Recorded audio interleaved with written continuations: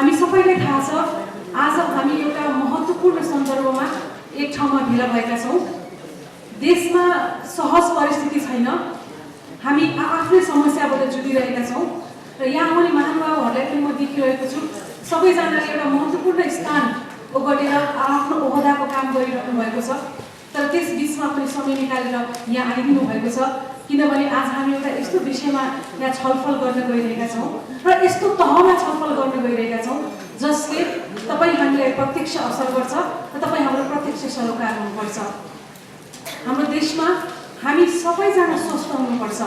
स्वास्थ्य सबैभन्दा महत्त्वपूर्ण कुरा हो, तपाईँ हामीलाई थाहा छ, तर स्वास्थ्यमा हरेक नेपालीको सर्वव्यापी र सर्वसुलभ पहुँचको जुन दृष्टिकोण छ त्यो अझै स्थापित हुन नसकेकोले एउटा फरक दृष्टिकोणले आज हामी हाम्रो स्वास्थ्यलाई हेर्न गइरहेका छौँ र त्यसैसँग सम्बन्धित आज महत्त्वपूर्ण समारोह छ र महत्त्वपूर्ण यस अर्थमा पनि छ कि नेपाल सरकार स्वास्थ्य तथा जनसङ्ख्या मन्त्रालयले यसको आयोजना गरेको छ, जसले तपाईँ हामी सबैको स्वास्थ्य क्षेत्रमा एउटा अभिभावकत्वको भूमिका पनि निर्वाह गर्दै आइरहेको छ। तथापि यसमा धेरै चुनौतीहरू छन्, हामी चर्चा गर्नेछौँ र आसन ग्रहण गर्ने क्रममा सर्वप्रथम म आजका यस विशिष्ट समारोहका आयोजकका तर्फबाट नै सुरु गर्छु।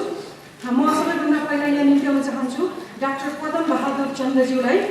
उहाँ प्रमुख विशेषज्ञ हुनुहुन्छ योजना नीति तथा अन्तर्राष्ट्रिय समन्वय महाशाखा स्वास्थ्य तथा जनसङ्ख्या मन्त्रालय।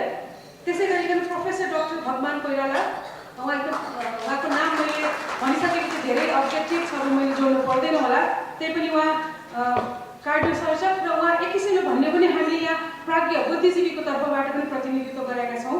त्यसै गरिकन डाक्टर प्रवीण मिश्र, उहाँ पूर्व सचिव स्वास्थ्य तथा जनसङ्ख्या मन्त्रालय हुनुहुन्छ। त्यसै गरी अहिले उहाँले हामीले नागरिक समाजका तर्फबाट प्रतिनिधिका रूपमा निम्ताएका छौँ। त्यसै गरी हामीले सहयोगी निकायका तर्फबाट पनि प्रतिनिधित्व गराएका छौँ डाक्टर मार्क जिक्करम्यानलाई। कृपया डायसमा आइदिनु होला। उहाँ कन्ट्री डाइरेक्टर पनि हुनुहुन्छ निक साइमन इन्स्टिच्युटका। अनि अर्को चिरपरिचित नाम डाक्टर अरुणा उप्रेती, स्वास्थ्य अधिकारकी अभियन्ता। त्यसै गरिकन महिला तथा लैङ्गिक अधिकारको दृष्टिले पनि उहाँले आफ्ना कलमहरू आवाजहरू उठाउँदै आउनु भएको छ। त्यसै गरिकन प्रोफेसर डाक्टर शिव अधिकारीज्यू, उहाँ स्वास्थ्य अर्थशास्त्री हुनुहुन्छ। त्यसै गरिकन त्रिभुवन विश्वविद्यालयका प्राध्यापक पनि हुनुहुन्छ।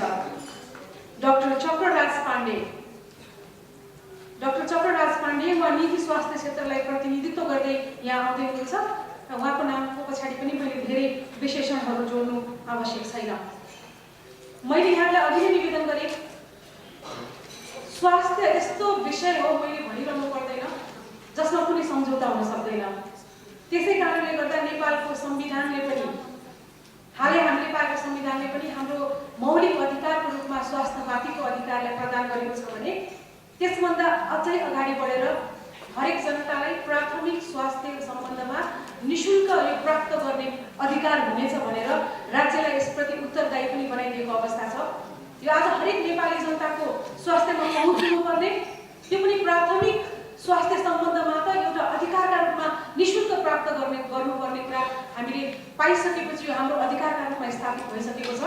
अब राज्य यो कुरामा कति संवेदनशील छ, हामीले अहिलेसम्म के पाएका छौँ र गर्नुपर्ने के छ र त्योभन्दा अगाडि बढेर अब देश एउटा सङ्घीय ढाँचामा गइसकेको अवस्थामा त्यो ढाँचामा स्वास्थ्यका मुद्दाहरू कसरी आउनुपर्छ, यो यति भन्दै गर्दा एउटा महत्त्वपूर्ण वाक्य मैले छुटाउनु हुँदैन, त्यो हो हामीले आज स्वास्थ्यमा सर्वव्यापी र सर्वसुलभ पहुँच भन्दै गर्दा हामी ती मानिसको बारेमा बढी कुरा गर्नेछौँ जो आवाजविहीन छन्, जो सीमान्तकृत छन्, जसको विभिन्न खालको कारणले गर्दा अपाङ्गतालाई भोग्नु परेको छ, गरिबीको मारमा छन् र विभिन्न कारणहरू छन्। अहिले हामी पछि विस्तृतमा चर्चा गरौँला। ती मानिसलाई हामी बढी केन्द्रमा राखेर आजको यो चर्चा अगाडि बढाउनेछौँ र यो हाम्रो छलफल कार्यक्रमलाई अगाडि बढाउनुभन्दा पहिला यहाँलाई स्वागत गरिदिनको निम्ति म सागर दाहालज्यूलाई यहाँ निम्त्याउन चाहन्छु।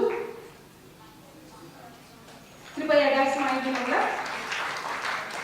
उहाँ स्वास्थ्य तथा जनसङ्ख्या मन्त्रालयले प्रतिनिधित्व गर्नुहुन्छ। उहाँले यस कार्यक्रमको उद्देश्यमाथि पनि प्रकाश पार्नुहुनेछ। नमस्कार। आजको यस Translating Universal Health Coverage into Action in Nepal विषयको टक प्रोग्राम प्यानल डिस्कसन प्रोग्राममा सहभागी हुनुभएका आदरणीय पदमबहादुर डाक्टर प्रमुख विशेषज्ञज्यू स्वास्थ्य तथा जनचेतना मन्त्रालय, त्यस्तै गरेर doctor Bhagwan Koirala, doctor Praveen मिश्रज्यू, mark जिम्मरम्यान जस्तो लाग्छ, त्यस्तै गरेर डाक्टर चक्रराज पाण्डे आइपुग्नु भएको छैन जस्तो लाग्छ, डाक्टर अरुणव उप्रेती र शिव अधिकारीज्यू, यहाँहरूलाई स्वास्थ्य तथा जनसङ्ख्या मन्त्रालयको आयोजनामा यो गर्न लागि यस कार्यक्रममा यहाँको अमूल्य समय उपलब्ध गराएर यो प्यानल डिस्कसनमा प्यानलिस्टको रूपमा यहाँ प्रस्तुत गरिदिनु भएकोमा म सर्वप्रथम स्वास्थ्य तथा जनसङ्ख्या मन्त्रालयको तर्फबाट यहाँलाई हार्दिक स्वागत पनि गर्न चाहन्छु र आभार पनि व्यक्त गर्न चाहन्छु। त्यस्तै हाम्रो निमन्त्रणालाई स्वीकार गरेर यहाँ उपस्थित हुनुभएका विभिन्न प्राज्ञिक वर्गहरू, विभिन्न पेसामा आबद्ध महानुभावहरू, आदरणीय महानुभावहरू, विभिन्न सङ्घ संस्थाबाट यहाँ प्रतिनिधित्व गर्ने सहभागी हुनुभएका सम्पूर्ण आदरणीय महानुभावहरूमा पनि मन्त्रालयको तर्फबाट हार्दिक स्वागत अभिवादन व्यक्त गर्न चाहन्छु। युनिभर्सल हेल्थ कभरेज हाम्रो आगामी दिनको एउटा कार्यदिशाको रूपमा स्वास्थ्य तथा जनसङ्ख्या मन्त्रालयले अङ्गीकार गरिसकेको, जसलाई स्वास्थ्य नीतिमा समेत यसलाई ती अनुभूतिहरूलाई ती कुराहरूलाई अभिव्यक्त गरिसकेको, सँगसँगै अहिले भर्खरै हामीले निकालेको क्याबिनेटबाट इन्डोर्स गरिसकेको 5 वर्ष 2015 देखि 2020 सम्ममा कार्यान्वयन गर्न लागि स्वास्थ्य क्षेत्र रणनीतिमा समेत एउटा रोडम्यापको रूपमा यसलाई एक्सेप्ट गरिसकेको कुरा यहाँलाई अवगत गर्न चाहन्छु। र यसै सन्दर्भमा आजको यो प्यानल डिस्कसनबाट, यहाँको यो छलफलबाट पक्कै पनि आगामी दिनमा हामीले कस्ता कुराहरूलाई ध्यान दिनुपर्छ, हामी कसरी युनिभर्सल हेल्थ कभरेजको जुन सपना हामीले बोकेका छौँ त्यो सपनालाई हामी कसरी ट्रान्सलेट गर्न सक्छौँ एक्सनमा भन्ने सन्दर्भमा यो पक्कै पनि एउटा निकै राम्रो छलफल, निकै राम्रो बहस हुनेछ भन्ने हामीले अपेक्षा गरेका छौँ। यसको प्रमुख हामीले राखेका केही उद्देश्यहरूमा हामी प्रोग्रामेटिक अप्सनहरूको बारेमा यहाँ विवेचना हुनेछ, त्यसको बारेमा हामीले जानकारी पाउनेछौँ र हामी अहिले एनएचएसएसलाई ट्रान्सलेट गर्ने सन्दर्भमा, नेपाल हेल्थ सेक्टर स्ट्राटेजीलाई ट्रान्सलेट गर्ने सन्दर्भमा इम्प्लिमेन्टेसन प्लान बनाउनुपर्छ भनेर मन्त्रालयले अगाडि बढिरहेको सन्दर्भमा यहाँको यो डिस्कसनले त्यसलाई पनि केही कुराहरू, केही आयामहरू थप्नमा मद्दत पुर्याउनेछ भन्ने हामीले अपेक्षा गरेका छौँ। त्यस्तै गरेर यो युनिभर्सल हेल्थ कभरेज भनेको स्वास्थ्य मन्त्रालयको एजेन्डा होइन, यो आम नेपालीको एजेन्डा हुनुपर्छ, यो मिडिया कर्मीको एजेन्डा हुनुपर्छ, हरेक प्रोफेसनलको एजेन्डा हुनुपर्छ। त्यो एजेन्डामा हाम्रो भूमिका के हुनसक्छ, कसरी कन्ट्रिब्युट गर्न सक्छौँ, कहाँ बसेर हामी यसलाई हेर्न सक्छौँ भन्ने सन्दर्भमा पनि आजको यो प्यानल डिस्कसनमा पक्कै पनि छलफल हुनेछ र त्यसले त्यसलाई एउटा दोस्रो उद्देश्यको रूपमा राखिएको छ भने हामी युनिभर्सल हेल्थ कभरेज अहिले राज्य सङ्घीयताको सङ्घारमा छ, हामी अब त्यसलाई कसरी हामी सङ्घीयतालाई ट्रान्सलेट गर्न सक्छौँ भन्ने सन्दर्भमा पनि निकै गर्मी बहसको सिलसिलामा सुरुवात भएको छ। मन्त्रालयमा पनि यसका कुराहरू सुरुवात भएका छन्। यो सन्दर्भमा पनि हामी कसरी फेडरल रिजनमा युनिभर्सल हेल्थ कभरेजका एजेन्डाहरू कसरी युज गर्न सक्छौँ, त्यसलाई कसरी एस्योर गर्न सक्छौँ भन्ने सन्दर्भमा आजको यो मिटिङ फलदायी हुनेछ, आजको यो प्यानल डिस्कसन फलदायी हुनेछ भन्ने अपेक्षा राखेको कुरा यहाँलाई अनुरोध गर्दै पुनः यहाँहरू सबैलाई हार्दिक स्वागत गर्दै म बिदा हुन चाहन्छु। धन्यवाद। र एउटा सानो युनिभर्सल हेल्थ कभरेज सम्बन्धी एउटा भिडियो पनि छ र यो हेर्नलाई यहाँलाई अनुरोध गर्दै म बिदा हुन चाहन्छु। हस्, धन्यवाद।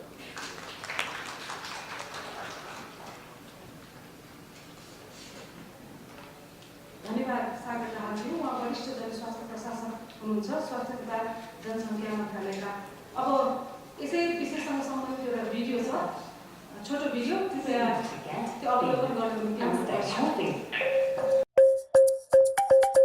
You might have heard people talking about universal health coverage, but what does it really mean? Think about it this way. What do you need to get, be, and stay healthy? Can you get help from a well-trained health worker? Can you get treatment that helps you get better and is safe? Can you get the medicines and other health products you need? Who will pay for it?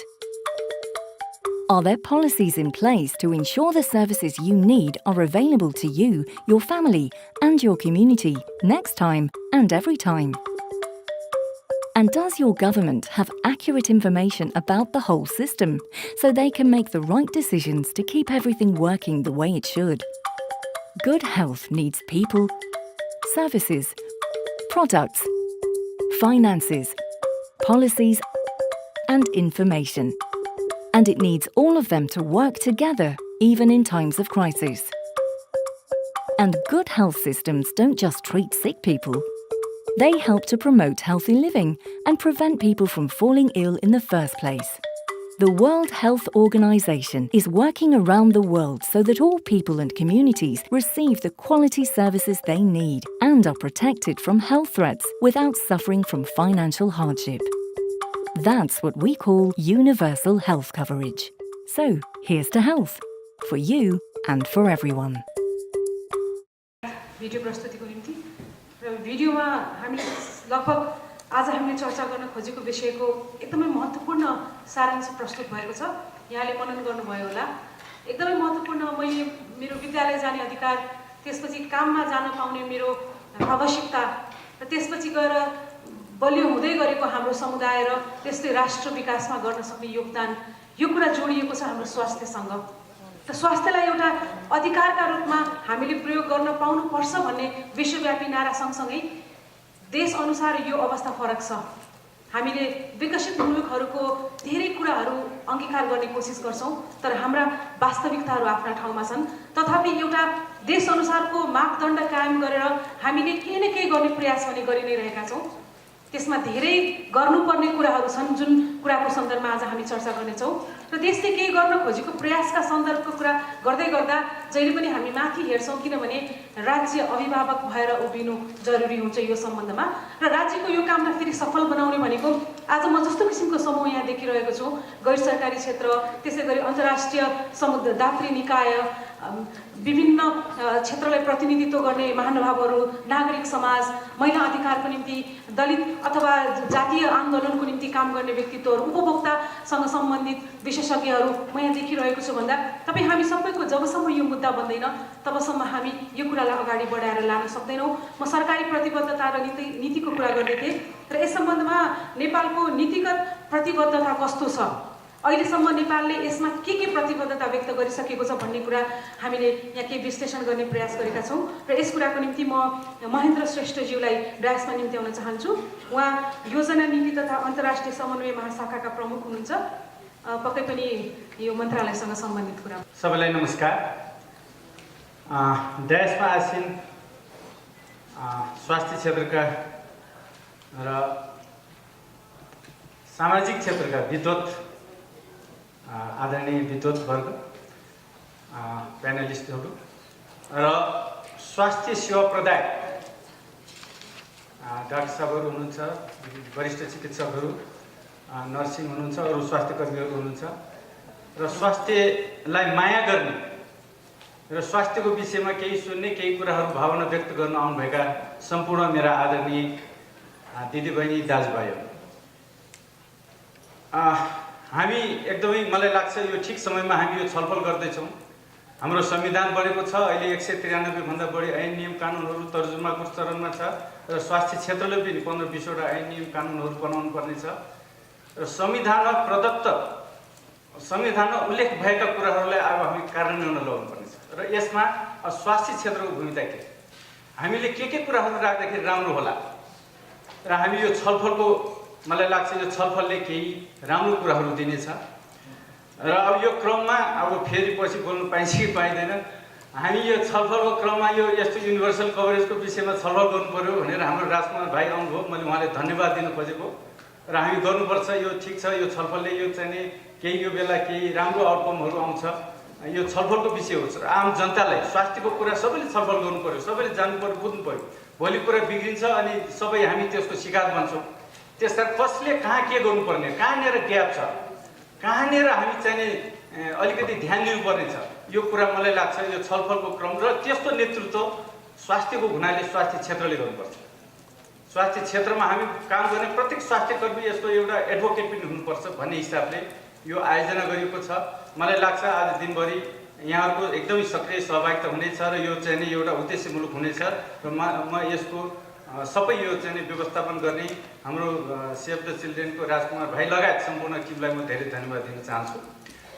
म अलिकति अब policy लेभलमा के छ त भन्ने कुरा म धेरै पोलिसीहरू मैले कोट्याउन गइरहेको छैन। मुख्य कुरा जसले हामीले मार्गनिर्देशन गर्छ त्यो कुरालाई म छोटकरीमा यहाँ भन्न लागिरहेको छु।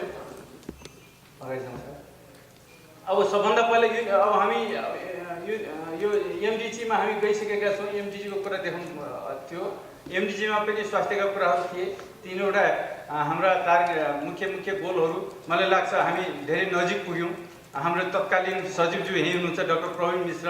अब मैले के भन्नुपर्ने कुरा छ भने स्वास्थ्य गाली खाइन्छ, सधैँ गाली खाइन्छ, तर स्वास्थ्यले उपलब्धि राम्रो गरेको छ। अस्ति एउटा छलफल थियो यो एसडिजी 6 को विषयमा, यो सेनिटेसनको विषयमा होटल अन्नपूर्णमा। त्यहाँ मैले त्यहाँ मैले सर हुनुहुन्थ्यो, मैले पनि भने के भने अब खानेपानीले सरसफाइले राम्रो गरेन, झाडा पाखला फैलिन्छ अनि गाली हामीले पाउँछौँ। कुनै बेला चाहिँ जाजरकोट काण्ड हो, त्यो बेला म ड्युटीमा थिएँ र मैले चाहिँ सांसदहरू आउनु भएको थियो। मैले भने तर हामीले फेरि भन्न सकेन। त्यो ड्युटीमा 12-15जना मान्छेको मृत्यु भएको छ, एउटा पनि स्वास्थ्य संस्थामा मृत्यु भएको छैन। किनभने स्वास्थ्य संस्था आउनेले तत्काल औषध पाएको छ, जीवन चल्छ, हामीसँग ड्रिप छ, सबै औषध छ। मान्छे गाउँमा मरेको छ, गाउँमा झाडा पाखलामा त फोहोर पानीले भयो। त्यो फोहोर पानी खुवाउने त त्यो छुट्टै संस्था छ हाम्रो। त्यहाँ चाहिँ कम्युनिटी मोबिलाइजेसनको कुरा छ। त्यो अस्पतालमा जाऊ भन्ने हाम्रो पनि जिम्मेवारी हो, त्यसमा हाम्रो पनि जिम्मेवारी छ। तर त्यहाँ चाहिँ अरू शिक्षाले के गरेछ, स्थानीय विकासले के गरेछ, स्थानीय गाउँ कमिटीहरू छन्, महिला बालबालिका समितिहरू छ, सबैले अस्पताल त जाऊ भनिदिनु पर्थ्यो नि। मान्छे घरमा मरेछ, त्यसकारण गाली हामीले पायौँ। मैले के भन्न लागेको भन्दाखेरि स्वास्थ्यले गाली पाउनु स्वाभाविकै छ, किनभने आउटकम यहाँ आउँछ। तर यस्तो धेरै एक्टरहरू छन्, यसको चाहिँ नि त्यो थुप्रै एक्टरले काम नगर्दाखेरि हामीले गाली पाउँछ। यद्यपि त्यो बेला मलाई के लाग्छ, मैले अरू जिल्लाको थाहा छैन, म डोटीको जिल्ला स्वास्थ्य प्रमुखको हैसियतमा थिएँ र मैले च्यालेन्ज गरेको थिएँ। सांसदहरू आउनुभएको थियो 11जना। मेरो कुनै संस्थामा औषध छैन, म जवाब दिन्छु। संस्थाको मेरो कर्मचारीहरू छैन, म जवाब दिन्छु। तर गाउँमा खानेपानी खराब खान्छन्, त्यसको लागि ठिक छ 25-30-50% हाम्रो पनि जवाबदेहिता होला।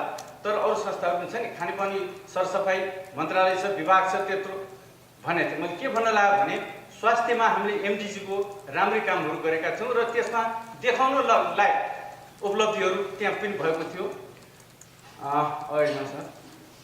अब यो चाहिँ नि डिस्प्यारिटीहरू छ। हामीहरू थुप्रै डिस्प्यारिटीको बिचमा छौँ। हाम्रो भौगोलिक डिस्प्यारिटी छ, संसारमा यस्तो कहीँ पनि छैन। 1 घन्टामा हाम्रो यत्रो धेरै डिस्प्यारिटी छ। हामी जातिमा डिस्प्यारिटी छ हाम्रो, र त्यो त्यसपछि हाम्रो भाषी आदि धेरै विविधतामा हामी बसेका छौँ र त्यो अनुसार हाम्रो स्वास्थ्य अवस्थाहरू पनि फरक अवस्थाहरू छ।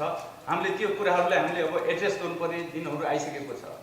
यो अवस्थामा पनि स्वास्थ्य अब अहिले असाध्यै महत्त्वपूर्ण कुरो, नेपाल सरकारले स्वास्थ्य सेवालाई अहिले एकदमै टप प्रायोरिटीमा राखेको छ र कुनै पनि पोलिसीमा हाम्रो कन्स्टिट्युसन संविधानले अहिले चाहिँ नि मौलिक अधिकारको रूपमा स्वास्थ्यलाई लियो। त्यसपछि हामीले नयाँ स्वास्थ्य नीति पहिलाको थियो, अहिले नयाँ स्वास्थ्य नीति आएको छ। यसले युनिभर्सल हेल्थ कभरेजलाई एकदमै राम्रोसँग एड्रेस गरेको छ। हाम्रो हेल्थ सेक्टर स्ट्राटेजी यसले पनि एक गरेर यसलाई चाहिँ नि तोकेको छ। यो कुरा म छोटकरी भयो। कन्स्टिट्युसनमा म धेरै कुरा भन्दिनँ। कन्स्टिट्युसनमा भाग 35 मा चाहिँ नि health right to the health care, हैन, प्रत्येक जनताले स्वास्थ्य सेवाको संविधानले प्रदत्त अधिकारहरू दिएको छ। प्रत्येकले स्वास्थ्य सेवा पाउने उसको मौलिक अधिकार छ। यो कुरा उल्लेख छ। नयाँ स्वास्थ्य नीति छ। नीति रणनीतिहरूमा पनि हामीले युनिभर्सल हेल्थ कभरेजलाई चाहिँ नि स्पष्ट रूपमा चाहिँ नि अंगीकार गरेको छ। त्यसपछि हेल्थ सेक्टर स्ट्राटेजी यो पास भइसकेको छ नेपाल सरकारबाट र यसमा पनि यो चाहिँ नि equitable distribution and utilization of health services भनेर moving towards universal health coverage स्पष्ट रूपमा यसमा चाहिँ हामीले अंकित गरेका छौँ। And access to safe, effective, quality and affordable essential medicine and vaccine for all.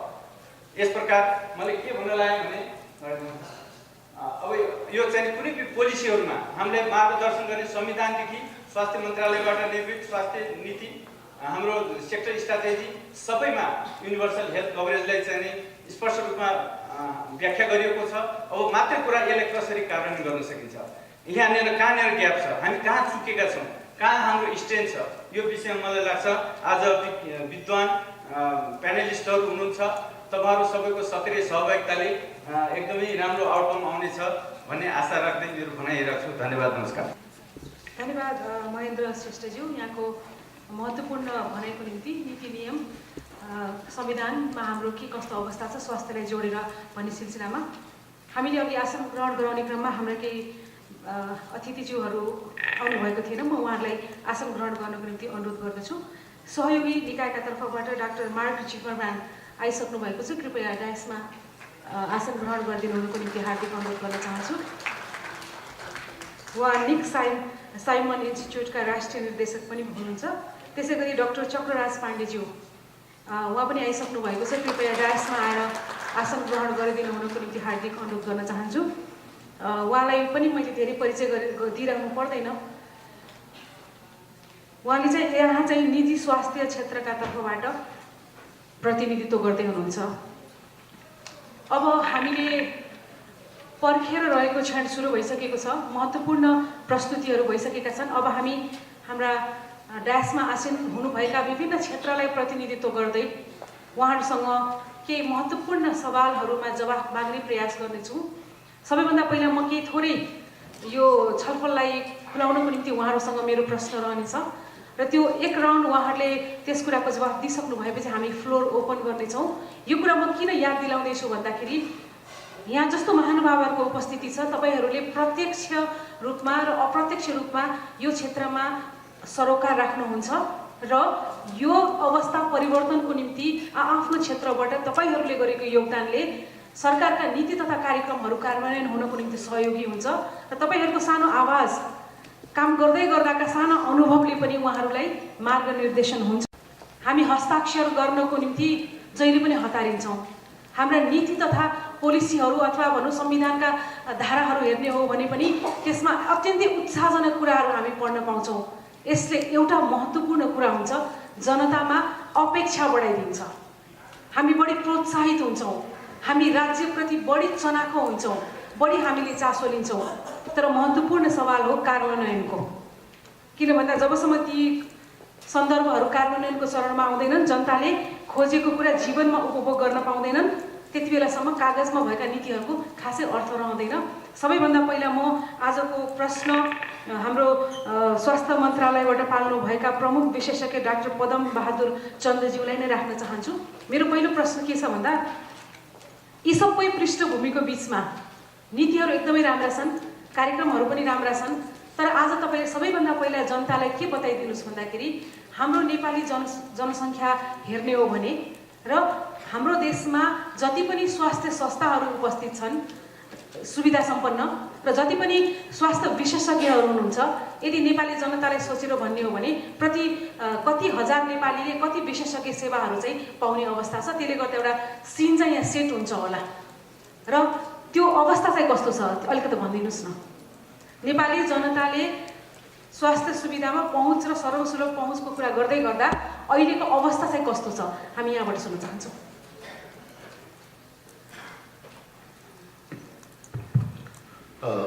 धन्यवाद आरतीजी। डाइसमा उपस्थित विशिष्ट आदरणीय व्यक्तित्वहरू र सम्पूर्ण मित्रहरू, स्वास्थ्य क्षेत्रमा अहिलेको अवस्था कस्तो छ भन्नुभन्दा पहिले मैले केही कुराहरू यो आजको कार्यक्रम किन स्वास्थ्य मन्त्रालयले आयोजना गर्न लागेको हो त्यसमा केही कुराहरू भन्न चाहन्छु। पहिलो कुरा त युनिभर्सल हेल्थ कभरेजकै गरौँ। युनिभर्सल हेल्थ कभरेजको बारेमा विगतका केही वर्षहरूदेखि राष्ट्रिय तथा अन्तर्राष्ट्रिय स्तरमै छलफल भइराखेको छ, डिबेट भएको छ। एउटा प्रश्न जहिले पनि के उठ्छ भने के हाम्रा पहिलेका कार्यक्रमहरू युनिभर्सल थिएनन्, के कुनै स्वास्थ्यको यस्तो सेवा छ जो हामी सबैमा पुर्याउन चाहँदैनौँ। वास्तवमा भन्ने हो भने त्यस्तो कुनै सेवा, कुनै हाम्रो इन्टरभेन्सन यस्तो छैन जसको अपेक्षा अब्जेक्टिभ चाहिँ सबैले पाउन भन्ने हो। त्यति हुँदा हुँदै पनि सबै जनतामा ती सेवाहरूको पहुँच हुन सकेन। त्यसलाई चाहिँ सबै जनताले सबै नागरिकले एक्सेस र युटिलाइज गर्न सकेन। यदि सकेनन् भने त्यसलाई कसरी एक्सेस गर्ने हो त भनेपछि हाम्रो एउटा अप्रोच प्रिन्सिपल युनिभर्सल हेल्थ कभरेजको हुनुपर्छ। युनिभर्सल हेल्थ कभरेजको डेफिनेसनहरू हेर्ने हो भने थुप्रै डेफिनेसन छ, तर एउटा के पनि भन्छन् भने देशको सबै नागरिकले highest attainable standard of health service avail गर्नुपर्छ, त्यसलाई युटिलाइज गर्नुपर्छ, एक्सेस गर्नुपर्छ विदाउट फाइनेन्सियल हार्डसिप। अब प्रश्न उठ्छ के यो सम्भव छ त? के यो चाहिँ डेभलपिङ कन्ट्रिज हाम्रो जस्तो देशको लागि के यो सम्भव छ अथवा धनी देशकोहरूलाई के यो सम्भव छ भनेपछि हामीले यस्ता कार्यक्रम पहिले पनि गरेकै हो। अन्तर्राष्ट्रिय स्तरमै हेल्थ फर अल बाई 2000 भन्ने कार्यक्रम लिएर अगाडि अन्तर्राष्ट्रिय समुदायले अगाडि बढेकै थियो र त्यसपछि के भन्यो भने यो सम्भव छ। कसरी सम्भव छ भनेपछि युनिभर्सल हेल्थ कभरेजलाई एउटा टुलको रूपमा लिनुपर्छ, पब्लिक हेल्थको एउटा टुलको रूपमा लिनुपर्छ, यसलाई एउटा अप्रोचको रूपमा लिनुपर्छ र हामीले बुझ्नुपर्छ हामीले के कुरा युनिभर्सली कभर गर्ने हो, कुन पपुलेसनमा युनिभर्सली कभर गर्ने हो, के कुरा युनिभर्सली कभर गर्ने हो, कसले गर्ने हो। यदि हामी यो सबै कुराको पहिचान गरेर हामी हाम्रा कार्यक्रम अगाडि बढाउँछौँ भनेपछि यसलाई हामी युनिभर्सली सबैको पुर्याउन सक्छौँ। अब हाम्रो कन्ट्याक्ट हेर्ने हो, नेपालको कन्ट्याक्ट हेर्ने हो भने हाम्रो सबभन्दा ठुलो चुनौती, हाम्रो भन्नाले राज्यको देशको सबभन्दा ठुलो चुनौती, विकासको सबभन्दा ठुलो चुनौती हाम्रो डाइभर्सिटी हो। तसर्थ स्वास्थ्य क्षेत्रको सबभन्दा ठुलो चुनौती भनेको डाइभर्सिटी हो। विभिन्न किसिमको कल्चरल, जोग्राफिकल, फाइनेन्सियल, सोसियल जुन डिस्प्यारिटी छ, जुन डाइभर्सिटी छ, त्यो नै हाम्रो एउटा चुनौती हो। एउटा उदाहरण मैले केही वर्ष अगाडि कान्तिपुरमा एउटा आर्टिकल, त्यो एउटा लेख पढेको, लेख त होइन, न्युज मिडियामा आएको थियो, त्यो पढाएको थिएँ। 5 दशकभन्दा बढी भयो हामीले परिवार नियोजनको सेवाहरू दिएको र त्यो परिवार नियोजनको हाम्रो सेवा चाहिँ युनिभर्सल थियो। त्यसको अब्जेक्टिभ कुनै एउटा समुदायलाई मात्र दिने भन्ने कहिले पनि रहेन। तर त्यसमा के थियो भने धादिङको एउटा गाउँमा को एउटा महिलाले 12वटा सन्तान जन्माएपछि परिवार नियोजन भन्ने कुरो थाहा पाइन्। भन्नुको अर्थ हामीले त्यसलाई युनिभर्सली पुर्याउँछौँ भन्दै पनि हामीले गर्न सकेन, एक्सेप्ट गर्न सकेन। अब त्यसको जिम्मेवारी कसको हो त? सरकारको मात्रै हो, अरू निजी क्षेत्र मात्रै हो? हाम्रो पूर्व सचिव डाक्टर प्रवीण मिश्र हुनुहुन्छ, उहाँले जहिले पनि एउटा कुरामा धेरै स्ट्रेस दिनुहुन्थ्यो, हेल्थ भनेको हेल्थ सेक्टरको मात्रै जिम्मेवारी होइन, यो बियोन्ड हेल्थ पनि हो। भन्नुको अर्थ त्यो महिलालाई त्यो जानकारी दिनुको लागि स्वास्थ्यले त काम गर्नु पर्थ्यो, त्यो सँगसँगै त्यो जिल्लाका दार्जिलिङका बुद्धिजीवी, नागरिक समाज अरू सबैले पनि जसले त्यो बुझेको थियो उहाँहरूले पनि उहाँलाई होइन यो परिवारको साधनहरू उपलब्ध छन्, यो भएपछि यसरी स्वास्थ्यमा फरक पर्दैन भन्नु पर्थ्यो। त्यसैले युनिभर्सल अहिलेको हाम्रो कन्ट्याक्ट, अर्को आजको यो चाहिँ छलफल यसका पनि महत्त्वपूर्ण छ। महेन्द्रजीले पनि अघि केही कुराहरू यसमा निकाल्नुभयो। यसका पनि महत्त्वपूर्ण छ कि इन्डियन कन्स्टिट्युसनले नै एउटा बेसिक हेल्थ सर्भिस सबै नागरिकले बेसिक हेल्थ सर्भिसमा पहुँच हुनुपर्छ, त्यो सेवाहरू पाउनुपर्छ र फ्री अफ कस्ट भनेको थियो। डाक्टर पदम महत्त्वपूर्ण कुरा उठाउनु भयो। त्यसैमा जोडेर मलाई एउटा कुरा सोध्नु मन लाग्यो। जस्तो महत्त्वपूर्ण कुरा के भन्दाखेरि स्वास्थ्य भन्ने कुरा जहिले पनि सर्वव्यापी र सर्वसुलभ हुने भन्ने यो आफैमा एउटा सिद्धान्त हो, जो कहिले पनि काटेर यो वर्गको निम्ति स्वास्थ्य भनेर भनिएन। तर फेरि आफै नै एउटा उदाहरण दिनुभयो कि एउटा महिला जसले 12वटा सन्तान जन्माउने बेलासम्म परिवार नियोजनको साधनको बारेमा उसलाई केही पनि थाहा छैन भन्दाखेरि राज्यले उसलाई सूचनासम्म पनि पुर्याउन नसकेको अवस्था चाहिँ देखियो। यसो भन्दै गर्दा एउटा कुरा मलाई सोध्न मन लाग्यो, जस्तो विगतमा देखिएका यी समस्याहरू, यी ग्यापहरू, यी खाडलहरू जहाँ चाहिँ विविधता हाम्रो डाइभर्सिटी प्रब्लम हो भन्दैछौँ र त्यो भित्रका कुराहरू पनि हामीले अनुभूति गरेका छौँ भन्दाखेरि ती कुराहरूलाई हामीले आत्मसात गरेर अब नयाँ जाने हाम्रा नीति कार्यक्रममा ती कुरा किन रिफ्लेक्ट हुँदैनन्, किन त्यही कुराहरू हामी बारम्बार दोहोऱ्याउँछौँ? कहाँनिर हामी समस्यामा छौँ? हाम्रो साधन स्रोतको समस्या हो कि कार्यान्वयनको समस्या हो कि अनुगमनको समस्या हो कि अथवा अब राजनीतिक प्रतिबद्धताको चाहिँ कमी हो?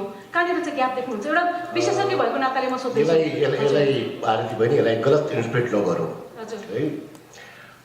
राज्यले सूचना नदिएको पनि होइन, राज्यले सूचना नदिएको भए जुन चाहिँ परिवार नियोजन कार्यक्रमको ले जुन लक्ष्य हासिल गरेको छ सायद त्यो गर्न सक्दैन थियो होला। त्यो मैले भन्नु खोजेको यहाँ के हो भनेपछि विभिन्न विविधताभित्र पनि हामी आफ्नो जिम्मेवारी सबैले बुझ्न नसकेको अवस्था हो। हामीले स्वास्थ्य क्षेत्रलाई एउटा पर्टिकुलर एउटा क्षेत्रको सँग मात्रै सम्बन्ध त्यसलाई गाँसेर त्यसलाई अगाडि बढाउन खोज्यौँ हामी सबैले। त्यसले हामी आफ्नो भूमिकाको पहिचान गरिरहनु खोजेनौँ। त्यो सबैको जबसम्म साझेदारी हुँदैन, जबसम्म सबैको यसमा संलग्नता हुँदैन, हामीले पोलिसिजमा जेसुकैमा पनि जतिसुकै कमिटमेन्ट देखाए पनि त्यो एक्सनमा आउँदैन। आजको यो छलफलको एउटा मुख्य उद्देश्य त्यो पनि हो कि हामीले जुन कुराहरू पोलिसीमा कुरा गर्छौँ त्यसलाई एक्सनमा हामी कसरी ल्याउने हो त? सरकारको भूमिका धेरै हुन्छ, त्यसमा कुनै विवाद छैन। त्यो सँगसँगै त्यसलाई एक्सनमा ल्याउनु हाम्रो भूमिका हो, त्यो पनि हामीले खोज्नुपर्ने हुन्छ। र अहिलेको स्वास्थ्यको स्थिति हेर्ने हो भने अघि मान्छेले भने जस्तै हामीले केही उपलब्धिहरू प्राप्त गरेका छौँ, त्यो सँगसँगै हाम्रा केही धेरै चुनौतीहरू छन्। हामी चाहिँ एउटा ट्रिपल बर्डन कन्ट्री भन्छौँ।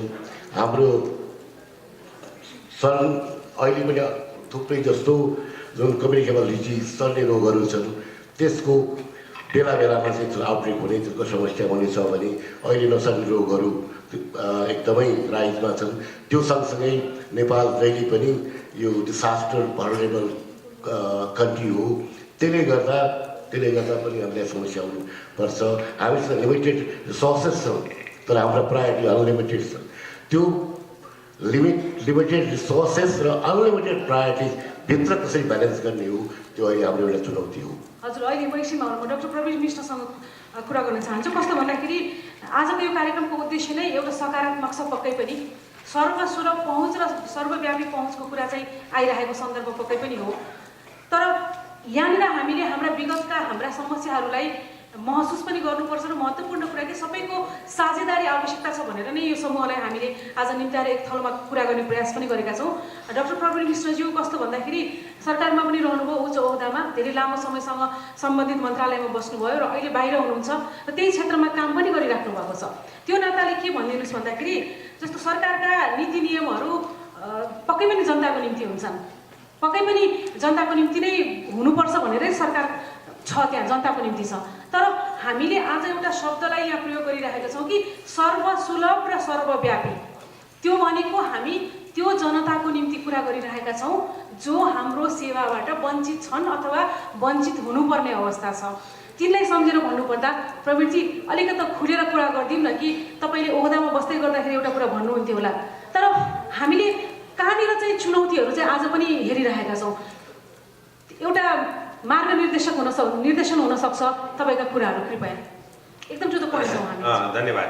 मलाई लाग्छ म ओहदामा बस्दा पनि र नबस्दा पनि एउटै कुरा भन्छु है, र त्यो कुरा म विगतदेखि पनि भन्दै आएको छु।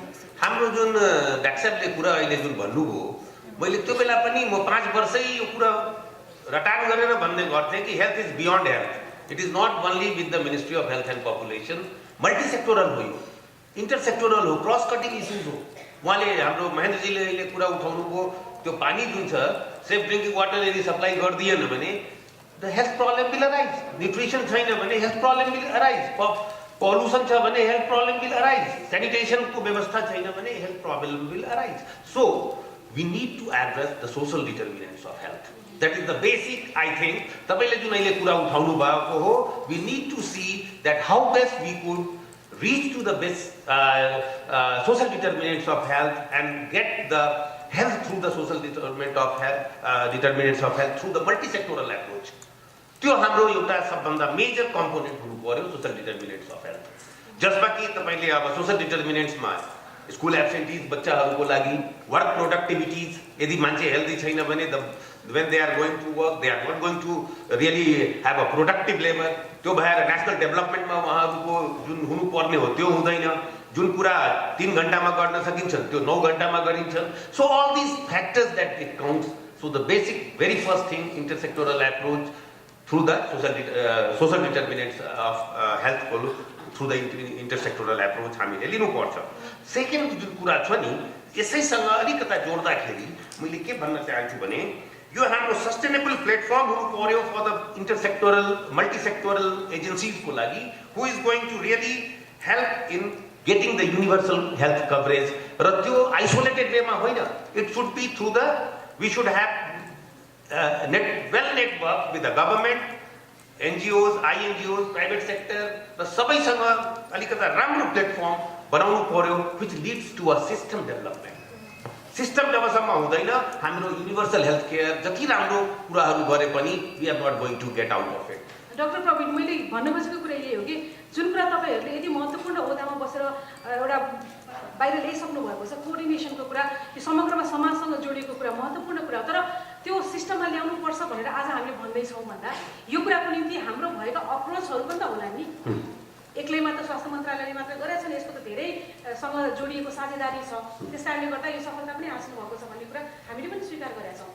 तर पनि एउटा जनताले, मैले एउटा यहाँले एउटा तथ्याङ्क भन्न मलाई मन लाग्यो, यो अफिसियल तथ्याङ्क नै हो, यो सन् 2000मा बाहिर आएको तथ्याङ्कले के भन्छ भन्दाखेरि प्रति 1000 नेपालीले कतिवटा कतिवटा हस्पिटलको बेड पाउनुहुन्छ भन्दाखेरि त्यसको सङ्ख्या 4 देखि 7 मात्रै छ. त्यति मात्रै होइन कि 1000 नेपालीले कतिवटा चिकित्सकीय सेवा पाउनुहुन्छ भन्ने तथ्याङ्कको कुरा गर्दा 0.21 भन्नाले 1000मा 1 पनि पाउने अवस्था चाहिँ रहेनछ. यो मैले किन तथ्याङ्कसहित कुरा गर्न खोजेको भन्दाखेरि तपाईँले भनेको कुरा हामीलाई सहमति, स्वास्थ्य मन्त्रालयले गरेको र नेपालमा स्वास्थ्यसँग सम्बन्धित प्रगति भएका कुरामा पनि सहमति र मल्टी सेक्टरसँग हाम्रो अप्रोच हुनुपर्छ भन्ने कुरामा पनि सहमति. त्यही भएर आजको यो समूह हामी बसेका छौँ र हाम्रो प्रतिबद्धतामा पनि सहमति. मैले सोध्न खोजेको कुरा के भन्दाखेरि आजसम्म हामीले जे गर्न सकेनौँ नि, फेरि अर्को महत्त्वपूर्ण कुरा यो जुन मैले प्रतिशत भन्दैछु त्यो प्रतिशतभित्र पनि हामीले छिर्ने हो भने 0.24% डक्टर 1000मा कसले पायो भन्दाखेरि त्यहाँ स्रोतका कुरा हुन्छन्, त्यहाँ गरिबी र धनीको कुरा होला, त्यसपछि गएर जेन्डरको कुरा होला, डिसेबिलिटीको कुरा होला, जियोग्राफिक डाइभर्सिटीको कुरा होला भन्दाखेरि त्यहाँ पनि फेरि कसले पाउँछ भन्दाखेरि एउटा सीमित स्रोत साध्नु भएको मान्छेले मात्रै पाउने अवस्था छ. यो ब्याकग्राउन्डमा मैले सोध्न खोजेको के भन्दाखेरि यति बुझ्नु भएको छ, यदि तपाईँले त्यो च्यालेन्जेसलाई, त्यो चुनौतीलाई यहाँ पोइन्ट गरेर बोलिदिनु भयो भने, किनभने हामी त अगाडि जान चाहन्छौँ नि, जे छ ठिकै छ, अरू सेक्टरले गर्नुपर्छ, हामी त ठिकै छौँ भन्यो भने त यो कहिले पनि सुधार त हुँदैन नि. त्यो अप्रोचमा मैले के कुरा सुन्न खोजेको यहाँबाट. तर डेफिनेटली हामीले यदि रियली गर्न खोजेको हो भने यो इन्टरसेक्टोरल हुनैपर्छ. नम्बर 1 नभए हुँदैन. It is beyond health is beyond health also, त्यो बुझ्नै पर्छ. सेकेन्ड कुरा तपाईँले जुन उठाउनु भयो, मलाई लाग्छ तपाईँको डाटा कम्प्लिट छैन. तपाईँले सरकारी स्तरको मात्रै डाटा लिनुभएको छ. हामीले प्राइभेट सेक्टरको डाटा र हाम्रो मल्टिसेक्टोरल फेरि गरौँ. यहाँ यति मेडिकल कलेजहरू छन्, 1000 बेड एउटा मेडिकल कलेजमा छ. हाम्रो प्राइभेट हस्पिटलहरू छन्, उनीहरूको बेड छ. हाम्रो एनजिओजहरू, आइएनजिओजहरू, they are working for it. हाम्रो थुप्रै छ. त्यसैले हाम्रो अब के छ भने हामीले हेर्ने हो भने basically we need a healthy population, we don't need a disease population. हामीलाई यदि हेल्दी पपुलेसनमा क्याटास्ट्रोफिक कुरा बाहेकको स्थितिमा हेर्ने हो भने अब पर 1000 पपुलेसन हामी कतिवटा बेड चाहिन्छ for a developing country like Nepal. मलाई लाग्छ अब यो पर 1000 पपुलेसन सायद अब मलाई if I am correct 36 OPD हुनुपर्छ, सरी 36 ओपिडी हुनुपर्छ र त्यो 36 ओपिडीको 10% चाहिँ बेड हुनुपर्छ in the hospital to cater the population. भने 1000 पपुलेसनमा कतिवटा भयो? 4वटा चाहिन्छ बेड हामीलाई 1000 पपुलेसनमा. 1 लाख पपुलेसनमा कतिवटा चाहिन्छ भने 400वटा बेड. अब हामीसँग भएको बेडलाई क्यालकुलेट गर्यो भने गभर्मेन्टसँग भएको, प्राइभेट सेक्टर भएको, मेडिकल कलेजेसमा भएको, मेडिकल कलेजमा पनि क्वालिटी ट्रिटमेन्टकै लागि बेड छ त्यहाँ. त्यसैले अब सेकेन्ड इस्यु आउँछ, we need to have a good institutional arrangement. Institutional arrangement भयो भने then we can move ahead in order to get a good universal health coverage. र त्यसको लागि एउटा युनिभर्सल यो इन्स्टिट्युसनल एरेन्जमेन्ट कस्तो किसिमको हुनु पर्यो भने इन्स्टिट्युसनल एरेन्जमेन्ट हुनुपर्ने जहाँ it should be resilient other than the regular हाम्रो जुन problem day to day problem ओपिडीको अथवा जुन भइरहेछ क्वालिटी हेल्थ सर्भिसको अलावा क्याटास्ट्रोफिक त्यो भनौँ यो भूकम्पमा भयो आगलागी भयो फ्लड भयो यो क्याटास्ट्रोफिक इभेन्ट्सहरूलाई पनि क्याटर गर्ने खालको हाम्रो त्यो इन्स्टिट्युसनल एरेन्जमेन्ट हुनु पर्यो where there should be well qualified human resources सरकारले पनि कोसिस गर्दैछ अहिले हाम्रो प्राइभेट सेक्टरबाट पनि यो आइरहेछ हाम्रो मेडिकल कलेजेसहरूले पनि त्यो पुर्याइरहेको छ सरकारले पनि मेडिकल कलेजेसहरूसँग how to have a good interlinkage त्यो पनि डेभलप गरिरहेछ त्यो बेला पनि हामीले प्राइभेट पब्लिक पार्टनरसिपको एउटा राम्रो एक्जाम्पलहरू सुरु गराएको थियौँ त्यसैले there has to be a good institutional arrangement मलाई लाग्छ तपाईँको क्वेसनको जवाब जुन छ इन्टरसेक्टोरल हुनैपर्छ and has to have a good intersectoral arrangement in order to get a very good universal health care other than the promotive and preventive aspect of the health. Doctor Bhagwan Koirala सुनिराख्नु भएको छ मनन गरिराख्नु भएको छ काम गरिराख्नु भएको छ एउटा प्रश्न डाक्टर प्रवीणले के भन्नुभयो भन्दाखेरि यो डाटा अलिकति पुरानो भयो यसमा प्राइभेट हस्पिटल्सहरूको कुरा चाहिँ आएन भन्नुभयो ठिक कुरा हो किन भन्दाखेरि जस्तो डाटा अपडेट गरिएको छ मैले त्यसैबाट डाटा लिएको र अर्को यसैसँग म किन यो कुरा महत्त्वपूर्ण गरी जोड्दैछु भन्दाखेरि यदि हामीले नर्सिङ होमहरू र सुविधा सम्पन्न अस्पतालका बेडहरूलाई पनि जोड्ने हो भने त अघि मैले जुन खाडलको कुरा गर्दै थिएँ त्यो अझ बढी गहिरो हुन्छ होला अझ बढी कसले सुविधा पाउँछ भन्दाखेरि फेरि ती नम्बर 1, 2, 3, 4 गर्ने मान्छेले नै हस्पिटलको बेडहरू बढी युज गरेको देखिन्छ होला भन्दा त्यो डिस्प्यारिटी त्यो खाडल झन् बढी पनि गहिरो हुन्छ होला त्यसमा पक्कै पनि त्यो हस्पिटलको बेडहरू चाहिँ जोड्नुपर्छ पक्कै पनि त्यो म स्वीकार गर्छु अर्को कुरा डाक्टर भगवान कसरी लिनुहुन्छ कुरालाई जस्तो महत्त्वपूर्ण सवाल आयो समन्वय सबैको हुनुपर्छ त्यसमा कसैको पनि विवाद छैन तर जुन आज हामी डिस्प्यारिटीको कुरा गरिरहेछौँ डाइभर्सिटीको कुरा गर्छौँ गर्व पनि गर्छौँ तर समस्या त्यसलाई च्यालेन्जको रूपमा पनि लिनुपर्ने छ जुन यो खाडलको कुरा महत्त्वपूर्ण छ हामीले नेपालको डाइभर्सिटीमा छुटेका वर्गहरू भोइसलेसहरू भन्छौँ सीमान्तकृत भन्छौँ गरिबीको रेखामुनि भन्छौँ त्यो वर्गलाई स्वास्थ्यमा सर्वव्यापी र सर्वसुलभ पहुँचको निम्ति हामीले गरेका प्रयास कहाँनिर कमी भयो किन भन्दाखेरि पक्कै कमी चाहिँ छ त्यो वर्ग चाहिँ छुटेकै छ डाक्टर भगवान धन्यवाद आरतीजी मेरो धेरै कुराहरू चाहिँ डाक्टर पदम डाक्टर मिस आरती आफैले पनि अलिकति बताउनुभयो यसलाई अलिकति फेरि ब्याक टु बेसिक्समै जाउँ दुईवटा मेरो टाइम एक्स्ट्रा लिएर म भनौँ युनिभर्सल हेल्थ कभरेज भन्ने इङ्ग्लिस शब्दको चाहिँ नेपाली काम राम्रो ट्रान्सलेसन पनि हामीले गर्न नजानेर धेरै इङ्ग्लिसै कपी गर्नुपर्ने छ तर कन्सेप्ट चाहिँ नि विशेष गरी हाम्रो जस्तो अविकसित अथवा विकासशील देशहरूमा पैसाको अभावले उपचार गर्न नपाउने र गर्न सक्दाखेरि पनि पोभर्टीको फेरि ट्र्यापमा फस्न जाने यो भिसियस साइकलबाट जनतालाई सुरक्षित गर्ने एउटा बेस्ट मोडल दुनियाँमा अहिले धेरैतिर छलफलमा आएको र धेरै कन्ट्रीले एडप्ट गरेको यो प्रिन्सिपल भनेर हामीहरूले मान्यौँ अब म यसमा 2-3वटा यसको म पनि धेरै हेल्थ इकोनोमीको विज्ञ चाहिँ होइन तर यो विषयमा छलफल गर्दै र पब्लिकलाई सर्वसुलभ तरिकाले स्वास्थ्य सेवा उपलब्ध गराउने क्याम्पेन क्रम र एक्जिक्युसनमा लागेको नाताले म 2-3वटा कुरा चाहिँ सेयर गर्छु त्यो के हो भने पहिलो कुरा युनिभर्सल हेल्थ कभरेज भनेको एउटा डिरेक्सन हो पदम डाक्टरले भन्नु हाम्रो जस्तो देशले आजैको दिनमा 100% पपुलेसनलाई 100% टाइप्स अफ डिजिजेसको खिलाफ 100% पैसा तिरेर उपचार गराउन सक्दैन त्यो कुरा क्लियर छ यसमा हामी फेरि दुःख मान्नुपर्ने कुरा पनि छैन किनभने दुनियाँको कसैले पनि यो गर्न सकेको छैन डिरेक्सन चाहिँ त्यो हो त्यो क्रममा उन्मुख हुने क्रममा आज देशले आफ्नो साधन स्रोत कति स्वास्थ्यको नाममा मोबिलाइज गर्न सक्ने या चाहने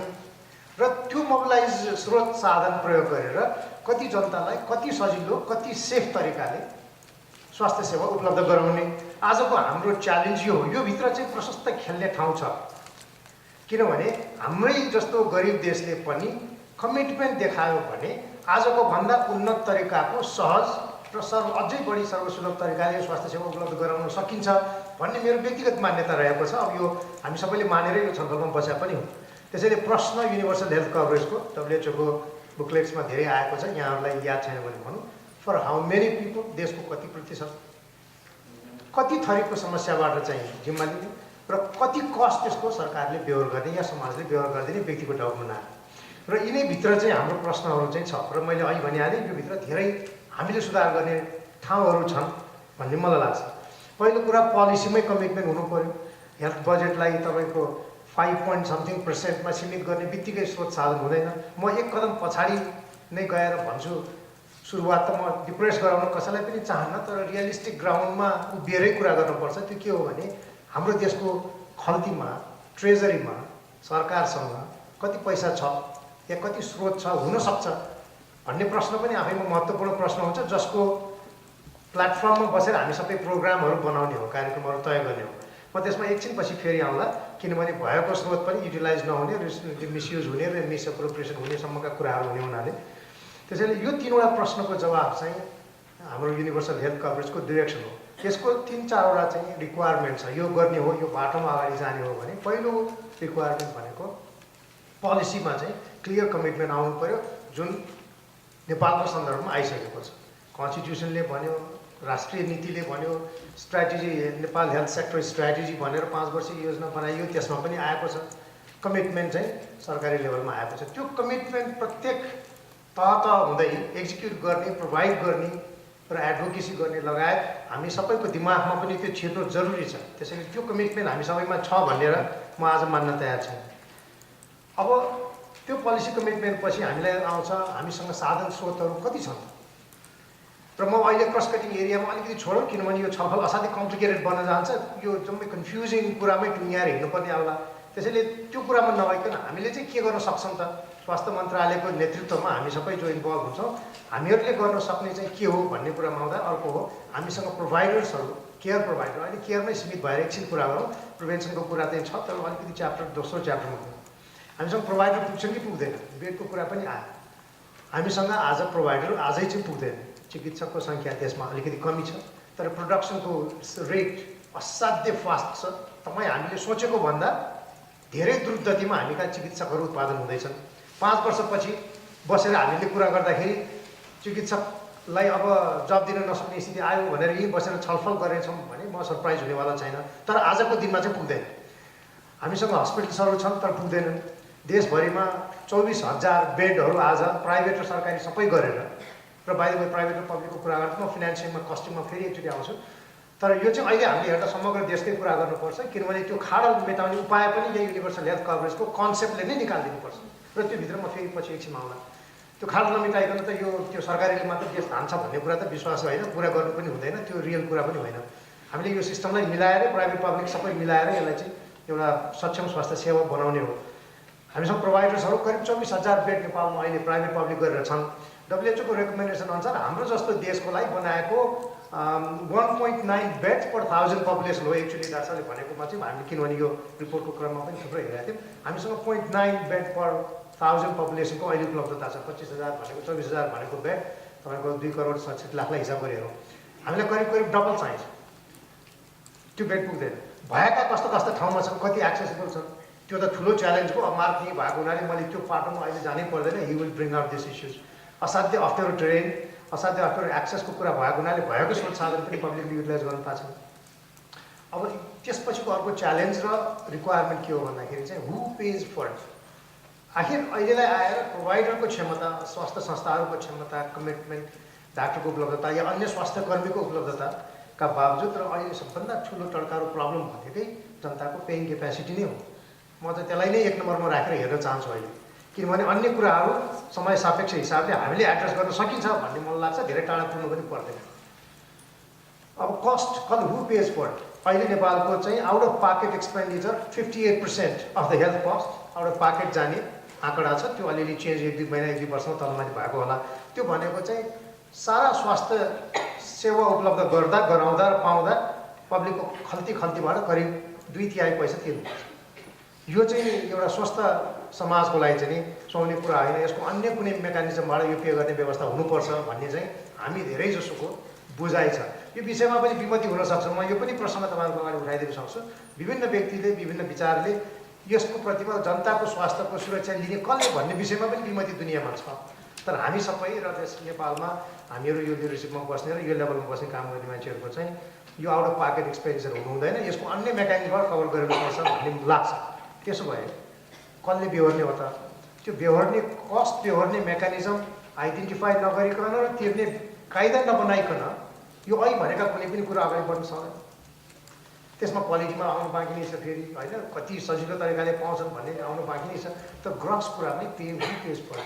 आजको दिनमा चाहिँ आउट अफ पाकेट 58% कस्टको आउट अफ पाकेट भएको सन्दर्भमा यसलाई नयाँ मेकानिजम अफ पेमेन्ट नबनाइकन यो ड्रिम गर्नु बेकारको कुरा। त्यो भनेको के हो भने जनताले खल्तीबाट तिर्नुको सट्टा अर्को मेकानिजमले तिर्नु पर्यो। हामीसँग तिनवटा छ, एउटा आउट अफ पाकेट, अर्को इन्सुरेन्सको मेकानिजम, तेस्रो हो सरकार आफैले नेसनल इन्सुरेन्स भनेर सरकारले सम्पूर्ण चिज फ्री गर्ने। यो तेस्रो पनि असम्भव कुरा हो, सिम्पल कुरा छ। भनिसकेपछि हामीसँग चाहिँ आउट अफ पाकेट एक्सपेन्डिचरलाई घटाउँदै यो पोभर्टी ट्र्यापको कुरा मैले भनिहालेँ। विशेष गरी ठुल्ठुलो रोग लाग्दाखेरि त ज्यान जोगाउन घरबार बेचेर त सक्षम हुन्छन्। हामी त दिनदिनै भोगिरहन्छौँ यस्तो कुरा। त बहुत ठुलो काम गरियो भन्यो, भरे ऊ चाहिँ सुकुम्बासी भएर खान नपाउने भएर कहाँ भएको हिसाब किताब राखेर हुँदैनौँ। त्यो पोभर्टी ट्र्यापबाट बचाउने अहिलेको लागि चाहिँ नि नेसनल हेल्थ इन्सुरेन्सको स्किम नै मोस्ट प्र्याक्टिकल, प्र्याग्मेटिक र हुने कुरा हो। सुरुवात पनि भइसकेको छ। त्यसैले आई थिङ्क यो तिनवटा कुरामा ब्रेकडाउन गरेर हेर्नुपर्छ। सरकारको आफ्नो कमिटमेन्ट कति प्रतिशत जनतालाई कस्तालाई सरकारले पे गरिदिने हो, कस्तो कस्तो सेवाको लागि डिफाइन गर्ने क्रममा छौँ हामी। यो राय चाहिँ अब सबैले राख्दा पनि हुन्छ। तर त्यो बाहेक चाहिँ अन्य मेकानिजम अल्टरनेटिभ फिनान्सियल इन्सुरेन्स लगायतका नभइकन जनताले आफ्नो खल्तीबाट तिरेर हाम्रो यो ड्रिम पुरा हुनेवाला छैन। हजुर, म एकैछिनमा आउँछु।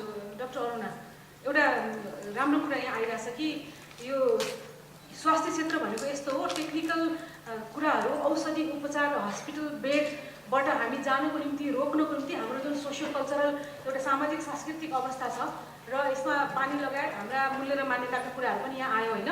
यदि त्यसमै हामीले रोक्न सक्यौँ भने धेरै मान्छेलाई हामी हस्पिटल जानबाटै रोक्न सक्छौँ। भन्दा स्वास्थ्य सेवा भनेको त धेरै पछिको कुरा हो भन्ने कुराहरू त्यसमा महत्त्वपूर्ण एउटा मैले सन्दर्भ यहाँ उठाउनै पर्छ कि अहिले हामीले धेरै खालका अपाङ्गता र धेरै खालको स्वास्थ्य समस्याको जड भनेको महिलासँग जोडेर हेर्ने भने त्यो महिलामाथि हुने विभेद हो भनेर पनि त्यसरी हेर्ने गरिएको छ। र त्यसलाई हामीले त्यो त स्वास्थ्य समस्या पछि हुन्छ, पहिला त अर्को पक्ष हो यो।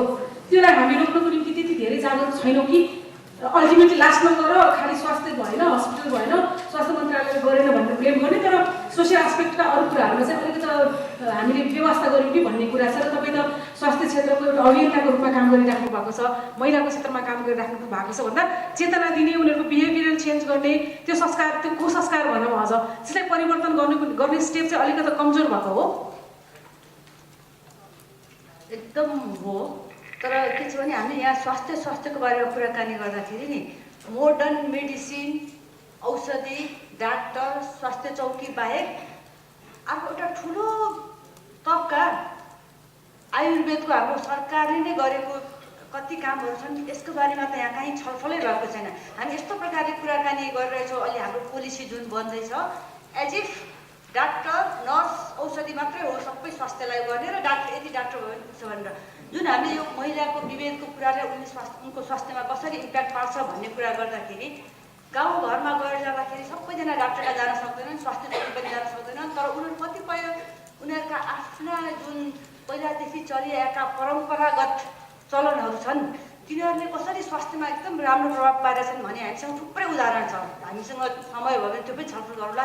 तर अहिले हामी स्वास्थ्यको बारेमा कुराकानी गर्दाखेरि सबै मोडलहरू चाहिँ बाहिरको मात्रै ल्याएर हामीले अलिकति हामीहरूको चाहिँ हेर्न पर्ने जरुरत पर्दैन। अब अहिले हामी न्युट्रिसनको कुरा गर्छौँ, प्याकेटको खानेकुरा कुरा गर्छौँ। हाम्रो बजाइले दिएको खानेकुराहरूको त हाम्रो कुरै छैन, सिद्धिन्छ भनेपछि यो जुन महिला र औषधिहरूको कुराहरू छ नि त्यसमा पनि मैले चाहिँ के देखेको छु भने गाउँघरमा जाँदाखेरि जब म महिलाको विभेदको कारणले उनको किशोरीको समस्या देख्छु, जब प्रेग्नेन्ट महिलाको समस्या देख्छु, त्यसमा चाहिँ अर्को एउटा समस्या के देख्छु भने स्वास्थ्य चौकीमै जाँदाखेरि भएका विभेदहरू पनि छन्। त्यो विभेदले गर्दाखेरि कतिपय महिलाहरू स्वास्थ्य चौकीमा जानै चाहँदैनन् भन्ने कुरा चाहिँ यहाँ हामीले त्यति छलफलै गर्दैन र हामीले चाहिँ खालि महिलाहरू स्वास्थ्य चौकीमा जाऊ भन्छ। तर महिलाहरूलाई स्वास्थ्य चौकीमा जानको लागि जुन किसिमको वातावरण बनाउँछ न त्यो घरबाट तयार हुन्छ न स्वास्थ्य चौकीमा डाक्टर नर्सहरूले गर्छन् है। तर त्यसको अर्थ चाहिँ के हो भने तर हामीले चाहिँ यो पोलिसीको बारेमा कुराकानी गर्दाखेरि WHO ले पनि मलेरियाको कुरा गर्यो, ट्युबरकुलोसको कुरा गर्यो, यसको कुरा गर्यो। तर होल नयाँ प्याराडाइम अब चाहिँ हामी चाहिँ त्यही छलफल मात्रै गरिराख्ने त्यही औषधि मात्रै हाम्रो लागि औषधि मात्रै भयो भने सबैजनालाई औषधि पुग्यो भने नेपाली मानिसहरूको स्वास्थ्य राम्रो हुन्छ र अवश्य हुँदैन। र एउटा अहिले मैले त तपाईँ यो किन अहिले हाम्रो आफ्नो मौलिक हाम्रा ज्ञानहरूको बारेमा कुराकानी मैले ल्याउनै पर्ने जरुरत छ भने किनभने यसपालिको नोबेल पुरस्कार पाउने जुन एउटा चाइनिज महिला डाक्टरले पाइन् उनले तितेपाती बाँग कसरी कस्ता कस्ता केमिकलहरू हुन्छन् र त्यो केमिकलहरूले कसरी मलेरियालाई चाहिँ ठिक पार्छ भन्ने खालको विचारले उनले एकदम त्यो अवश्य एकदमै धेरै ठुलो शोध गरेर उनी फार्मासिस्ट हुन् होइन गरेर पाइन्। हामीहरू चाहिँ हामीसँग भएकै तितेपातीलाई प्रयोग गर भनेर मैले काहीँ भन्दाखेरि कतिजनाले मलाई चाहिँ तपाईँ के वैद्य हो र तितेपातीको छलफल गर्ने भनेर भनेको छ। मैले यो किन यहाँ कुरा उठाउन खोजेको भने हामी महिलाहरूको हातमा रहेका जुन ज्ञानहरू सिपहरू हुन्छ नि त्यो कुराहरूलाई चाहिँ हामी अझै टाढा हो यो चाहिँ हामीहरूको स्वास्थ्यको नीतिमा पर्नु पर्दैन पर्नु हुँदैन भने हामी छलफलै गर्दैनौँ। त्यसै कारणले गर्दाखेरि आज यहाँ स्वास्थ्य मन्त्रालयका जुन हाम्रा दिग्गजहरू हुनुहुन्छ उहाँहरूलाई कृपया तपाईँहरू जब पोलिसीको कुरा गर्नुहुन्छ नयाँ प्याराडाइम सिफ्ट गर्नुहोस्। डाक्टर नर्स औषधिहरू मात्रै होइन औषधि त्यो मान्छेहरूको लागि मेन्टल हेल्थको त खोइ कुरा त मेन्टल हेल्थ नभइकन हामीहरू WHO ले नै गरेको जुन छ त्यसमा डिप्रेसन र विभिन्न किसिमका समस्याहरूले गर्दाखेरि मानिसहरूलाई मर्ने अथवा लाइफ अफ क्वालिटी कम हुने हुने छ त्यसको हामी कुरै गर्दैनौँ। पोलिसीको लेभलमा कुरा गर्दाखेरि यी यस्तै मात्रै कुरा गर्छौँ र महिलाको सम्बन्धमा त झन् यसले यति विभेदले महिलालाई समस्या पारेर उनलाई डिप्रेसन भएर उनले आत्महत्या गर्ने हाम्रा विभिन्न किसिमका तथ्याङ्कहरू छन् झन् बढ्दैछन् हरेक ठाउँमा। 2-3 वर्ष अगाडि डोटीमा अछाममा गएर अध्ययन गर्दाखेरि 1 वर्षमा 18 जना मानिसहरूले आत्महत्या गरेका रहेछन्। त्यो मध्ये 14 जना चाहिँ महिलाहरू र त्यो मध्ये चाहिँ 5 जना चाहिँ प्रेग्नेन्ट महिलाहरू। यो त मेरो आफ्नो यो त्यहाँ पुलिसले नै दिएको त्यो मध्ये कति त सायद थाहा नै नपाएर मर्यो होला बाहिर ल्याएको होला भनेपछि यी कुराहरूलाई हामीले जब हामी डिसइन्टिग्रेटेड डाटाको कुरा गर्छौँ युनिभर्सल हेल्थको कुरा गर्छौँ कृपया अब हामी अलिकता नयाँ प्याराडाइमबाट सिफ्ट हुनुपर्ने जरुरत छ। खालि डाक्टरले मात्रै सम्भावना हेल्थ दिन सक्दैन भन्ने कुरा भइसकेको छ किनभने अब हामी जब सोसियल सामाजिक परिप्रेक्ष्यको कुरा गर्छौँ त्यसै कारणले गर्दाखेरि पोलिसीमा बनाउँदाखेरि पनि कृपया यो कुराहरूलाई पनि ध्यानमा दिनु होला र महिलाको विभेदको कारणले गर्दाखेरि उनलाई अपाङ्गता हुने समस्या पर्ने मानसिक रूपमा अपाङ्गता हुने उनको क्वालिटी अफ लाइफ नै खत्तम हुने त धेरै किसिमका हाम्रा अनुभवहरू छन्। हामीहरू पछि छलफल फेरि गरौँ। डाक्टर अरुणालाई एउटा सानो कुरा पनि छोइदिन म अनुरोध गर्छु। कस्तो भन्दाखेरि जुन हामीले यो लैङ्गिक विभेदको कुरा तपाईँले गर्नुभयो र लैङ्गिक विभेद भन्ने बित्तिकै प्रत्यक्ष रूपमा 51.5% सवाल यदि अप्रत्यक्ष रूपमा कुरा गर्ने हो भने देशको सवाल कसैको श्रीमती छोरी बहिनी यदि शारीरिक रूपले विभेदको शिकार हुनुहुन्छ भने उसको श्रीमान भाइ बुवा पनि सायद स्वस्थ हुँदैन होला उसमा पनि कुनै न कुनै अस्वस्थता हुन्छ होला। यो दृष्टिकोणले कुरा गर्दै गर्दा जुन यो त बढी प्रिभेन्टिभ मेजरमा गयो नि यो कुरा त पहिले रोकथाम गर्यो नि हामीले होइन। यो कुरामा तपाईँ जस्तो विज्ञ अथवा तपाईँहरू जस्तोको समूहले कहिले हाम्रो पोलिसी लेभलमा कुरा हुन्छ हुन त कति अहिले हामीले स्वास्थ्य मन्त्रालयको पोलिसी हेर्ने पनि धेरै जेन्डर फ्रेन्डली कुराहरू त आइसकेको छ तर पनि त्यो भित्र पनि अझै पस्ने हो भने अझ पनि सोसियल भ्यालुजहरू चाहिँ त्यहाँ अहिले पनि प्रिभेल गर्छ। जस्तो म एउटा सानो इक्जाम्पल दिन्छु। हामीले यो जति बेला महिलालाई अंशमाथिको अधिकार चाहियो भन्ने कुरा उठ्यो त्यति बेला सर्वोच्चले एकदमै क्रान्तिकारी फैसला गरेर महिलालाई सम्पत्तिको अधिकार भनेर भन्यो तर एउटा शब्दको प्रयोग गर्यो तपाईँहरूले कति सम्झिनुहुन्छ सामाजिक संरचना नभत्किने गरी छोरीलाई पनि अंश दिने भन्यो भन्दा त्यही सामाजिक संरचनाभित्र त अंशको त कुरै हुन सक्दैन नि। त्यस्तै गरिकन त्यो सेन्सिटिभिटीको ग्यापलाई पनि पूर्णको निम्ति त्यस्तो केही तपाईँहरूले अध्ययन गर्नुभएको छ किनभने यो एकदम महत्त्वपूर्ण सुझाव हुनसक्छ। अध्ययन भनेर खासै त्यस्तो अध्ययन गरेको छैन। आफ्ना अनुभवहरू चाहिँ के भन्न चाहन्छु भने अवश्य तपाईँ जुन कुरा भन्नुभयो महिलाको स्वास्थ्यको कुराकानी गर्दाखेरि अहिलेसम्म छुटिरहेको चाहिँ हामी चाहिँ अझै कस्तो प्रकारले कुरा गरेर राख्छौँ भने यो फेमिनिस्टहरूको एउटा आउने हामीलाई आरोपको यो पुरुषहरू चाहिँ शत्रु हुन् पुरुषहरूले चाहिँ महिलाहरूलाई दबाइरहेका छन् भन्ने खालको कन्सेप्टबाट प्रायः हामीहरू कतिपय रेडिकल उसमा गइ पनि रहन्छौँ। तर एउटा छोरी जब चाहिँ छौपाडीमा परेर उनको बस्दाखेरि मृत्यु हुन्छ त्यो बेलामा उसको दाजुभाइ उसको बाबुलाई कति पीडा हुन्छ होला। हामी एज इफ चाहिँ लोग्ने मान्छेहरू सबै दानाबुन महिलाहरू मात्रै पीडित छन् भन्ने खालले विचार गरेर तर वास्तवमा त्यो एउटा गलत किसिमको कुरा हो। अहिले हाम्रो गभर्मेन्टका मानिसहरू पनि हाम्रो धेरै माथिल्लो लेभलको मानिसहरू पनि जेन्डर सेन्सिटिभ भइसक्नु भएको छ तर यति जेन्डर सेन्सिटिभ हुँदै पनि कतिपय कुराहरूमा चाहिँ त्यो इम्प्लिमेन्टेसन गर्ने कुरामा आउँछ नि अनि यो कुरा त हो र यो त अलि बढी नै त भएन अलि रेडिकल नै त भएन भन्ने किसिमको कुराहरू आउँछ। उदाहरणको लागि यदि अहिले कतिपय ठाउँहरूमा जाँदाखेरि चाहिँ यदि पुरुषहरू पनि महिलाहरूको चाहिँ डेलिभरी रुममा जानुपर्छ भन्ने खालको कुरा यदि कसैले उठायो भने त्यो त हामीहरूको लागि एकदमै यत्रो ठुल्ठुलो हामी आँखा लिएका छौँ। त एकदम सामान्य कुरा हो। युरोपतिर सायद 10 वर्षपछि कुनै विदेशीबाट आएर कसैले चाहिँ अध्ययन गरेर आयो भने अनि त्यसपछि हामी सुरु हुन्छौँ होला। तर जब हामी अहिले यहाँ कुराकानी गर्दाखेरि अथवा छौपाडीमा बसेको छौपाडीमा चाहिँ बस्नु हुँदैन है, छौपाडी चाहिँ हुँदैन, यो पुरुषहरूले उठाउनुपर्छ यो बारेमा भनेर कुराकानी गर्दाखेरि अझै पनि सुदूरपश्चिममा चाहिँ एकदम रिभोल्युसनरी नै आवाज हुन्छ। भनेपछि एकदम तपाईँले ठिक कुरा गर्नुभयो आरतीजी। जबसम्म महिलाको स्वास्थ्यको बारेमा शारीरिक सामाजिक मानसिक स्वास्थ्यको बारेमा कुरा गर्दाखेरि जबसम्म पुरुषहरूलाई इन्भल्भ गराउँदैन तबसम्म चाहिँ यो डेभलपमेन्ट न डेभलपमेन्टको मुद्दा अगाडि बढ्छ न महिलाको मुद्दा अगाडि बढ्छ। अब म डाक्टर मार्क जिमरम्यानसँग कुरा गर्न चाहन्छु। कस्तो भन्दाखेरि हामीले राष्ट्रिय अन्तर्राष्ट्रिय स्तरमा हेऱ्यौँ भने यहाँहरूको भूमिका पनि हाम्रो देशको स्वास्थ्य प्रवर्धनको निम्ति महत्त्वपूर्ण छ। धेरै राम्रो किसिमले सुपरभिजन पनि गर्नुहुन्छ, सल्लाह पनि दिनुहुन्छ। एउटा प्रश्न के भन्दाखेरि यो कुनै पनि पोलिसी निर्माण गर्नको लागि अथवा कानुन निर्माणमा तपाईँहरूले जसरी सहयोग गर्नुहुन्छ जस्तो किसिमको सहयोग तपाईँहरूले दिनुहुन्छ, इभन प्राविधिक टेक्निकल सहयोग पनि दिनुहुन्छ, तर त्यही रूपमा त्यो कुरा कार्यान्वयन भयो कि भएन भन्ने कुरामा अलिकति त्यो सुपरभिजनको कमी भयो भन्ने पनि एउटा आरोप छ होइन। त्यसलाई कसरी दिनुहुन्छ? अब कार्यक्षेत्र पनि होला तपाईँहरूको। तर मैले यो भनेर के सोध्दै गरेको भन्दाखेरि यो कार्यान्वयनमा जुन आज हामीले भएन भनेर कुरा गरिरहेछौँ नि, ग्याप छ भनिरहेछौँ, त्यसमा तपाईँले कुनै कुरा पोइन्ट आउट गरेर भन्न सक्नुहुन्छ कि यो कुरा एकदमै राम्रो भयो नेपालको स्वास्थ्य क्षेत्रको कुनै नीति अथवा त्यसको कार्यान्वयन पक्ष, अथवा हामीले कुनै ठाउँमा चाहिँ हामीले समस्या देख्यौँ? हुन्छ, थ्याङ्क यू आरती। अब एउटै कुरा मैले सुरुमा स्वीकार गर्नुपर्छ। अब यो कुनै मानिसको विचार अब यो अमेरिकाबाट आयो भने अब त्यहाँ युनिभर्सल हेल्थ कभरेज छ, अब त्यहाँ एउटा किसिमको टार्गेट अथवा उद्देश्य पुगेको छ। तर मलाई थाहा छ मेरो आफ्नो परिवारमा मेरो आफ्नो साथीहरू अब जसले त्यो पैसा छैन यिनीहरूले युएसमा पनि उपचार पाउँदैन। धेरै मानिसहरूले अब खोपसुई पनि पाउँदैन युएसमा। अब युएसमा अब यो युनिभर्सल इन्सुरेन्स सुरु भएको अहिले 3 वर्ष मात्रै भयो। त्यसकारण अब युनिभर्सल भन्ने शब्द अब त्यो एकदम शक्ति शब्द हो, सबैले पाउनुपर्छ हामीले मान्छौँ, तर सबै को हो र के पाउँछ? सबैले अब त्यो डायलिसिस पाउँछ, सबैले अब त्यो किमोथेरापी फर क्यान्सर पाउँछ, सबैले अब यो विभिन्न किसिमको उपचार पाउँछ? यो रियलिस्टिक त्यति छैन। तर नेपालमा म अब यो के आशा लिन्छु, अब यो नेपालमा म आउँदाखेरि म आएँ किनकि मैले सुने नेपाल एउटा गरिब देश हो।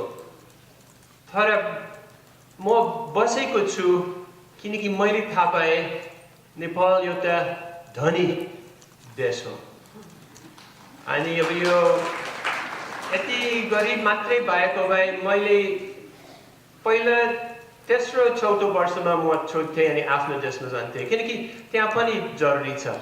त मैले के देखेको छु नेपालमा मानिसहरूको एकदम आशा र प्रोग्रेसिभ किसिमको अब त्यो प्रगति खोज्ने भावना यो नेपालमा छ। म तुलना दिन सक्छु। अब तपाईँहरूको ह्युमन रिसोर्सेस फर हेल्थको पोलिसी यही नेपालमा इन्डिया, पाकिस्तान, श्रीलङ्का अरू देशभन्दा धेरै अगाडि छ। किनकि मानिस जस्तै डाक्टर चन्द र डाक्टर प्रवीण मिश्रले भन्नुहुन्छ गरौँ। अब नेपालमा यो किसिमको गरौँ किसिमको भावना आउँछ। अब ठिक छ, अब त्यो मैले त्यति फरकिलो भन्न सक्दिनँ। अब यो नेपालको हुनुपर्छ अब त्यो 1 नम्बर कुरा डाक्टर मिश्रले भन्नुभएको राजनीति परिवर्तन हुँदैन भने आर्थिक परिवर्तन हुँदैन, आर्थिक परिवर्तन हुँदैन भने लजिस्टिक र शिक्षा हुँदैन र स्वास्थ्य त्यो पुरा त्यो मिसाएको छ। यो स्वास्थ्य बेग्लै बस्दैन। तर मेरो आफ्नो हाम्रो संस्थामा एउटै स्लाइस हेर्छौँ। अब त्यो एउटा तपाईँको उखान छ, अब यो बडोमा आँखा गोचेको गोरुले सधैँ हरियो देख्छ।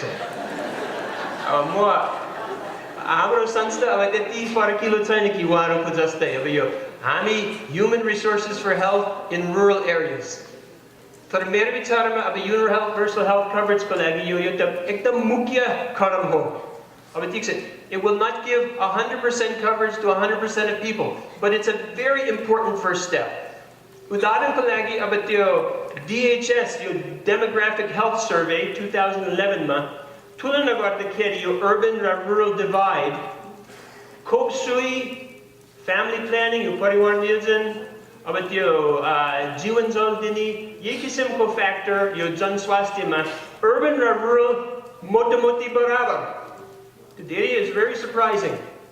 The gap for public health was not so great between urban and rural. But when you look at delivery services, skilled birth attendants, institutional delivery, C-section, your rural-urban gap 3 times. So ek number kuda mo adyan din so curative services especially need attention within the whole domain of public health, preventive, promotive. Curative is a big need, in my opinion. And within that, if they were only to do one thing, it would be to retain quality healthcare workers in rural areas. You cannot take 100 steps at once. But if you could only take one step, I would say this is a very important step. Medical college badao, यसको output बढाऊ अब doctor nurse को output बढाऊ तर त्यो पुग्दैन beyond training we must have a system for retaining healthcare workers from Darchula to Taptijo from अब त्यो Kailali to Japa अब त्यही किसिमको ठाउँमा अब मानिसहरूलाई बसाउनु पर्छ maybe that is through systems like the Ministry of Health has already set up उहाँले सुरु गरिसक्नुभयो medical officer को नयाँ प्रोग्राम छ हरेक वर्षमा 150-200 जना नयाँ मेडिकल अफिसरलाई बान गरेर अब त्यो स्कलरशिप छात्रवृत्ति पाएर पठाउँदैछन् 10 वर्षदेखि यो थिएन त्यो यो त प्रगति छ नेपालले यो किसिमको स्टेप लिनुहुन्छ अनि अर्को कुरा अब यो क्वालिटी सर्भिसेस त्यहाँ हुनुको लागि त्यो मिनिमम सर्भिस स्ट्यान्डर्ड्स एउटा नयाँ किसिमको पोलिसी स्वास्थ्य मन्त्रालयले सुरु गर्नु भएको छ अनि त्यो पनि अब त्यो that will also be a step towards meeting access for curative services in rural areas. त्यति मात्रै भन्छु अब तर यो मैले मेरो underlying message तपाईले अन्तर्राष्ट्रिय राष्ट्रिय भन्दाखेरि let's not forget Nepal has a lot of riches and build on those. Thank you. धन्यवाद डाक्टर चक्र अहिले भर्खरै कुराकानीको क्रममा डाक्टर मार्क चिकबर्गले एउटा महत्त्वपूर्ण कुरा उठाइदिनु भयो कि यो पहिलो एउटा स्टेप नै महत्त्वपूर्ण छ अनि अर्को कुरा सर्वसुलभ पहुँचको कुरा गर्दै गर्दा म तपाईसँग एकदमै सम्बन्धित भएर कुरा गर्न चाहन्छु डाक्टर चक्र के भन्दाखेरि यो पहिलो स्टेप उहाँले भने जस्तो पहिलो स्टेप पनि ती मानिसहरूको निम्ति हुनु पर्यो जुन मानिस आजसम्म स्वास्थ्यको पहुँचबाट सर्वसुलभ पहुँचबाट टाढा छन् होइन भने त हामीसँग थोरै स्रोत छ हामीसँग थोरै साधन छ त्यसलाई हामीले पहिलो पाइलाको रूपमा प्रयोग गर्दै गर्दा त्यही मान्छेलाई फाइदा दिन्छौँ जो मान्छेले पहिलेदेखि फाइदा पाइरहेछ भने त्यसको सायद अर्थ नहोला म कहाँनिर प्रश्न जोड्न चाहन्छु भन्दाखेरि अहिले यो नेपालमा स्वास्थ्य क्षेत्रमा निकै ठुलो प्रगति भएको छ हामीले एकदमै गर्व गर्नुपर्छ यहाँ एकदमै धेरै हस्पिटल्सहरू खुलेको छ प्राइभेट नर्सिङ होम पनि धेरै नै छ हामीलाई हिजो घन्टौँ लाइन लागेर पनि एउटा डाक्टरलाई भेट्न नपाउने अवस्थामा आज हामी एकदमै तत्कालै एकदमै उच्च स्तरीय सेवा पनि पाइरहेका छौँ तर यहीँनिर एउटा आरोप छ के भन्दाखेरि सहरमा पनि गरिबहरू छन् सहरमा अझ बढी गरिबको अवस्था नाजुक छ र नाजुक यो अवस्थामा छ कि तपाईँकै छेउमा तपाईँकै हस्पिटलको छेउमा तपाईँकै नर्सिङ होमको छेउमा एउटा मान्छे बसेको हुन्छ ठुलो हेर्छ तर त्यो भित्र प्रवेश गर्न सक्दैन किन भन्दा उसको आय स्रोत त्यो दिँदैन भन्दाखेरि सेवाको नाउँमा तपाईँहरू बढी मुनाफा गरिराख्नु भएको छ त्यही कारणले गर्दाखेरि अलिकति पनि सहुलियत अलिकति पनि संवेदनशीलता नभएको कारणले गर्दाखेरि धेरै जनताले फाइदा पाउने ठाउँमा थोरैले मात्रै पाए कि भन्ने एउटा जनताको मनको कुरा छ तपाईँ के भन्नुहुन्छ आरतीजी धन्यवाद पहिला त यहाँ आज यत्रो मानिसहरूसँग मित्रहरूसँग बस्न पाएँ र आफ्नो विचारहरू राख्न पाएकोमा म धेरै खुसी छु सबभन्दा ठुलो कुरा के हो भनेदेखि झन्डै 19-20 वर्ष अगाडि एकजना जापानी बिरामीको हातमा फ्र्याक्चर भएको थियो र प्लास्टर लगाउन उहाँलाई अपरेसन थिएटरमा लान खोज्दाखेरि उहाँले भन्नुभयो कि म नेपालमा प्लास्टर लगाउन चाहन्न र उहाँ ब्याङ्कक जानुभयो। त्यो दिनलाई हेरेर आजको दिनमा मलाई लाग्छ कि नेपालमा हेल्थ केयरमा धेरै ठुलो परिवर्तनहरू आएको छ। पोजिटिभिटीलाई हेर्ने हो भने आज अमेरिकाबाट उपचार हुन मानिसहरू नेपालमा आएका छन्। क्यानाडाबाट, अस्ट्रेलियाबाट, हङकङबाट, विभिन्न क्षेत्रबाट उपचार हुन नेपालमा आएको छ। यो एउटा उपचारको कुरा हो कि हामी पोजिटिभ डिरेक्सनमा गइराखेको छौँ। समस्या कहाँ हो भनेदेखि हेल्थ केयर भनेको आज यहाँहरूले भने जस्तो ड्रामेटिक चेन्ज हुने सिस्टम होइन। यसको लागि इभोल्युसन इन प्रोसेस भन्छु मैले। त्यो भनेको तपाईले सोचे जस्तो भोलि नै हेल्थ केयरमा चेन्ज आउँदैन। नेपालको हिस्ट्रीलाई हेर्नुहोस्, वर्ल्डको हिस्ट्रीलाई हेर्नुहोस्। अब अमेरिकामा आज डिबेट भइरहेछ मेडिकेयर मेडिकेडको इस्युहरू क्यानेडियन सिस्टमबाट लाने कि अथवा युरोपियन डिजाइनबाट लाने कि अब lot of things are happening. धेरै कुराहरू भइरहेछ। म के भन्न चाहन्छु भने अब सर्वसुलभ हेल्थ केयर सबैलाई गराउनको लागि पब्लिकले त ट्याक्स पे गरेको छ नि त। कसलाई पे गर्छ? गभर्मेन्टलाई पे गर्छ। ट्याक्स पे गर्नुको अर्थ के हो भने मलाई ट्रिटमेन्ट गभर्मेन्टले ग्यारेन्टेड गरोस् भनेर हामीले ट्याक्स पे गर्ने हो। अब त्यसको डिजाइन गर्नको लागि हामीमा के हुनु पर्यो भने हामीले होमवर्क गर्नु पर्यो। कसैलाई दोष दिन खोजेको होइन मैले, होमवर्क गर्नु पर्यो। होमवर्क भनेको के हो भने मलाई नेपालमा कामको स्पिडबाट मलाई चित्तै बुझ्दैन। कसरी बुझ्दैन भनेदेखि हामी 7 घण्टा काम गरेर टाइम पुग्छ, देश अगाडि बढ्छ।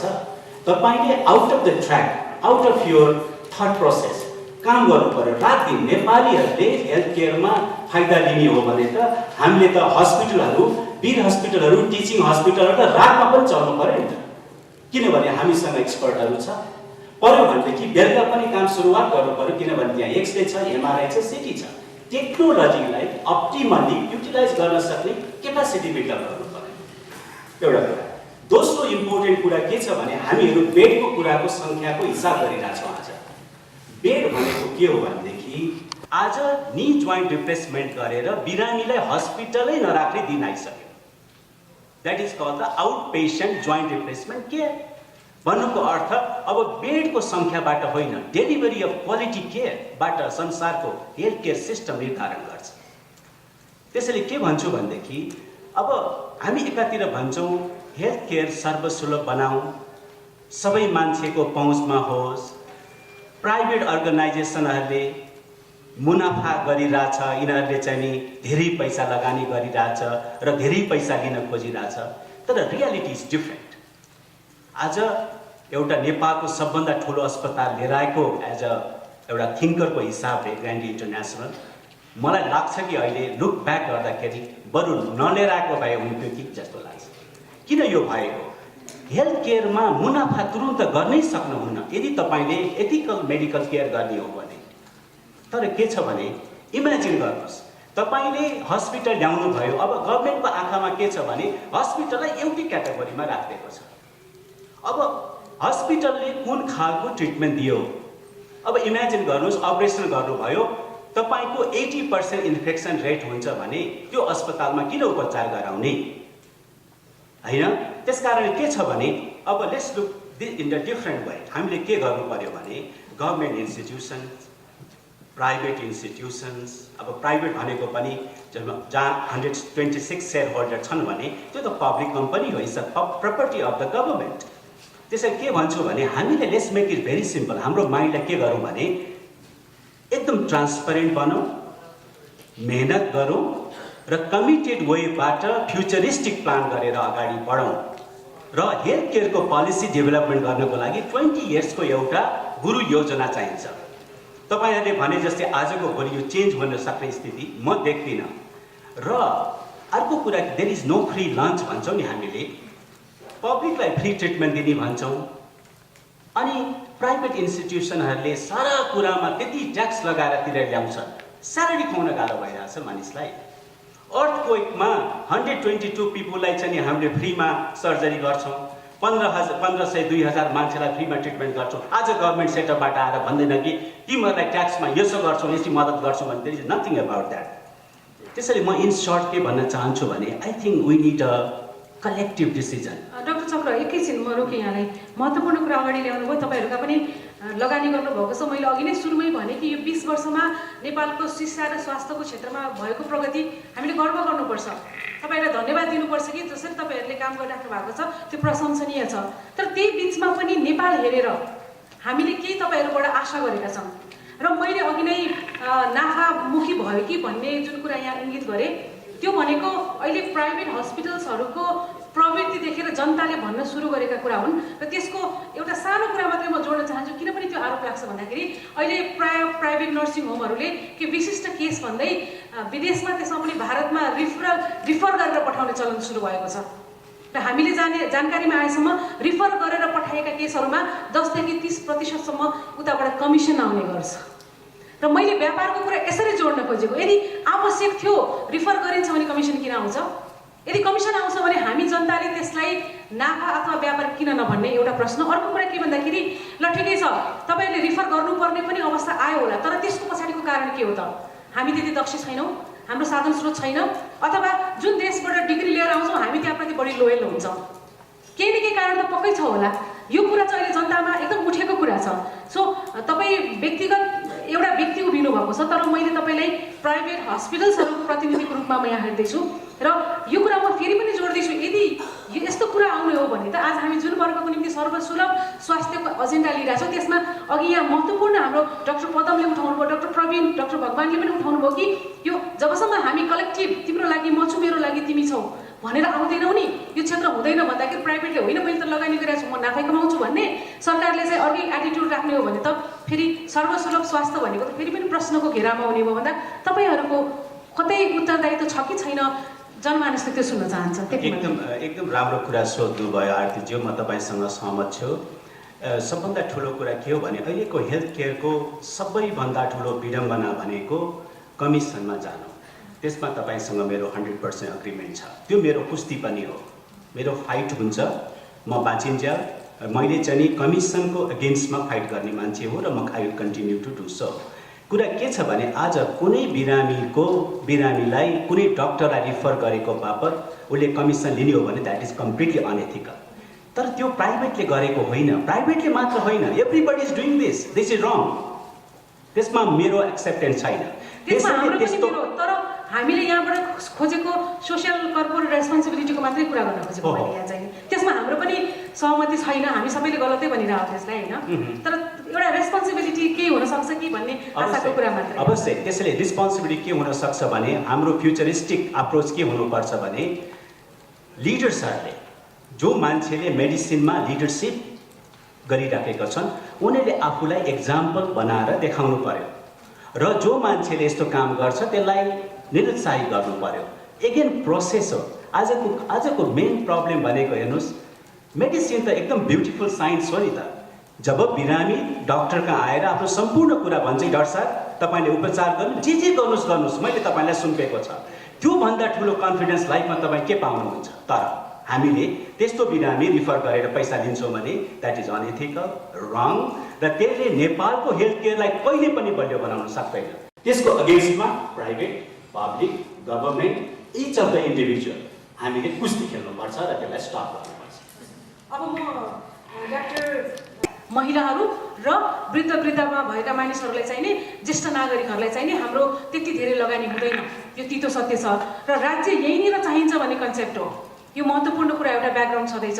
अर्को म उहाँलाई के सोध्न चाहन्छु भन्दाखेरि संसारभरि नै स्वास्थ्य उपचारको निम्ति मान्छे यो बिलो द पोभर्टी लाइन, यो गरिबीको रेखा मुनि पनि जानुपर्ने अवस्था सृजना भएको र 70% संसारका मानिसहरू यही कारणले गर्दाखेरि बिलो द पोभर्टी लाइन गएको भन्ने कुरा पनि अहिले रिसर्चले आइसकेको छ र नेपालको कुरामा यो कुरा निकाल्ने हो भने त यो सङ्ख्या अझ बढी छ।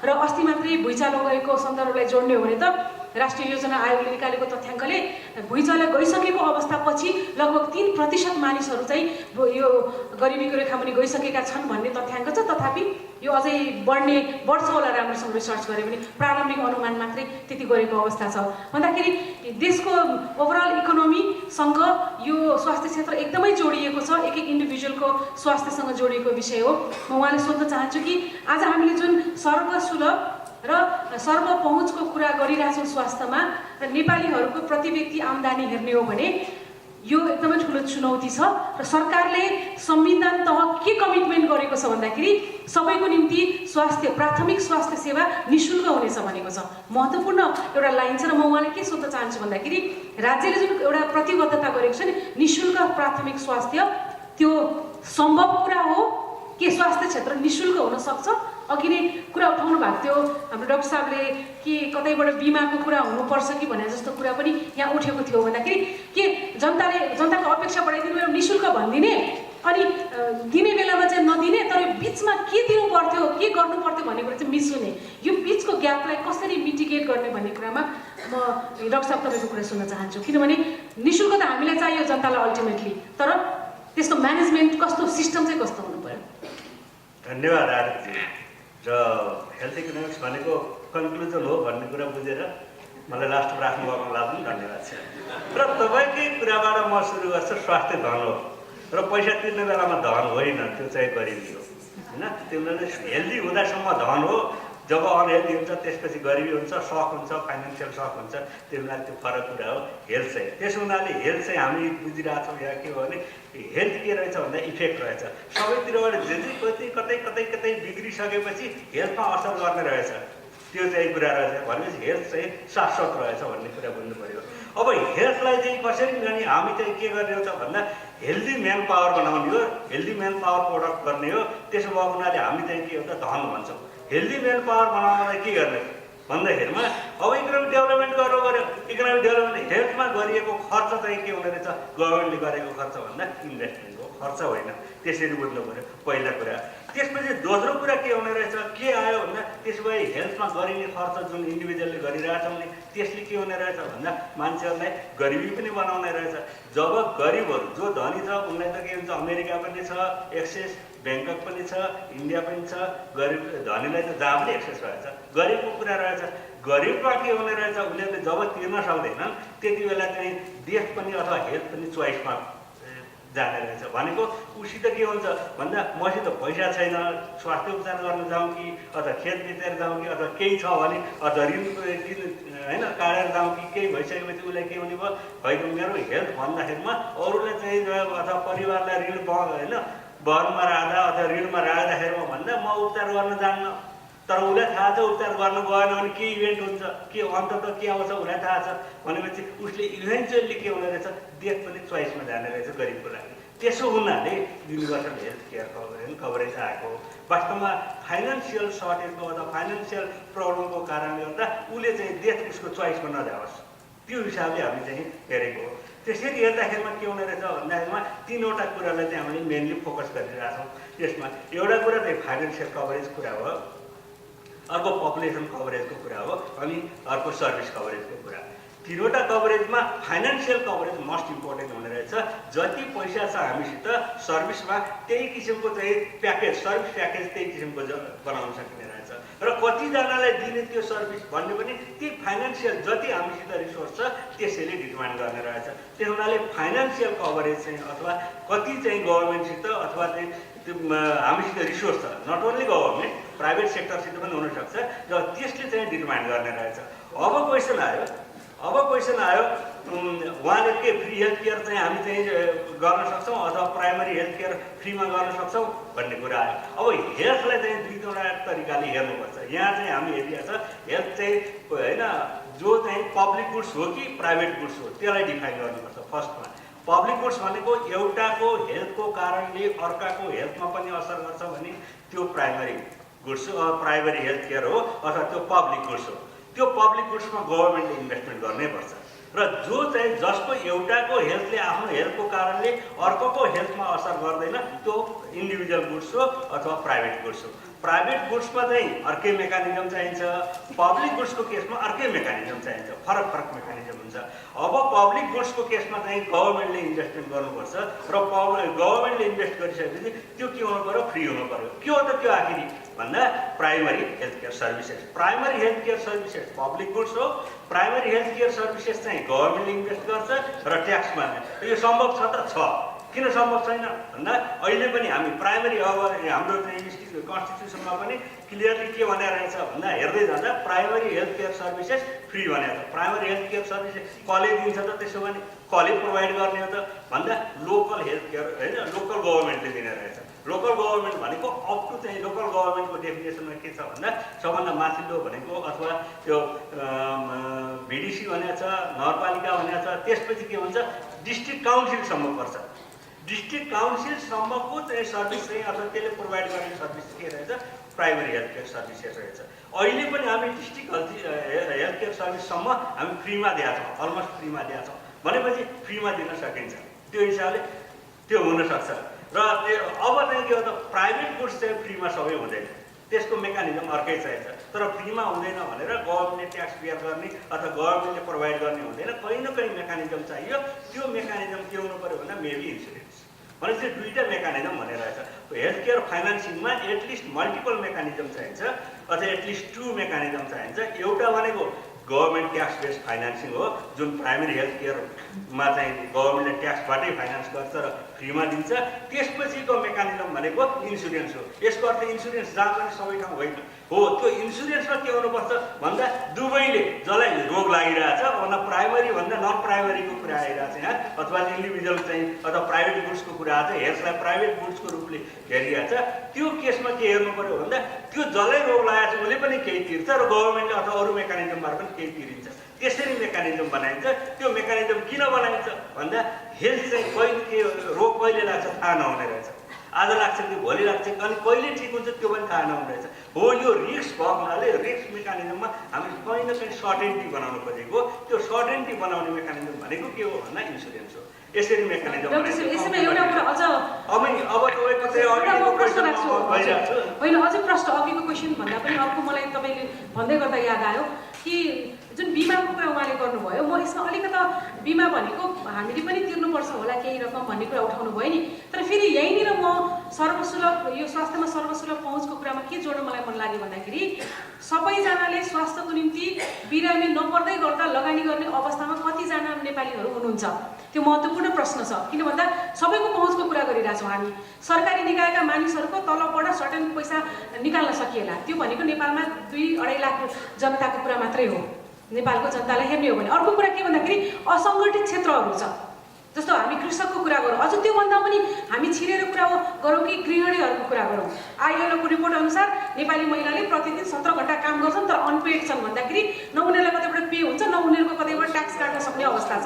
भन्दा यो छुटेको वर्गको निम्ति आज हामी आवाज उठाइरहेछौँ भन्दा त्यो वर्गको निम्ति बिमा कसरी इन्स्योर गर्ने तपाईँले बुझिने गरी भनिदिनु भयो भने उहाँहरूलाई पनि सजिलो, तपाईँ हामीलाई काम गर्न र आवाज उठाउन पनि सजिलो।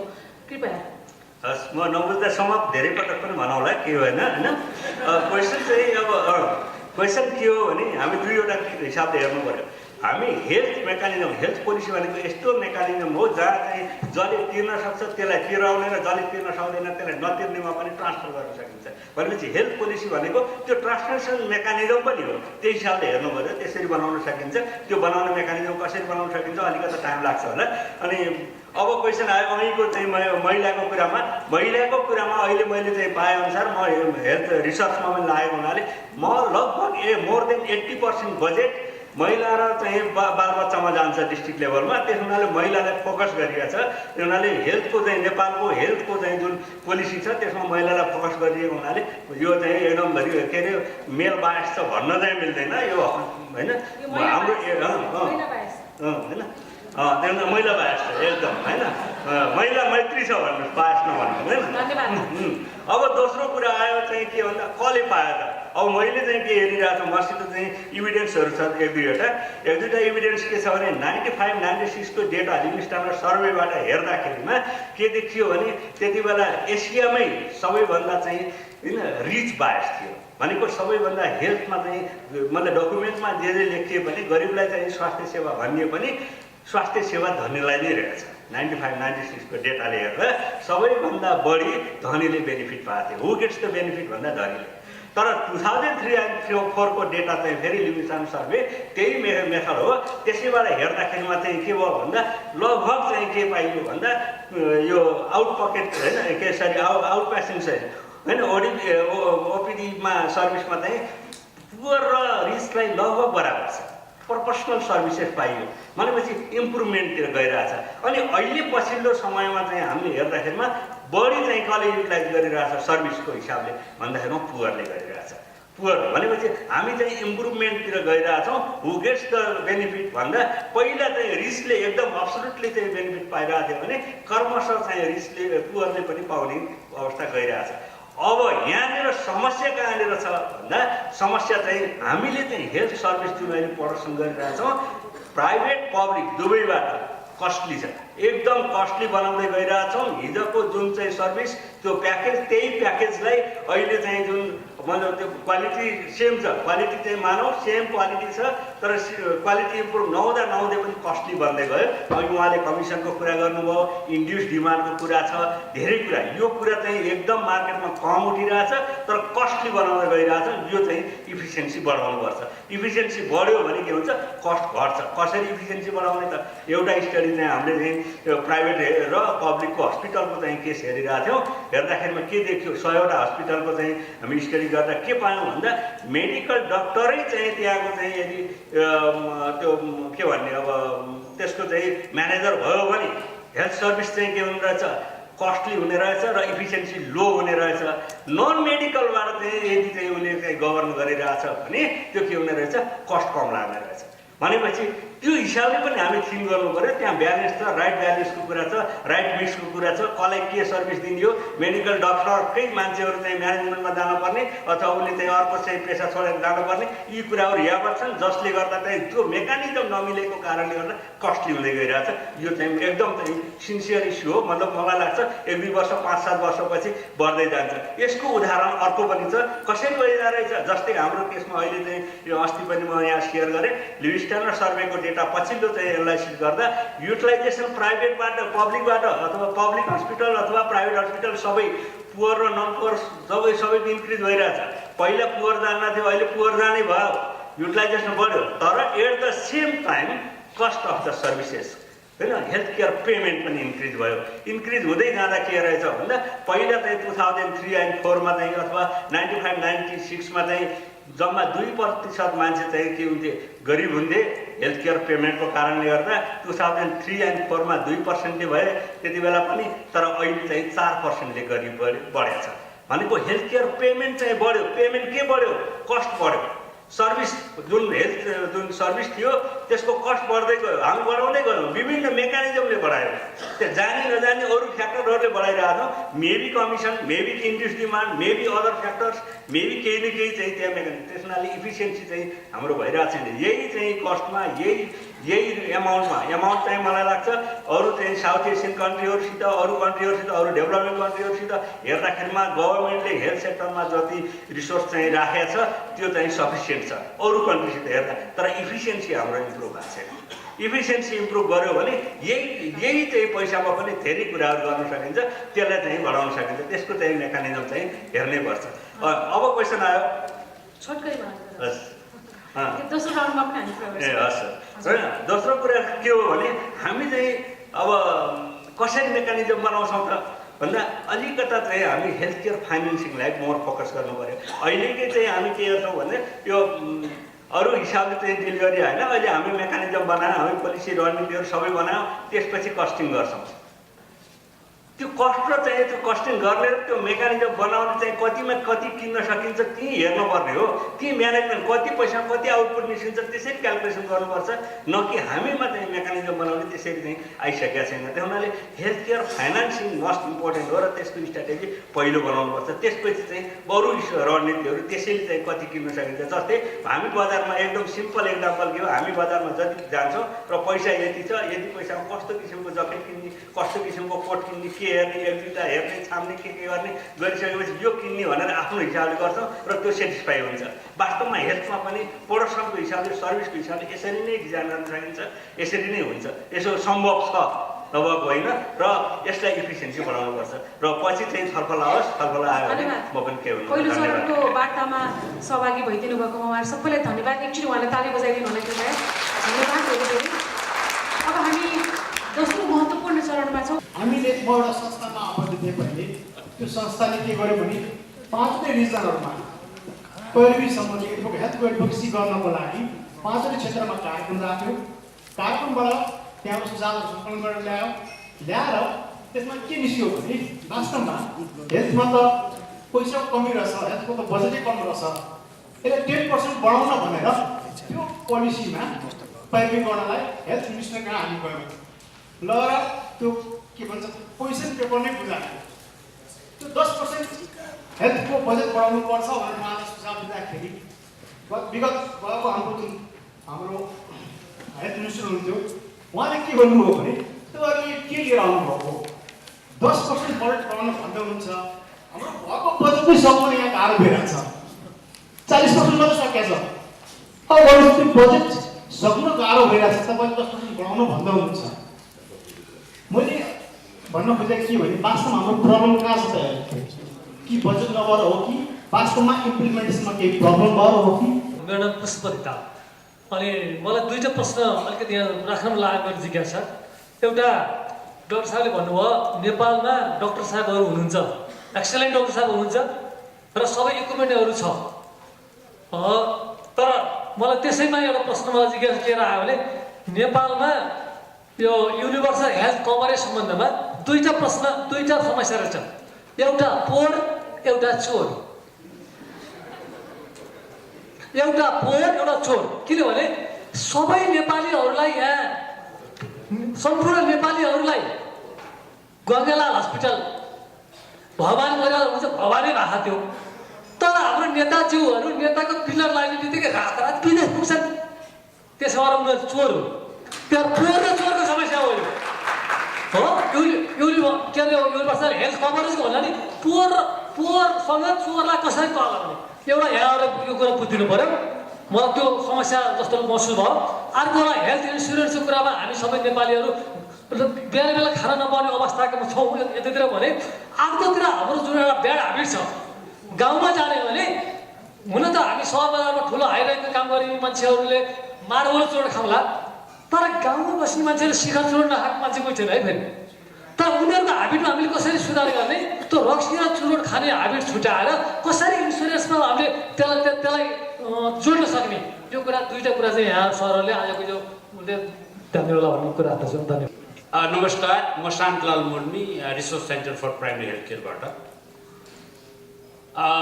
विथ ड्यु रेस्पेक्ट, तपाईँ सबै प्यानलिस्टको रेस्पेक्ट गर्दै पनि म चाहिँ आई वाज डिसएपोइन्टेड। किनभनेदेखि यो जुन हिसाबले युनिभर्सल हेल्थ कभरेजको कन्टेक्स्टमा कन्ट्री कन्टेक्स्टमा त्यसलाई एनालाइसिस गर्नुपर्ने त्यो एनालाइसिस भएन। अहिलेको कन्ट्री भनेको नयाँ संविधानले दिएको डिरेक्सन र अर्को पोस्ट अर्थक्वेकले ल्याएको समस्या, त्यो दुईटाको प्रतिस्पर्धै भएन। एउटा अर्को मैले भन्नु खोजेको हामी सबैले स्पेसली र स्टेटले के विचार गर्नु पर्यो भनेदेखि every citizen is a asset not a liability. यो हरेक नेपाली जनता देशको सम्पत्ति हो भने जबसम्म राज्यले स्वीकार गर्दैन तबसम्म यो हुनेवाला छ। त्यस कारणले म के भन्छु भने युनिभर्सल हेल्थ कभरेज त्यो प्रोग्राम होइन है साथै, मैले बुझेको अनुसार यो एउटा प्रोसेस हो। त्यो प्रोसेसभित्र हामीले लिएर जाने हाम्रो हेल्थको पोलिसी प्लान इम्प्लिमेन्ट्सहरू लिएर जाने। त्यस कारण यहाँ कन्फ्युजन जस्तो भएको जस्तो लाग्छ मलाई। अर्को मैले भन्नु खोजेको के हो भनेदेखि प्रवीण मिश्राजीले बराबर भन्ने भएको कुरा फेरि म दोहोऱ्याउँछु, हेल्थ बियोन्ड हेल्थ भने तापनि हामी भन्छौँ, तर यहाँ न खाने पानीको कोही प्रतिनिधि हुनुहुन्छ न फुड सेक्युरिटीको कोही मान्छे प्रतिनिधि हुनुहुन्छ। किनभने यो छलफल हो भने समस्त रूपमा हामी कोर्ने रूपमा गर्छौँ भनेर भन्छौँ कि तर फेरि हामी आफ्नै घेराभित्र सङ्कोचित रूपमा हामी मात्र सपोर्ट गर्छौँ। I think it is a very very यो नराम्रो चाहिँ हाम्रो परम्परा आइरहेको छ। अर्को कुरा र तेस्रो मैले डाक्टर अरुणाले भने जस्तै यदि सस्टेन्ड हेल्थ सर्भिस गर्ने हो भनेदेखि नेपालीहरूको नलेज र स्किललाई टोटल हेल्थ मेन स्ट्रिमभित्र राम्रोसँग लान सक्दैन, तबसम्म यो सस्टेन हुन सक्दैन। त्यसैले यी सबै कुरामा विचार गरौँ साथीहरू भन्ने आग्रह गर्न चाहन्छु। धन्यवाद। हजुर धन्यवाद।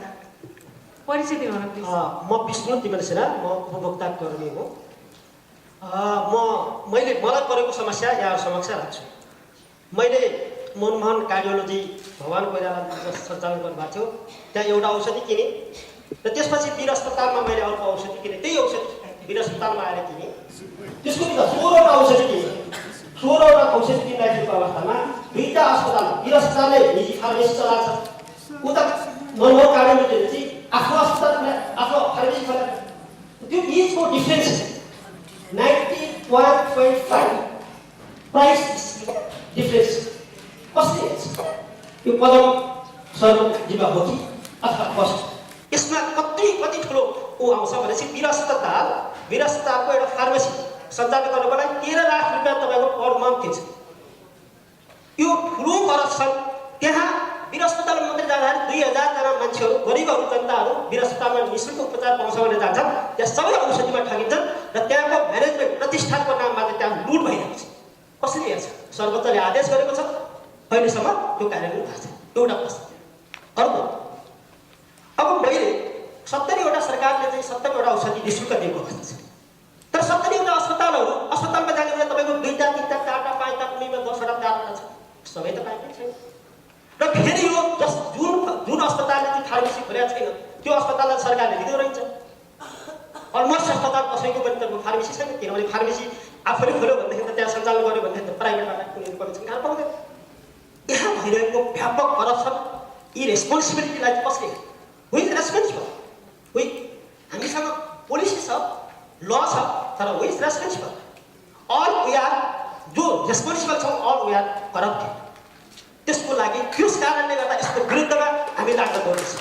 मलाई अरू लाग्छ। छोटकरीमा जाउँ न हामी। छोटकरीमा जाउँ न। म अर्को कुरा भन्छु। अहिले आज मैले विज्ञापन हेरेँ, तपाईँ 10 कलकत्ता जानु पर्दैन भनेर चाहिँ कान्तिपुरमा विज्ञापन राखेको छ। आउनुहोस्, चाम्चुकाई आउनु भएको छ, उहाँ कहाँ गएर चाहिँ तपाईँ त्यहाँ गर्नुहोस्, अथवा फलानु डिभाइसेसहरू प्रयोग गर्नुहोस्, हामीसँग औषधि छ, तपाईँ मोटोपन खलपन तपाईँको भएको चाहेको त के हुन्छ सबै कुरा हुन्छ भन्छ। करोडौँ लाखौँ रुपियाँ मान्छेहरू गएर ठगिरहेका छन् दिन प्रतिदिन भएको। हु इज रेस्पोन्सिबल? मिसलिडिङ एडभर्टिजमेन्ट, त्यसलाई कसले हेर्ने? जसले गर्दा हेल्थलाई व्यापक रूपमा हाजार गरिरहेको छ। त्यस्तो क्षेत्रमा कसले?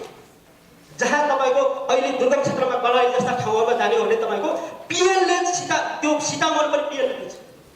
मान्छेहरू त्यहाँ छैन, डक्टरहरू बस्दैनन्। जो डक्टरहरू पढेर नेपालको त्यो जुन साधन स्रोत र स्कलरसिप पाएको छ, उनीहरू धनीका छोराहरू छन्, सम्पन्न मान्छेहरू छन्, जो चाहिँ दुर्गममा गएर काम गर्न सक्दैनन्। तिनीहरूले चाहिँ तिनीहरूको विरुद्धमा को आवाज छ?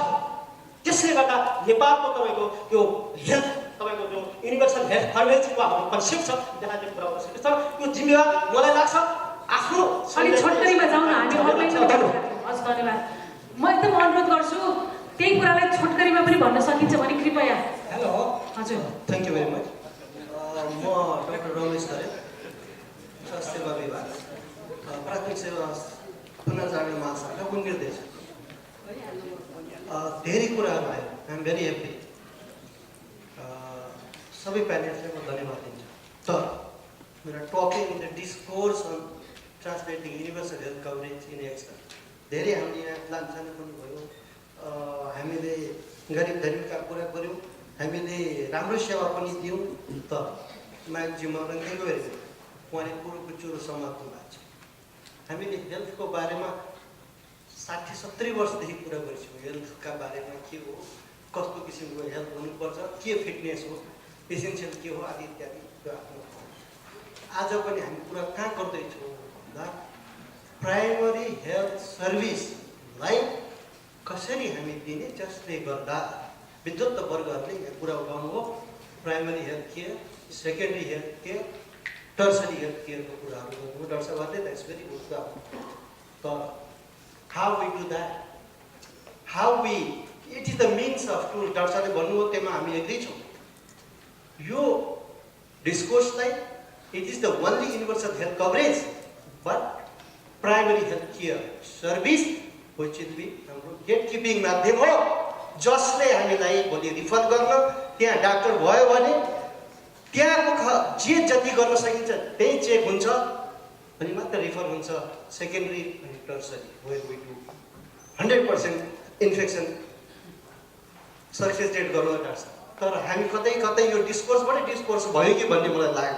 I am sorry to say, yes I do agree with मुलबीजी अल्सो।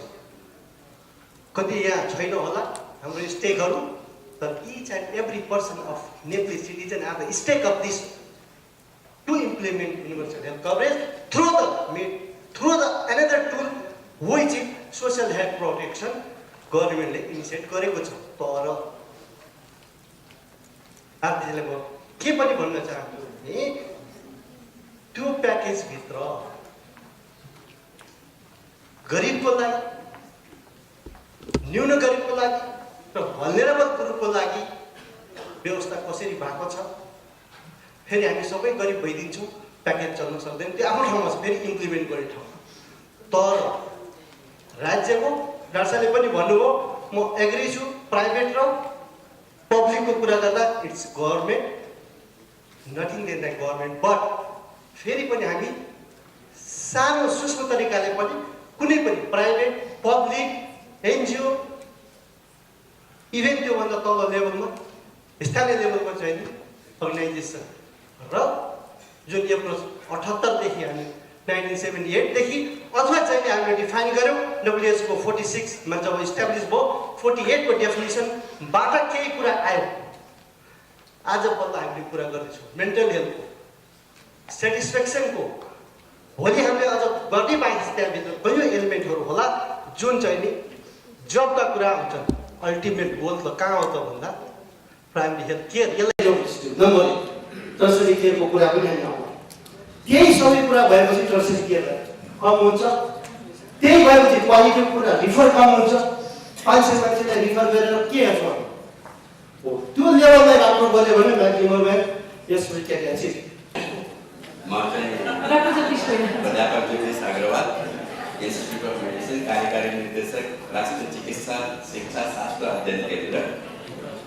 सबभन्दा पहिले म धन्यवाद दिन चाहन्छु। र अर्को कुरा के भने युनिभर्सल हेल्थ कभरेजको एउटा एक्टिभ पार्टनर र स्टेक होल्डर भनेको एकाडेमिक हो र प्यानलबाट कुनै पनि एकाडेमिक सम्बन्धी एउटा पनि कुरा आएन। त्यसैले मेरो यो क्वेसन सबैलाई छ, खास गरी उद्घोषकज्यूलाई बढी।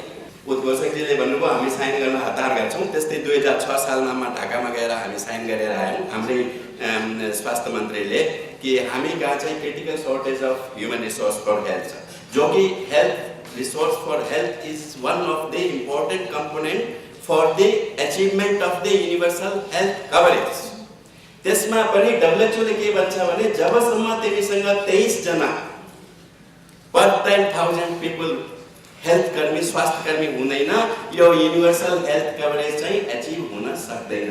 आजको मितिमा हामीसँग 11 जना मात्रै छन्। त्यसमा पनि के भन्छ भने हामीले कुरा गर्यौँ डिस्प्यारिटी ग्यापको यसमा। त्यसमा के भनेछ, त्यसमा 3 वटा डकुमेन्ट एकदम रिसेन्टली 2006 सालमा हाम्रो स्वास्थ्य मन्त्रीले साइन गरिसकेको डकुमेन्ट पछि हामीले देशवासीहरू भनौँ नि, जस्तै डिफ्रेन्ट कन्ट्रिजहरूले गुहारेर WHO ले 3 वटा डकुमेन्ट बनाएको छ। त्यसमा एउटा चाहिँ रिटेन्सन पोलिसी डकुमेन्ट छ, त्यसपछि आएर अर्को चाहिँ transforming health profession scaling up of the health professions education scaling up कसरी गर्ने भने त्यो छ। त्यो सबैलाई हामीले चाहिँ के भने त्यो अहिले भर्खर कुरा उठे जस्तै हामीले चाहिँ त्यो डस्टबिनमा हालेर अगाडि बढ्ने कोसिस गरिरहेका छौँ, जुन कि मेरो विचारले उपयुक्त हुँदैन। अब डाक्टर राम भगवानले भन्नुभयो कि 5 वर्षपछि हामीले चाहिँ मेन पावर चाहिँ यति हुन्छ कि तिनीहरूलाई काम दिन पाउने हो कि होइन। यो वास्तवमा हेर्ने भने मोस्ट सिरियस थिङ हो। यो किन सिरियस हो भने हामीलाई यदि युनिभर्सल हेल्थ कभरेज अचिभ गर्नु छ र हामीलाई चाहिँ क्वालिटी सर्भिस दिनु छ भने स्केल अपमा पनि के भनिन्छ भने there are 3 components which has to be addressed: quality, quantity and relevance. Quality थुपारेर त्यो पनि काम नलाग्ने क्वालिटी थुपारेर हामीले चाहिँ अगाडि बढ्यौँ भने हामीले चाहिँ राम्रोको सट्टा नराम्रो गर्छौँ। त्यसैले हामीले के गर्नु पर्यो भने अहिले जुन एउटा बिचमै एकाडेमिकको हिसाबले बिचमा देशमा एउटा धेरै ठुलो प्रगति पनि भएको थियो, एउटा चाहिँ माथिमा आयोगको रिपोर्ट आएको थियो, त्यसमा भएका धेरै कुराहरू पनि छन्। अब तिनीहरूलाई पनि राम्ररी विवेचना गरेर यदि हामीले चाहिँ इक्विटी बेसिसमा चाहिँ हेल्थ प्रोफेसन एजुकेसन इन्स्टिट्युट्सहरू कन्ट्रीभरि नै र पार्टनरसिप गरेर गर्न सक्यौँ र जुन डाक्टर मिश्राले भन्नुभयो अहिलेदेखि हामीले पब्लिक पार्टनर प्र्याक्टिसको कोसिस गरिरहेका छौँ। म यहाँ ध्यान आकर्षण मात्रै गराउन चाहन्छु, डाक्टर अतुल पनि यही हुनुहुन्छ। 2010 नोभेम्बरदेखि हामीले यो काम अगाडि बढाउन गरेको आजको मितिसम्ममा कुनै पनि एकाडेमिक इन्स्टिट्युटसँग नेपाल सरकारको एग्रिमेन्ट भइसकेका छैन डिस्ट्रिक्टमा चाहिँ सेवा दिने। यो हिसाबले हामी जाने हो भने सायद हामीलाई 22nd सेन्चुरी पुग्नुपर्छ होला युनिभर्सिटी हेल्थ कभरेजको। डोन्ट टेक इट नेगेटिभली, तर यदि हामीलाई यदि पोजिटिभली जानु छ भने जो यसका एक्टिभ पार्टनरहरू छन् एकाडेमिक इन्स्टिट्युट्सका छन्, खास गरी म आई वाज एक्सपेक्टिङ डाक्टर भगवानबाट केही आउला एकाडेमिकको रूपमा, तर आउन पाएन। त्यसैले मलाई अलिकति खलो पनि लाग्यो कि प्यानलिस्टमा कोही पनि एकाडेमिक रिप्रेजेन्टेसन चाहिँ देखिएन डाक्टर भगवानले चाहिँ नभएको सन्दर्भमा। मेरो विचारले चाहिँ यदि हामीले रियली हामी सिरियस छौँ युनिभर्सल हेल्थ कभरेजको लागि चाहिँ एजुकेसनको प्याटर्नमा ध्यान दिनैपर्छ। क्वालिटी र रेलिभेन्सलाई हामीले एड्रेस गरेनौँ भने हामी ठुलो डिजास्टरमा पर्नेछौँ भन्ने मेरो मान्यता छ र त्यसमा हामीले विचार गर्नुपर्छ। अपाङ्ग भएका व्यक्तिहरूले चाहिँ निःशुल्क रूपमा चाहिँ उपचार पाउनै पाउँदैन। किनभने एउटा कुरा, म किडनी फेलियर पनि हो 6 वर्षदेखि। पहिला म सिएपिटी गर्थेँ, अहिले म हेमोडायलिसिसमा छु। अहिले पनि म हेमोडायलिसिस सकेर आएको हो र सर गभर्मेन्टले चाहिँ किडनीको पेसेन्टलाई चाहिँ 2 लाख दिने भन्छ, तर त्यो 2 लाख लिनलाई जाँदा 3 लाख सकिसकेका हुन्छ होइन। यस्तो गाह्रो प्रोसेस छ कि होइन। त्यस कारणले चाहिँ त्यो मात्रै नभइकन अरू औषधिहरू पनि लेप्रोसी एफेक्टेडको बिरामीहरू मेरो साथीहरू धेरै छन्, उनीहरूले पनि अरू लेप्रोसी त निको भयो, तर जुन स्टिग्मा र डिस्क्रिमिनेसन छ हाम्रो समाजमा त्यसले गर्दाखेरि उनीहरू अझै पनि घरबाट परिवारबाट छिमेकीबाट बहिष्कृत छ। उनीहरूलाई खाना बस्नलाई पनि गाह्रो छ। त्यस कारणले उनीहरूको उपाय भनेको बाटोमा माग्ने, किनभने घरबाट पनि निकाल्यो समाजबाट पनि निकाल्यो, उसको जाने ठाउँ छ त्यो बाटोमा माग्ने। त्यस कारणले चाहिँ सरकारले चाहिँ हेल्थ फर अल भने, तर यो चाहिँ एउटा डकुमेन्ट र यो ब्यासमा मात्रै हो। नेपालमा चाहिँ युनिभर्सल हेल्थ कभरेज मिट गर्नको लागि विभिन्न प्रकारको डाइभर्सिफिकेसनहरू छ भनेर भनिसक्नु भएको छ। अनि त्यो डाइभर्सिफिकेसनहरू छ भनेर हामीले थाहा पाइसकेपछि त्यो कुराहरूलाई हामीले कसरी समाधान गर्न सक्छौँ भनेर टाइममा पोलिसीहरू खै त त्यो कुरा समाधानका लागि खै त पोलिसीहरू फर्मेसन भएको 5 वर्षको ग्याप लागेको छ। अनि अर्को कुरा के भनेपछिमा चाहिँ पदम सरले मेरो के प्रश्न छ भनेपछिमा स्वास्थ्य मन्त्रालयले होइन युनिभर्सल हेल्थ कभरेज मिट गर्नको लागि चाहिँ एउटा जुन WHO ले यस्तो प्रकारको गाइडलाइनहरू फलो गर्नुपर्छ भनेर भनिसकेको छ। बजेटहरू कसरी कलेक्सन गर्ने, डेभलपिङ कन्ट्रीको कन्डिसनमा कम्युनिटी बेस्ड हेल्थ इन्सुरेन्स चाहिँ कसरी लागू गर्नुपर्छ, त्यो चाहिँ नेपालमा चाहिँ अब 2008 सम्म स्ट्राटेजी पनि आयो, त्यो त्यति इफेक्टिभ भएन। अनि त्यो बीपीकेएचएसले चाहिँ स्टार्ट पनि गरे, त्यो कुरा पनि सफल हुन सकेन। अनि ती कुराहरू WHO को गाइडलाइन खै फलो भएको, अनि त्यो WHO को गाइडलाइन फलो हुन सक्दैन भनेपछि नेपालमा डाइभर्सिफिकेसन छ, नेपालमा समस्या छ भनेपछि हामीले यो युनिभर्सल हेल्थ कभरेज मिट गर्नको लागि नेपालको सिचुएसन र सन्दर्भलाई हेरेर हामीले खै त त्यो कुराहरूलाई एउटा नयाँ अरुणा म्यामले भने जस्तै गरेर अरुणा म्यामकै कुराहरू सहित त्यो कुरामा थपेर खै त हामीले त्यो नयाँ कुराहरू थपेको नयाँ योजनाहरू लागू गरेको खै। मेरो जिज्ञासा के हो भने नेपालमा स्वास्थ्य क्षेत्रमा धेरै रिसोर्सहरू आइरहेको छ, फन्डिङ आइरहेको छ विभिन्न अन्तर्राष्ट्रिय सङ्घ संस्थाहरूबाट पनि, जस्तो अहिले यो भूकम्पपछिको पुनर्निर्माणको लागि पनि अरबौँ खरबौँ रुपियाँ आइरहेको छ। तर त्यो आवश्यक ठाउँमा, सम्बन्धित ठाउँमा, दुर्गम ठाउँमा विभिन्न के अरे तल विपन्न वर्गको लागि पुग्न सकिरहेको छैन। त्यहाँ एउटा ग्याप देखिन्छ। त्यो ग्याप मिनिमाइज गर्नको लागि र सबैलाई जस्टिफाएबल तरिकाले डिस्ट्रिब्युसन गर्नको लागि पोलिसीमा देखिरहेको छैन। खालि पोलिसीले रिसोर्स कम छ मात्रै भनिरहेको, तर भएको रिसोर्सलाई कसरी युटिलाइज गर्ने, कसरी मोनिटर गर्ने र कसरी कन्ट्रोल गर्ने, प्राइभेट सेक्टरलाई कसरी बढीभन्दा बढी इन्भल्भ गराउने, पब्लिक सेक्टरलाई हेल्थमा कसरी बढीभन्दा बढी इन्भेस्ट गर्न लगाउने र त्यसलाई कसरी मोनिटर गर्ने भन्ने पुरै के अरे पोलिसीमा त्यो रिफ्लेक्ट भइरहेको देखिन्न। फर इक्जाम्पल हामीसँग धेरै हजारौँ रिसोर्सहरू के अरे ह्युमन रिसोर्स डाक्टरहरू, पब्लिक हेल्थका मान्छेहरू उत्पादन भइरहेका छन्, उनीहरूलाई कसरी मोबिलाइज गर्ने, कसरी उनीहरूलाई इन्गेज गर्ने, कसरी उनीहरूलाई विदेश फर्किन नदिने, कसरी नेपालमै उनीहरूलाई आवश्यकता जहाँ छ त्यहाँ चाहिँ मोबिलाइज गर्ने भन्ने खालको पोलिसीमा पनि त्यो कुरा पनि रिफ्लेक्ट हुनुपर्छ भन्ने जस्तो मलाई लाग्छ। विद्वान महानुभावहरूलाई फेरि हार्दिक बधाई छ। फेरि पनि यहाँहरूले एउटा सैद्धान्तिक बहसलाई निकाल्नु भएको छ। हामीले आशा गरेका थियौँ केही व्यवहारिक कुराहरू यहाँका अनुभवहरू सेयर हुन्छ भन्ने। अहिले यहाँ हेल्थ बियोन्ड हेल्थको कुराहरू आयो र मल्टिसेक्टोरालिटीको कुराहरू पनि आयो। म एउटा बहुक्षेत्रीय पोषणसँग सम्बन्धित सवालमा काम गर्ने भएको नाताले अघि यहाँ कुरा उठि पनि सकेका छ, अरू कुनै पनि क्षेत्रको यहाँ सहभागिता छैन। त्यसैले मेरो एउटा प्रश्न के हो भने सबभन्दा पहिला हामीले हेल्थ बियोन्ड हेल्थ भनेर भनिसकेपछि र अहिले धेरै यहाँ सैद्धान्तिक कुराहरू हामीले धेरै निकाल्यौँ। फेरि पनि यहाँहरूको अनुभव जस्तो अहिले यहाँ बहुक्षेत्रीय पोषण योजनाको हस्ताक्षरकर्ता नै यहाँ हुनुहुन्छ भने अब यो स्वास्थ्यलाई बहुक्षेत्रीय बनाउनको लागि हामीले के पहल गर्यौँ र कहाँनिर असफलता भएको हामीलाई, कुन क्षेत्रले सहयोग गरेन अथवा कुन क्षेत्रको असफलताले हामीलाई अहिले अप्ठ्यारो परिरहेको छ। अघि डोटीको इक्जाम्पल आयो, त्यसपछि हामीले स्वास्थ्य मन्त्रालयको तहबाट भाषण केही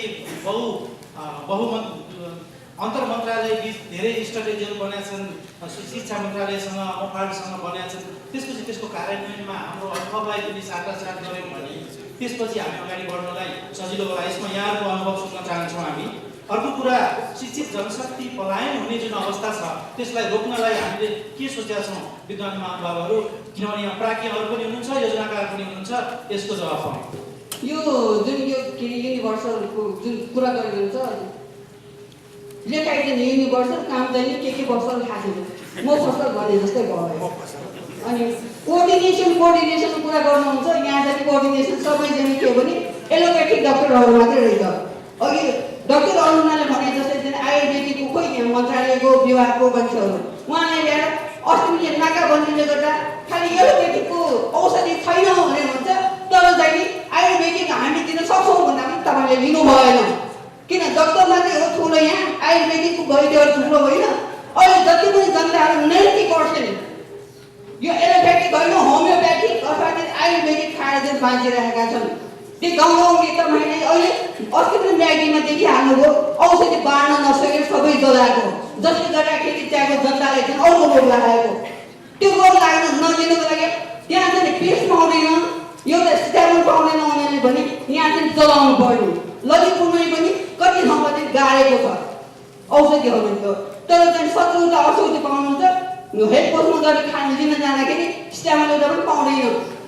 त्यो खोइ तपाईँले किनेको मोनिटरिङ गर्न के हो युनिभर्सल गरेको नाम चाहिँ universal planning is beautiful, implementation beautiful भएन।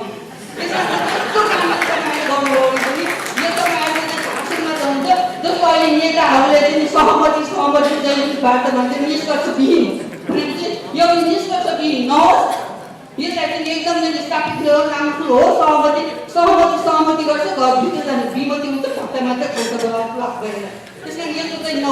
म अतुल दाल, म इन्डिभिजुअल बेसिसमा बोलिरहेको छु र स्वास्थ्य मन्त्रालयको नजिकको काम गर्ने हिसाबले अहिले यहाँ धेरै कुरा सुनियो, डिस्कोर्सको कुरा र आएको कुरा कस्तो हो भने हामीले फोकस गर्नुपर्छ डिस्कसनलाई र युनिभर्सल हेल्थ कभरेजमा सबै संविधानको कुरा हेर्दाखेरि, हामीले पोलिसीको कुरा हेर्दाखेरि, स्ट्राटेजीको कुरा हेर्दाखेरि र पब्लिक फाइनेन्सिङको कुरा हेर्दाखेरि बेसिक हेल्थ केयर सर्भिसेस चाहिँ पब्लिक फाइनेन्सिङबाट इन्स्योर हुनु पर्यो र अनि त्योभन्दा माथिको टपअप सर्भिसेसहरू इन्सुरेन्सले कभर हुनुपर्छ भन्ने एउटा अन्डरस्ट्यान्डिङमा हामी आई थिङ्क यो डिस्कसनले पनि पुऱ्याएको छ र यही परिधि मात्र रहेर म कुरा गर्छु, किनभने यसले इन्स्योर पनि गर्छ राइट र गभर्मेन्टको रेस्पोन्सिबिलिटीमा पनि पर्छ र सबै स्टेक होल्डरको पनि यसमा से हुनुपर्छ भन्ने कुरा आएको छ।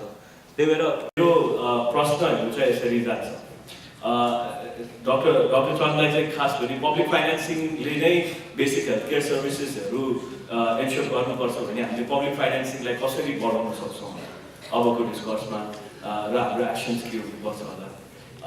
त्यसपछि मैले अर्को चाहिँ डाक्टर चक्रलाई म सोध्न चाहन्छु कि इफ इन्स्योर गरेको छ बेसिक सर्भिसेसहरू चाहिँ कन्स्टिट्युसनले राइट टु सिटिजनको भनेर, यो चाहिँ पब्लिक प्राइभेट सेक्टरको यसमा कस्तो खालको रोल दिनु भएको छ, तपाईँले के गर्नु सक्नुहुन्छ? हजुरहरूले यो प्रोग्राम अप्सनको कुरा गर्नुभएको छ। मेरो चाहिँ पोलिसी निर्माताहरूलाई मेरो पहिलो प्रश्न के भन्दाखेरि यदि हेल्थ सर्भिसलाई रियली युनिभर्सल बनाउने हो भने कम्युनिटीको इन्भल्भमेन्ट यहाँ तपाईँहरूको चाहिँ त्यो लङ टर्म हेल्थ पोलिसीमा कहाँ कसरी त्यसको मोर पार्टिसिपेटरी बनाउन र कम्युनिटीको इन्भल्भमेन्ट कहाँ इन्स्योर गर्नुभएको छ, मेरो एउटा प्रश्न एक हो। दोस्रो मेरो प्रश्न के छ भने एप्रोच। अब सरकारले चाहिँ हेल्थ मिनिस्ट्री के अरे स्वास्थ्य मन्त्रालय आफैमा साँग्रो छ, उसँग आफैमा थोरै अस्पताल छन्, सबभन्दा धेरै अस्पताल शिक्षा मन्त्रालयसँग छ। अब तपाईँले जहिले फेरि जति पनि चाहिँ स्वास्थ्य सम्बन्धी युनिभर्सली हेल्थ कभरेज हामी नै गर्छौँ भनेर स्वास्थ्य मन्त्रालय लागेर हिँड्ने हो भने यो सम्भव छैन। त्यसो भएर तपाईँले एप्रोच चेन्ज नगरिकन यो युनिभर्सली जान सक्दैन। त्यसो भएर तपाईँहरूको लङ टर्म पोलिसी पर्सपेक्टिभ मलाई एकदम बौद्धिक कुरा आउँदैन। म ठेट नेपालीमा के कुरा गर्छु भने स्वास्थ्य सेवा प्रदान गर्ने निकायहरू अहिले एनजिओ आइएनजिओ सिबिओजहरू पनि फ्रन्टलाइनमा बहुत आइसकेका छन्। तिनीहरूसँग कमसेकम केही न केही म्यानेजमेन्ट क्यापेसिटी छ। डाक्टर साहबहरूसँग जस्तो टेक्निकल नलेज उनीहरूसँग छैन, त्यो फार्माकोलोजी उनीहरू जान्दैनन्, डायग्नोसिस गर्न जान्दैनन्, त्यो म मान्छु, सर्जरी गर्न सक्दैनन्। तर म्यानेजमेन्ट कसरी कम्युनिटीमा पुर्याउने भन्ने चाहिँ तिनीहरूसँग एक्सपर्टिजम छ। जस्तो कि एउटा संस्थाको मै प्रतिनिधित्व गरिरहेको छु, 20 वर्षदेखि हामी महिला स्वास्थ्य क्षेत्रमा काम गरिरहेको छौँ। नौदा भन्ने संस्थालाई मैले प्रतिनिधित्व गर्छु। मेरो परिचय दिन खोजेँ, म अच्युत राज शर्मा नौदा संस्थाको मैले रिप्रेजेन्ट गर्छु। प्रश्न नम्बर 3 डेफिनेटली यहाँ सबैजनाले भनिसक्नुहुन्छ, म जोड्न चाहन्छु। वास्तवमा बिरामीहरू बेचिन्छन्। सरकारी अस्पतालमा बिरामीले आउटडोरमा नाम लेखाउँछ, त्यो बिरामी बेचेर प्राइभेट क्लिनिकमा पुग्छ। यो रियालिटी हो, हामी स्वीकार गरौँ वा नगरौँ। विदेशमा पठाउने कुराको त अर्कै त्यो नेक्सस छँदैछ। यस्तो खालको कुरालाई अनि पत्रिकामा विज्ञापन आउँछ, फलानु डाक्टर आउनु भएको छ, तपाईँहरू चर्चामा आउनुहोस् भनेर। त अघि हामीले कति मेडिकल इथिक्सका कोड अफ कन्डक्टका कुरा धेरै बौद्धिक कुराहरू गर्यौँ। यस्तो कुरालाई चाहिँ कन्ट्रोल गर्न तपाईँहरूको यो सिस्टममा यत्रो बौद्धिक बहस भयो। तपाईँहरूको मोनिटरिङ मेकानिजम के छ? त्यो मोनिटरिङ मेकानिजममा बेनिफिसियरी त्यो कम्युनिटीलाई चाहिँ कहाँ इन्भल्भ गर्नुभएको छ, ताकि जसले चाहिँ रियल त्यो कुराहरू चेक गर्न सकियोस् र यो अहिलेको चाहिँ विकृतिहरू चाहिँ बन्द होस्। Thank you. यति धेरै प्यानलिस्टहरूलाई यति धेरै बहुआयामिक क्षेत्रको प्रश्न सोधिदिनु भएको छ। म पहिले अनुरोध गर्छु कि जति पनि यहाँ सवालहरू उठ्यो उहाँहरूले लाइन बाई लाइन हरेक प्रश्नको जवाब यहाँ दिनु पर्दैन। त्यो पनि एउटा सुझाव हो। यहाँ दिएर पनि जवाब दिइँदैन, किन भन्दाखेरि शब्दको जवाब तपाईँ पक्कै पनि खोज्नु भएको होइन होला, त्यो व्यवहारमा जवाब खोज्नु भएको होला। त्यो भएको हुनाले एक लाइन बाई लाइन सेन्टेन्सको जवाब चाहिँ म दिनुहोस् भन्ने पनि चाहदिनँ। तथापि महत्त्वपूर्ण केही सवालहरू उठेका छन् र ती सवालहरूमा म एउटा सन्दर्भ जोडेर उहाँहरूले जवाब दिनलाई अनुरोध गर्छु। किन भन्दाखेरि नेपालमा अहिले हामीले संविधान प्राप्त गरिसकेका छौँ र अब हामी एउटा सङ्घीय ढाँचामा उभिएको अवस्था पनि छ र अब हामीले फरक गरिकन स्वास्थ्यमा जनताको पहुँचलाई हेर्नुपर्छ भन्ने पनि डिस्कोर्स अहिले यो एउटा सन्दर्भ उठिसकेको सन्दर्भमा त्यो फरक अवस्थामा यी उठिरहेका कुराहरू कसरी इन्टिग्रेट गर्ने, कसरी समाहित गर्ने भन्ने विषयमा केन्द्रित भएर यो प्राथमिक स्वास्थ्यका कुराहरूमा जवाब दिइदिनको निम्ति म उहाँहरूलाई अनुरोध गर्छु। मैले अघि नै निवेदन गरेँ कि यहाँ यति धेरै विषय उठेको छ, सबैको जवाफ दिन थाल्नुभयो भने हामी रातभरि पनि यही नै हुन्छौँ। त्यो हुनाले खालि टु द पोइन्ट सिद्धान्त अथवा एकदमै प्रत्यक्ष सरोकार राख्ने कुराको जवाफ यहाँ दिउँ, अरू कुराहरू कृपया नोट गरेर लगेर व्यवहारमा जवाफ दिनु होला, म त्यो अनुरोध गर्छु। हजुर, म सकेसम्म छोटो गर्छु तर पोइन्ट वाइज गर्ने भयो। पहिलो हेल्थ फर अल भनेर यहाँ मिसइन्टरप्रिटेसन भयो जस्तो लागिरहेको छ। उनीहरूले पहिला यसलाई करेक्सन गरौँ। जसले पे गर्न सक्छ, जसले सर्भिस पाइरहेको छ, नपाइरहेकोले दिएपछि फर अल हुन्छ। पहिला त्यस उनीहरूले नपाइरहेको को हो त्यसलाई मात्रै फोकस हो अहिले पछिल्लो केसमा। पहिला त्यसपछि बल्ल हेल्थ फर अल हुन्छ, त्यो हिसाबले हेर्नु पऱ्यो। किनभने एउटा पाइको 50%ले अथवा कति पर्सेन्टले पाइरहेको छैन, त्यसलाई चाहिँ पहिला दिनु पऱ्यो, त्यसपछि अल हुने हो होइन। त्यो हिसाबले हेर्नु पऱ्यो। अनि दोस्रो कुरो चाहिँ मैले health care financing must important. यो युनिभर्सल हेल्थ कभरेजमा health care financing must important हो। सर्भिस र अरू कुराहरू के हो त्यो फाइनेन्सिङको मेकानिजमले डिजाइन गर्छ, त्यसलाई चाहिँ भुल्न भएन। त्यसपछि ह्युमन रिसोर्स भयो, मेडिकल भयो, प्रोडक्सन भयो, यो यावत कुराहरू त्यसरी डिजाइन गर्छ, त्यसरी गाइडेन्स दिन्छ। त्यसलाई चाहिँ मस्ट इम्पोर्टेन्ट, त्यो चाहिँ कि ड्राइभर हो। यदि हेल्थ मानव रिसोर्स छैन भने जति सबै डक्टर चाहिँ हजारौँ भयो भने काम हुन्न, मेडिकल सर्भिसै अरू चाहिँ हस्पिटल भयो भने काम हुन्न होइन, प्रोडक्ट भयो भने काम हुँदैन र मेडिसिन भयो भने काम हुँदैन। उनीहरूले त्यसले चाहिँ ड्राइभिङ गर्ने हो, त्यसलाई चाहिँ मस्ट इम्पोर्टेन्ट। त्यसैले चाहिँ के गर्छ, इफिसियन्सी जेनेरेट गर्छ। त्यसलाई हेर्नु पऱ्यो कसरी गर्ने त। त्यसो भने भन्दा हामीसित चाहिँ के हो भन्दा इन्डिजिनियस मोडल चाहिन्छ, हाम्रो आफ्नै मोडल चाहिन्छ जहाँ हाइब्रिड टाइपको बाहिरबाट बरोड अथवा कपी मोडलले काम गर्दैन। किन हाम्रो सोसाइटी स्पेसियल स्पेसल फिचरको छ र अनि त्यति मात्र होइन हाम्रो संविधान पनि त्यही किसिमको डिजाइन भएको हुनाले हाम्रो मेकानिजमसित कसरी जान्छ त्यसलाई चाहिँ टाइ अप गर्नुपर्छ। कुन कुन सेक्टरले सेन्टरले के गर्ने अथवा चाहिँ फेडरल गभर्मेन्टले के गर्ने हो, स्टेट गभर्मेन्टले के गर्ने हो र त्यसपछि लोकल गभर्मेन्टले के गर्ने, त्यो मेकानिजम स्पष्ट छ, यहाँ संविधानमा छ। त्यो मेकानिजमसित हामीले चाहिँ हेल्थ केयर फाइनेन्सिङलाई लिङ्क गरिसकेपछि त्यसपछि सर्भिस प्रोभाइड हुन्छ। त्यसपछि युनिभर्सल कभरेजमा कसरी जाने त्यो चाहिँ रोड म्याप बन्छ। त्यसलाई चाहिँ हो त्यो रोड म्याप बनाउनलाई कहाँ कहाँको के चाहिँ सर्भिस चाहियो, कहाँ कति युटिलाइजेसन पुगेन, के पुगेन, कुन प्रोडक्ट पुगेन, सर्भिस पुगेन अथवा ह्युमन रिसोर्स पुगेन, प्रोडक्ट पुगेन अथवा हस्पिटल पुगेन, कहाँनिर इफिसियन्सी बढी गर्नुपर्छ, यावत कुराहरू आउँछ। मलाई लाग्छ त्यसरी डिजाइन गर्नुपर्छ। अनि एउटा क्वेसन प्रदीपजीको थियो सोसियल सेक्युरिटीको कुरा। सोसियल सेक्युरिटीमा अहिले चाहिँ हेल्थ इन्सुरेन्सको कुरा अहिले पनि आयो। यो के भन्दा हामी हेल्थ इन्सुरेन्स कहाँबाट सुरु गरिरहेछौँ र अथवा कहिलेकाहीँ के गरिरहेछौँ भन्दा एडभोकेसीको लागि बाहिर भिजिट गराउने र जहाँ चाहिँ कस्तो कन्ट्रीमा भिजिट गराउने, जहाँ 35-40 वर्षदेखि कहिले सक्सेस भएको थिएन त्यो कन्ट्रीमा भिजिट गराउने चलन चलिरहेछ। त्यो हुनाले यो चाहिँ कस्टली हो। यो हाम्रो चाहिँ डिजाइनिङ यहीँबाट भन्नुपर्छ। हेल्थ केयर अब होइन सोसियल चाहिँ अब इन्सुरेन्सको कुरा कसरी डिजाइन गर्ने हो त भन्दा डिजाइनको कुरामा चाहिँ हामी के गरिरहेको छौँ अहिले भनौँ कर्मचारीकोमा पनि छ, अस्ति चाहिँ होइन पत्रकारकोमा पनि आयो इन्सुरेन्स, हेल्थ इन्सुरेन्स, पुलिसकोमा पनि आइरहेछ, अर्कोमा पनि आइरहेछ। मैले मेकानिजम एकै चाहिँ बनाऊ, एकै ठाउँ बनाइसकेपछि के हुन्छ पहिला चाहिँ कसले पे गर्ने हो, कसले तिर्न सक्छ त्यहाँबाट सुरु गर्ने हो, त्यसपछि ट्रान्सफर गर्ने हो। त्यसरी चाहिँ थिङ्क गर्नु पऱ्यो। छुट्टै चाहिँ बनाइसकेपछि कस्टली हुन्छ। र हाम्रो सानो मार्केट छ, हेल्थ इन्सुरेन्सको पनि सानो मार्केट छ। त्यस हुनाले हेल्थ चाहिँ मात्र होइन नन हेल्थसित पनि हेल्थ इन्सुरेन्सको चाहिँ मेकानिजम चाहिँ टाइअप गर्नुपर्छ जसले सस्टेन गर्छ। किनभने इन्सुरेन्स सस्टेन पनि गर्नु पऱ्यो। सस्टेन नगर्ने चाहिँ इन्सुरेन्स हामी हेल्थ इन्सुरेन्स भन्यो अनि सबै प्याकेज मात्रै बढाएर हुँदैन। अहिले प्याकेज बढाइरहेछौँ तर चाहिँ प्रिमियम चाहिँ सरकारले तिर्दिने 1 लाखसम्मको प्याकेज बनाउने अनि चाहिँ गर्ने। कसरी सस्टेन हुन्छ? त्यो सस्टेन नहुने कुरा चाहिँ होइन सम्भव छैन र चाहिँ प्याकेज जहिले पनि बढी चाहिन्छ। त्यो हुनाले रियलिस्टिक चाहिँ प्लान बनाउनु पऱ्यो र त्यो मेकानिजम जोड्नु पऱ्यो। रियलिस्टिक प्लान बनाउन सकिन्छ, मेकानिजम गर्न सकिन्छ। तेस्रो कुरा के हो भने हामीले चाहिँ के गर्नु पऱ्यो भन्दा यस्तो इन्ट्रेक्सन अलि लामो समयसम्म अलि स्पेसिफिक गरेर जाउँ। यो चाहिँ डाइभर्सिफाई जति पनि गऱ्यो भने यो चाहिँ एन्सर पाउन सकिँदैन। यो मेरो अन्तिम व्यक्ति हो। धन्यवाद। हस् धन्यवाद। डाक्टर अरुणा एकदमै स्पेसिफिक प्रश्न, स्पेसिफिक जवाफ एकदम तपाईँको क्षेत्रसँग छुने। अघि फ्लोरबाट पनि कुरा आएको थियो कि महिलाको लागि छ धेरै छ, अब अलिकति भूमिका बढाउनु पर्यो, अलिकति यो सामाजिक अभियन्ताहरूको भूमिकै पुगेन, रिसोर्सेस छ तर चेतनाको लेभलमा पुगेन, त्यही भएर यो समस्या आइरहेछ भने जस्तो कुरा पनि भूमिकामाथि प्रश्न गर्नुभएको छ छोटकरीमा। किन भन्दाखेरि त्यो क्षेत्रलाई प्रतिनिधित्व गर्नुहुन्छ। मैले खालि सोसियो कल्चरल भ्यालुजसँग जोडिएको कुरालाई मात्रै जोड्न खोजेँ। सोसियो कल्चरल भ्यालुकै कुरा गर्दाखेरि पनि सरकारले जब चाहिँ यहाँ महिला स्वास्थ्यको कुरा गर्छ हामीहरू चाहिँ खालि यो प्राइमरी हेल्थको कुराहरू गर्दै गर्दैन र प्रिभेन्सन गर्ने भन्ने कुराको लागि सरकारले पैसा नै दिँदैन।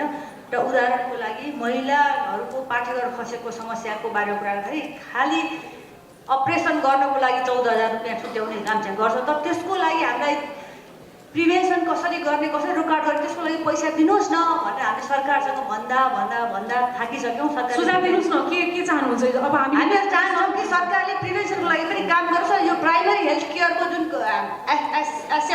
एक्सेप्टेन्स हो त्यसलाई चाहिँ अलिकति ब्रोडर भिजनमा जानुपर्छ भन्ने। एकजना पब्लिक हेल्थको साथीले के भने हामी आयुर्वेदको कुरा गर्न आएको होइन भन्नुभयो। प्राइमरी हेल्थको कुरा गर्ने अनि जुन हामीसँग भएको हजारौँ वर्षको नलेजलाई चाहिँ हामी कुरा नगर्ने भनेर त्यो नयाँ मोडल मात्र ल्याइराख्ने त हाम्रो आफ्नो केही पनि अस्तित्व छैन। त्यसै कारणले मैले यहाँ किन यो बारम्बार कुरा उठाइरहेको किनभने हामीसँग भएको ज्ञानको जब हामी कुरा गर्छौँ राइट टु इन्फर्मेसन, हामीसँग भएको ज्ञान जुन छ त्यो राइट टु इन्फर्मेसन महिलाहरूलाई पुरुषहरू सबैलाई दिएर प्राइमरी हेल्थमा एकदम ठुलो फड्को मार्न सकिन्छ। तर बाहिरबाट ल्याएको इन्फर्मेसन चाहिँ दिने अनि आफूसँग भएको इन्फर्मेसनहरू चाहिँ लुकाएर राख्ने अथवा त्यसलाई चाहिँ एकदम डिसइन्टिग्रेट गरेर हो त्यो केही पनि होइन भनेर भन्यो भने प्राइमरी हेल्थ काम लाग्न सक्दैन। झन् विशेष गरी महिलाको स्वास्थ्यमा त एकदमै ठुलो यसले भूमिका खेल्ने भएको हुनाले हामी पछि छलफल गरौँला। तर यो चाहिँ के विचार भने राइट टु इन्फर्मेसन हामीसँग भएको जे ज्ञान छ त्यसलाई चाहिँ एकदमै उपलब्धि तरिकाले अगाडि बढाउने भने सबैजनालाई चाहिँ यो आयुर्वेददेखि लिएर अन्य सिस्टमहरूलाई पनि यसमा चाहिँ इन्भल्भ गराउनुपर्छ। डाक्टर चक्र कस्तो भन्दाखेरि अलिकति फरक अवस्थामा छौँ हामी। अब सङ्घीय मोडलमा पनि गइसकेका छौँ, त्यहाँ पनि हामीले हामीले त्यस्तो किसिमले सोच्नुपर्छ होला भन्ने कुरा अहिले जताततै आम चर्चामा छ र यो विषय महत्त्वपूर्ण पनि छ।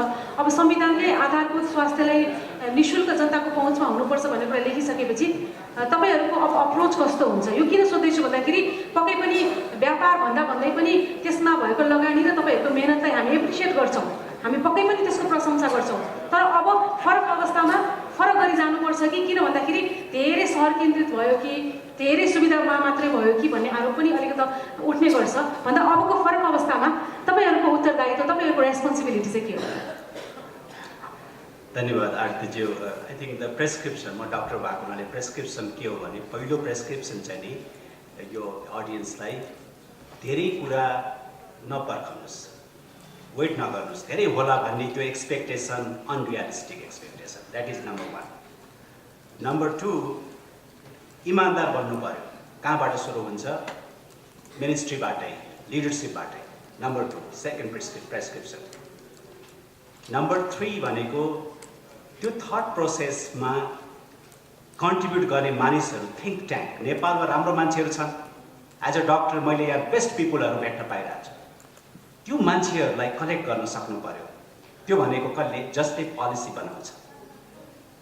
नम्बर 4, त्यो थट प्रोसेसलाई अब लोवर लेभलमा डेलिभरी गर्नु पर्यो। यसको लागि टाइम फ्रेम, एउटा सिम्पल डक्टर बन्न त 12 वर्ष लाग्छ भने यत्रो हेल्थ केयर पोलिसी नेपालमा बटम तलसम्मै पठाउनको लागि डजन्ट ह्यापन इन 1 डे। यति तपाईँहरूले बुझ्नुहोस्, इट टेक्स टाइम। 20-25 वर्ष लाग्छ। त्यो पनि कमिटेड भयो भने। कमिटेड भएन भने केही पनि हुँदैन। हाम्रो लाइफ विल बी फिनिस्ड। अर्को जेनेरेसन, 2-3 जेनेरेसनले पछि पाउने। अर्जुनजीले एउटा क्वेसन गर्नुभएको थियो, प्राइभेट हेल्थ उसमा के गर्नुहुन्छ त? हेल्थ सबैको लागि संविधानले यस्तो गर्यो। संविधानमा लेखेको मात्रै हो नि त, तर हाम्रो माइन्ड सेट त चेन्ज भएको छैन। आजको भोलि माइन्ड सेट चेन्ज हुन्छ के अरे चाहिँ नि डिफ्रेन्ट कन्स्टिट्युसन आयो भनेर, बिकज इट्स अल हियर। त्यसरी के भन्नु पर्यो भने आज लेट्स बी पोजिटिभ। पोजिटिभ भनेको के हो भने जसरी गभर्मेन्ट इन्स्टिट्युसनले कन्ट्रिब्युसन गरेको छ, आज प्राइभेट इन्स्टिट्युसनले गरेको कन्ट्रिब्युसनलाई हामीले त्यत्तिकै हल्का रूपमा नलिनुहोस्। This is my advice to you. Second कुरा, प्राइभेट इन्स्टिट्युसनले कुनै पनि मान्छे प्रब्लम लिएर इमर्जेन्सीमा गएको छ भने त्यसलाई पैसा बिना इमर्जेन्सी केयर दिएको छ। त्यो मेरो अन्डरस्ट्यान्डिङ हो। ग्रान्डीले गर्छ, मलाई लाग्छ सबै प्राइभेट इन्स्टिट्युसनले गर्छ। इन सर्ट, फेरि टाइमको इस्यु छ। कलेक्टिभली लेट्स बी क्लियर कि कुरा के छ भने थ्योरिटिकल एस्पेक्टमा जति गए पनि जान सक्छौँ, तर डेलिभरी अफ द एक्सन त्यो चाहिँ हामीले सबै लिडरसिप, सबै अडियन्स, सबै मान्छेहरू भएर मिलेर गर्नुपर्छ। अर्को बाटो मैले पर्सनली देख्दिनँ। Thank you. धन्यवाद। म अब डाक्टर मार्क जिपरम्यानसँग कुरा गर्न चाहन्छु। जस्तो अहिले हामीले यो सर्वव्यापी र सुलभ स्वास्थ्य सेवामा पहुँचको जुन कुरा गरिरहेछौँ, त्यसले 3वटा महत्त्वपूर्ण स्लोगन पनि ल्याएको, जस्तै हामी स्मार्ट, राइट र ओभरड्युको कुरा पनि गर्छौँ। र यहाँ अघि महत्त्वपूर्ण कुरा भन्नुभयो कि वर्षौँको लगानी छ, हामीले धेरै मेहनत गरेका छौँ, तर पनि सबै क्षेत्रको मान्छेहरूले एउटा प्राथमिक स्वास्थ्य सेवा पाउन नसकेको अवस्था छ भन्ने कुरामा आज कुरा गरिरहेछौँ। र तपाईँको एउटा यो क्षेत्रमा लामो अनुभव र विशेषज्ञताको नाताले हामीले के भनिदिनुहोस् भन्दाखेरि जुन अघि यहाँ कम्युनिटीको कुरा पनि उठ्यो र प्राइभेट पब्लिक पार्टनरसिपको कुरा पनि उठ्यो, र अब हामी सङ्घीय मोडलमा पनि जाँदैछौँ। कुरा भेग छ, फेरि पनि माफ गर्नुहोला, यो विषय नै यस्तै छ, समय एकदमै कम छ। त्यो भएको हुनाले यहाँको एक्सपर्ट राय कि हामीले अब अगाडि बढ्दै जाँदा हामीले नीतिमा जुन हाम्रो अब 5 वर्षीय रणनीति पनि हामीले तयार गर्ने अवस्थामा छ, त्यसमा अझै पनि छलफल हुन सक्ने ठाउँहरू होला भने तपाईँको सुझाव चाहिँ के छ, तपाईँको राय चाहिँ के छ? रति तपाईँको प्रश्न जवाब दिनुभन्दा अगाडि म डाक्टर अतुलको प्रश्न ट्याकल गर्छु। उहाँले सोध्नुभयो यो क्वालिटी हेल्थ केयर कसरी हामीले विकास गर्न सक्छौँ। अब यो सानो प्रश्न होइन, किनकि कुनै प्रोग्रामले अब यो जनतालाई अब त्यो सेवा दिन खोज्छ, अनि त्यो सेवा अब त्यो खाली प्लेट, अब त्यो प्लेट जान्छ तर त्यहाँ दाल भात छैन। कुनै प्रोग्राम अब त्यो हामीले अब यो पैसा दिन्छौँ तपाईँ हस्पिटलमा जानुहोस् हस्पिटलमा गएपछि त्यहाँ केही छैन अथवा हस्पिटलमा अब त्यो मान्छे भए पनि क्वालिटी हेल्थ केयर छैन सो मेरो अब त्यो क्वालिटीको बारेमा यो मैले एउटा जवाब दिन चाहन्छु अब यो अर्थ हुनुपर्छ क्वालिटी हेल्थ केयर के हो भनेर अब सबैजनाले भन्न सक्छ त्यहाँ डाक्टर हुनुपर्छ डाक्टरको व्यवहार राम्रो हुनुपर्छ डाक्टरको सिप हुनुपर्छ तर म तपाईलाई सोध्नु भन्छु अब त्यो नेपालमा the definition of what is good quality health care has not yet come त्यो अर्थ अहिलेसम्म अब त्यो स्पष्ट छैन हस्पिटलमा हेल्थ पोस्टमा के हुनुपर्छ र के काम गर्नुपर्छ त्यो एक नम्बर कुरा यो डिफाइन गर्नुपर्छ दुई नम्बर कुरा त्यो डेफिनेसन भएपछि त्यही कर्मचारीलाई अब त्यो बुझाउनुपर्छ यो क्वालिटी ये हो क्वालिटी यो होइन भनेर तेस्रो कुरा अब यो कोचिङ गर्नुपर्छ उसलाई अब यो सिकाउनुपर्छ अनि चौथो कुरा कुनै मानिसले यो मेन्सन गरेको छ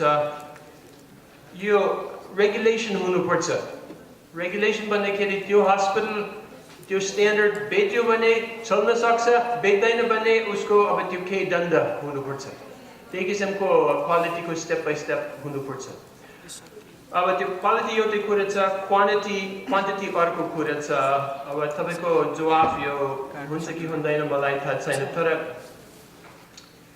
अब यो अर्को किसिमको उखान होइन तर पनि अब यो फुलबारी छ यो त्यो फुलबारीमा अब त्यो स्याउको रुख अनि त्यो 20वटा स्याउको रुख त्यो बगैँचाभित्र छ हरेक रुखमा 100वटा स्याउ छ 20वटा रुख 100वटा स्याउ हिसाब गर्नुभयो भोलि 3000 जना त्यो बारीमा आउँछन् कति स्याउ छ कति मानिस अर्को कुरा त्यो 3000 मध्ये कुनै मानिसको बराइङ छ छति बराइङ कुनै मानिसको डोको पनि छ त्यो बराइङ र डोको छति मानिस हामी हौ त्यो हामीले मान्नुपर्छ यो कुरा हामी यो यहाँभित्र कुनै गरिब मान्छे छैन म अब त्यो भोलि मेरो हार्ट एट्याक भयो भने यो मान्छेलाई भेट्न सक्छु पर्सि मेरो अब त्यो ब्रेन हेमरेज भयो भने उहाँको श्रीमानको फोन नम्बर मसँग छ अनि तपाईँहरूको पनि यो जस्तै छ we are the ones who eat the apples not only eat the apples we eat more apples than we need अनि अब त्यसको अब यो केही पोलिटिकल विल पनि हुनुपर्छ धन्यवाद उहाँले एकदम राम्रो कुरा गरिदिनु म्यान पावर होइन मन पावर हुन त हामी म्यान पावर भन्नुहुन्न हामी त ह्युमन रिसोर्सेस भन्छौँ म्यान मात्रै होइन वुमेन पावर पनि छ सो जेन्डर न्युट्रल वर्ड भन्छौँ तर म्यानबाट मन हुँदा चाहिँ रमाइलो लाग्यो खुसी लाग्यो एकदमै राम्रो कुरा गरिदिनु भयो स्याउ कसले खान पाउँछ जससँग सिडी छ स्याउ कसले खान पाउँछ जो त्यहाँसम्म पुग्न सक्छ यही कुराले स्मरण गराइदिनु भयो हाम्रो देशमा एउटा विशेष व्यवस्था छ के भन्छ भन्दाखेरि देशमा विशिष्ट योगदान दिनेहरूलाई मन्त्री परिषदको निर्णय गरेर जति पनि सुविधा चाहिँ दिन सकिने र विगत 2 वर्षमा मात्र हेर्ने हो भने 3 अर्ब रुपैयाँ हाम्रा नेताजीहरूको प्रत्यक्ष रूपमा औपचारिक रूपमै खर्च भएको रकम रहेछ स्वास्थ्यको लागि तपाईँले भन्नुभएको थियो होइन महत्त्वपूर्ण कुरा उहाँले पनि त्यसमा जोड दिनुभयो मलाई खुसी लाग्यो तर जस्तो विशिष्ट व्यक्ति डाक्टर कसलाई सोध्नु म भगवान कोइरालालाई सोध्न मन लाग्यो जस्तो विशिष्ट व्यक्ति भनेर हुन त यो त कुन निकायले गर्नुपर्ने कुरा होला तर पनि थर्ड यहाँ आएपछि मैले राख्न उचित ठाने जस्तो डाक्टर जगदीशको कुरालाई पनि तपाईँले रेस्पोन्ड गर्नुहुन्छ होला होइन र त्यसको साथसाथै त्यो कुरा पनि जोड्न मन लाग्यो कि यो सरकारले विशिष्ट व्यक्तिहरूको लागि भनेर भनिदिँदाखेरि ती विशिष्ट व्यक्तिको श्रेणीमा किन जहिले पनि नेता आउने र तिनले देशलाई के योगदान गरेका छन् र त्यो क्याटेगोरीमा फिट हुन्छन् भन्ने प्रश्न हुँदै गर्दा एउटा विपन्न र तल्लो वर्गमा रहेको नेपालीको निम्ति त्यस्तो किसिमको निर्णयहरू गर्दाखेरि उहाँहरू विशिष्ट योगदान दिनेमा नपर्ने हुनाले नपाउने जस्तो कुरा छ भने यो कुराले जोड्दै प्लस मैले अघि सङ्घीय ढाँचाको कुरा पनि अलिकति उठाएँ र डाक्टर जगदीशको कुरा म यहाँ दोहोऱ्याएर समय लिन चाहदिनँ डाक्टर भगवान कोइराला धन्यवाद मैले छुट्याउँछु डाक्टर जगदीश त बाहिर जानुभयो कि कामले इम्पोर्टेन्ट कुरा हो कि स्वास्थ्य सेवाको अर्को एउटा महत्त्वपूर्ण हुनुहुन्छ महत्त्वपूर्ण पाटो भनेको स्वास्थ्य शिक्षा र स्वास्थ्य शिक्षा दिने संस्थानहरू अत्यन्त महत्त्वपूर्ण पाटो हो यिनीहरू कम्प्लिमेन्ट्री हुन् त्यसैले स्वास्थ्य शिक्षा दिने सिस्टममै हामीले सुधार गरेनौँ भने उनीहरूलाई एप्रोप्रिएटली एजुकेट गर्न पनि सकिन्न। त्यति मात्रै होइन, यसमा धेरै ठुलो विज्ञान रहेछ, धेरै ठुलो संसारको अनुभव रहेछ। स्वास्थ्य संस्था कहाँ बनाइन्छन् र कसरी बनाइन्छन् भन्ने कुराले त्यो क्षेत्रमा स्वास्थ्यकर्मी उपलब्ध हुन्छन् कि हुन्नन् भन्ने कुरा डिटरमाइन गर्दो रहेछ। यो धेरै ठाउँमा प्रमाणित भएको हो। त्यसैले यस्तै कुराहरू पनि समेटेर एउटा स्वास्थ्य शिक्षा सम्बन्धी नीति तर्जुमा गर्ने बनेको आयोग हो। त्यसका केही कुराहरू धेरै चर्का र विवादित पनि बनेका छन्, तर समग्रमा मलाई लाग्छ हेल्थ प्रोफेसनल एजुकेसन कमिसनको जुन अवधारणा र यो बारेमा नीतिमा दिएका सुझावहरूलाई सरकारले लागू गर्दै गयो भने धेरै हदसम्म हाम्रो रिमोट एरियामा जनशक्ति उत्पादन गर्न र पठाउन सहज हुन्छ भन्ने मलाई लाग्छ। त्यसैले एउटा सुझाव यो एउटा चाहिँ फलो गर्नु पर्यो र मलाई लाग्छ अबको सरकारले यसलाई सिरियसली लिनेछ। एक्सन प्लानमा यसलाई अगाडि बढाउनुपर्छ भन्ने मलाई लाग्छ। हाफ अफ योर क्वेसन चाहिँ यसले जवाब दिन्छ। दोस्रो कुरा चाहिँ अलिकति सानो स्तरको तर कङ्क्रिट सुझाव नेपाल सरकारलाई र अहिले हामीले लिनुपर्ने, स्वास्थ्य मन्त्रालयले लिनुपर्ने भनेको स्वास्थ्य शिक्षण संस्थानहरूसँगको पार्टनरसिपको कुरा। अहिले चाहिँ पब्लिक हेल्थ इन्स्टिट्युसन्सहरू, सरकारी टिचिङ हस्पिटल, बीर, पाटन र धरानसँग चाहिँ जिल्ला एडप्ट गर्ने कुरा भएको छ र त्यो केही हदसम्म अगाडि बढिसकेको छ र मलाई लाग्छ यसको एक चरण अगाडि बढेर नेपाल सरकारले तत्कालै या तुरुन्तै प्राइभेट मेडिकल एजुकेसन इन्स्टिट्युसनहरूसँग पनि त्यो जिल्लाहरू एडप्ट गर्ने कुरालाई अगाडि बढाउनुपर्छ। यो दोस्रो सुझाव हो। योले चाहिँ हाम्रो फेडरल स्ट्रक्चर चेन्ज भए पनि यो फरक किन पर्दैन भनेदेखि यो फेडरल गभर्मेन्टसँगै रहने एउटा जिम्मेवारी तोकिएको छ अहिलेको संविधानमा। त्यसैले यो पछि पनि एउटै सिस्टममा जान्छ। त्यसले त्यो गर्यो भनेदेखि हाम्रो सबै 21-23वटा मेडिकल स्कुलले 2-3टाको दरले जिल्ला एडप्ट गरेर तिनीहरूलाई ब्याकअप गरिदिने हो भने हाम्रो प्रत्येक जिल्ला अस्पताललाई टर्सियरी केयरको ब्याकअप उपलब्ध हुनेछ औपचारिक रूपमा। आज त अनौपचारिक रूपमा आफै आएर त छ नै। यो एउटा दोस्रो महत्त्वपूर्ण मलाई लाग्छ व्यवहारिक पाएको र भोलि फेडरल स्ट्रक्चरमा जाँदा पनि हुन्छ। तेस्रो सुझाव भनौँ या ट्रान्सलेटिङ पोलिसी इन्टु एक्सन चाहिँ के हो भने यो पहिलेदेखि भनेको, अब आज प्रश्नै सोधे हुनाले दोहोऱ्याउनु पर्यो, जिल्ला अस्पतालहरूलाई स्ट्रेन्थन गर्नु पर्यो। यो महत्त्वपूर्ण र मलाई लाग्छ ब्याकबोन अफ नेपालको हेल्थ केयरको ब्याकबोन भनेको जिल्ला अस्पतालहरू हुन् र यसमा मार्कले अलिकति थप्नु होला भनेर मैले अहिले भनेको पनि थिइनँ। यो उहाँले धेरै काम गर्नुभएको छ, तर चाहिँ निक साइमन्सको सपोर्ट अत्यन्तै महत्त्वपूर्ण छ। त्यो मोडल सरकारले नै ओन गरेर एडप्ट गरेर अगाडि जानु पर्यो। किनभने जिल्ला अस्पतालमा मैले त के धेरै आफ्नो इक्जाम्पल सोधौँ, म जिल्लामा धेरै काम गरिरहेको व्यक्ति होइन, केन्द्रमा गरिरहेको छु, त्यसैले भन्न मिलेन। म हुम्ला 3 हप्ता अगाडि मात्रै हुम्लामा बसेर आएको, कालीकोटमा जहिले पनि इक्जाम्पल दिनुहुन्छ मार्कले। त्यो ठाउँमा स्वास्थ्यकर्मी, चिकित्सक र जिपी तहको स्पेसलिस्ट बस्नको लागि चाहिने न्यूनतम सुविधा पनि भएन भने हामीले त्यहाँबाट सेवा प्रदान गर्छौँ भनेर आश गर्नु चाहिँ मूर्खता हुन्छ। त्यसले त्यो पाटोमा हेर्नै पर्यो र यो सरकारको एजेन्डामा नभएको विषय होइन, तर यो तत्काल तदारुकताका साथ थप इन्भेस्टमेन्टका साथ कहाँ के गुहार्नुपर्छ गएर गर्नु पर्यो। त्यहाँ बस्ने लायक ठाउँ बनाउनु पर्यो, उपचार दिने लायक ठाउँ बनाउनु पर्यो, रिटेन्सनको एजेन्डा हो। सो तेस्रो चाहिँ सजेसन यो भविष्यमा त स्थानीय निकायलाई दिने भनिया छ, तर मलाई लाग्छ अर्को 5-7 वर्ष यो कम्प्लिटली ट्रान्सफर गर्न फेडरल गभर्मेन्टले सक्दैन। यो प्रोभिन्सियल गभर्मेन्टको क्षेत्राधिकार परे पनि यो संरचनाको बजेट सहितै दिनुपर्छ चाहिँ स्थानीय निकायलाई पछि गएर दिँदाखेरि। त्यसैले यो तेस्रो अत्यन्त महत्त्वपूर्ण मेरो विचारमा एक्सन प्लानमा जानुपर्छ। यिनीहरूलाई स्ट्रेन्थन गर्नै पर्छ। चौथो र अब फेरिसम्म पर्दाखेरि यो पेमेन्ट भन्ने कुरा चाहिँ आउट अफ पकेट नघटाइकन युनिभर्सल हेल्थ कभरेज हुँदैन। त्यसैले खल्तीबाट पे गर्ने सिस्टमलाई अर्को मोडलमा अल्टरनेटिभ फिनान्सिङ भन्नलाई हुँदैन। त्यो भनेको आजको दिनमा व्यवहारिक कुरा सरकारले दिइरहेको फ्री सुविधालाई यथावत कायम राखेर त्यो फ्री सुविधा भोलि चाहिँ प्रोभिन्सियल गभर्मेन्टको जिम्मामा जान्छन् नै, जान पनि पर्छ, तर बिपिएलको सायद जिम्मा तत्काल तल दिन सक्दैन। फेडरल गभर्मेन्टले बिलो पोभर्टी लाइनको जिम्मा पछिसम्म लिइराख्नुपर्ने हुन्छ। यो ट्रान्सफरको मेकानिजम बनाउला, तर त्यो बाहेक अन्य स्फेयरको हकमा हेल्थ इन्सुरेन्सलाई तदारुकताका साथ अगाडि बढाउनु पर्यो। यसको धेरै फ्रेमवर्कहरू बनिसकेका छ। यो तदारुकताका साथ अगाडि बढाएर तत्कालै लागू गर्नु पर्यो। अहिलेसम्म 15वटा जिल्लामा चाहिँ लागू भएर डेलिभर भइसकेका हुनुपर्ने अनफर्चुनेटली भएको छैन। त्यसैले यो 4वटा क्षेत्रमा तत्काल हामीले एक्सनमा जान सक्छौँ र केही वर्षमा नतिजा प्रत्यक्ष देख्न सकिन्छ। मेरो यही 4वटा सुझाव छ। हजुर धन्यवाद। डाक्टर प्रवीण, म एउटा प्रश्न राखिहाल्नु। कस्तो भन्दाखेरि यो ट्रान्सलेटिङ इन्टु एक्सन भन्ने कुरामा चाहिँ पहिला नीति नियम हुनु पर्यो, त्यसपछि ट्रान्सलेटिङको कुरा, अघि अनुगमनको कुरा पनि उठ्यो। हुन त म डाक्टर पदमकोमा पनि आउँला, तर के तपाईँले पनि छोइदिनु भयो भने राम्रो। यसमा म एउटा कुरा के उठाउन खोजिरहेको भन्दाखेरि हाम्रो संविधानले स्वास्थ्यमा सबैको पहुँच हुनुपर्ने र प्राथमिक स्वास्थ्य निःशुल्क दिनुपर्ने भन्ने कुरा त उठायो, तर हामी यहाँ रणनीतिको कुरा गरिरहेछौँ, नीतिको कुरा गरिरहेछौँ। हामीसँग यसलाई इन्स्योर गर्ने कानुन छैन र त्यो कानुन नभएको हुनाले के हुन्छ भन्दाखेरि राज्यले आफ्नो तजबिजी अधिकारलाई प्रयोग गर्छ, जसको परिणाम सधैँ सुखद हुन्छ भन्ने छैन। त्यो भएको हुनाले अहिले कानुन नभएर हामी नीति र अरू गाइडलाइनको आधारमा गरिरहेछौँ भन्दाखेरि एउटा कानुनको कुरा महत्त्वपूर्ण होला र त्यो कानुनमा पनि केही स्पेसिफिक यहाँ हामीले थर्ड प्रभाव गर्न सक्ने केही कुरा छन् भने पनि छोटकरीबाट त्यो पोइन्ट राखिदिनु होला। अर्को त तपाईँले यो एक्सनमा लानको निम्ति कुरा भन्नु पर्दैन, यहाँ धेरै महिलाको क्षेत्र अरू क्षेत्रमा काम गरेका कम्युनिटीका धेरै महानुभावहरूको उपस्थितिले पनि भनिसक्यो कि हामी सँगै जान तयार छौँ भनेर भन्दा त्यो एक ठाउँमा ल्याउने कुरा डाक्टर चक्रले भनिसक्नुभयो कि प्राइभेट भए पनि हामी त्यो इन्भर्टेड कमाभित्रको प्राइभेट होइन कि हामी पनि पब्लिक हुन चाहन्छौँ भन्ने भावना उताबाट आइसक्यो भन्दाखेरि रिसोर्सेस मात्रै होइन है, मन पनि हुनुपर्छ भनेर डाक्टर साहबले पनि कुरा उठाइसक्नु। मन म्यान पावर होइन, मन पावर भन्ने महत्त्वपूर्ण कुरा आइसक्दाखेरि तपाईँ यसलाई कसरी एड्रेस गर्नुहुन्छ?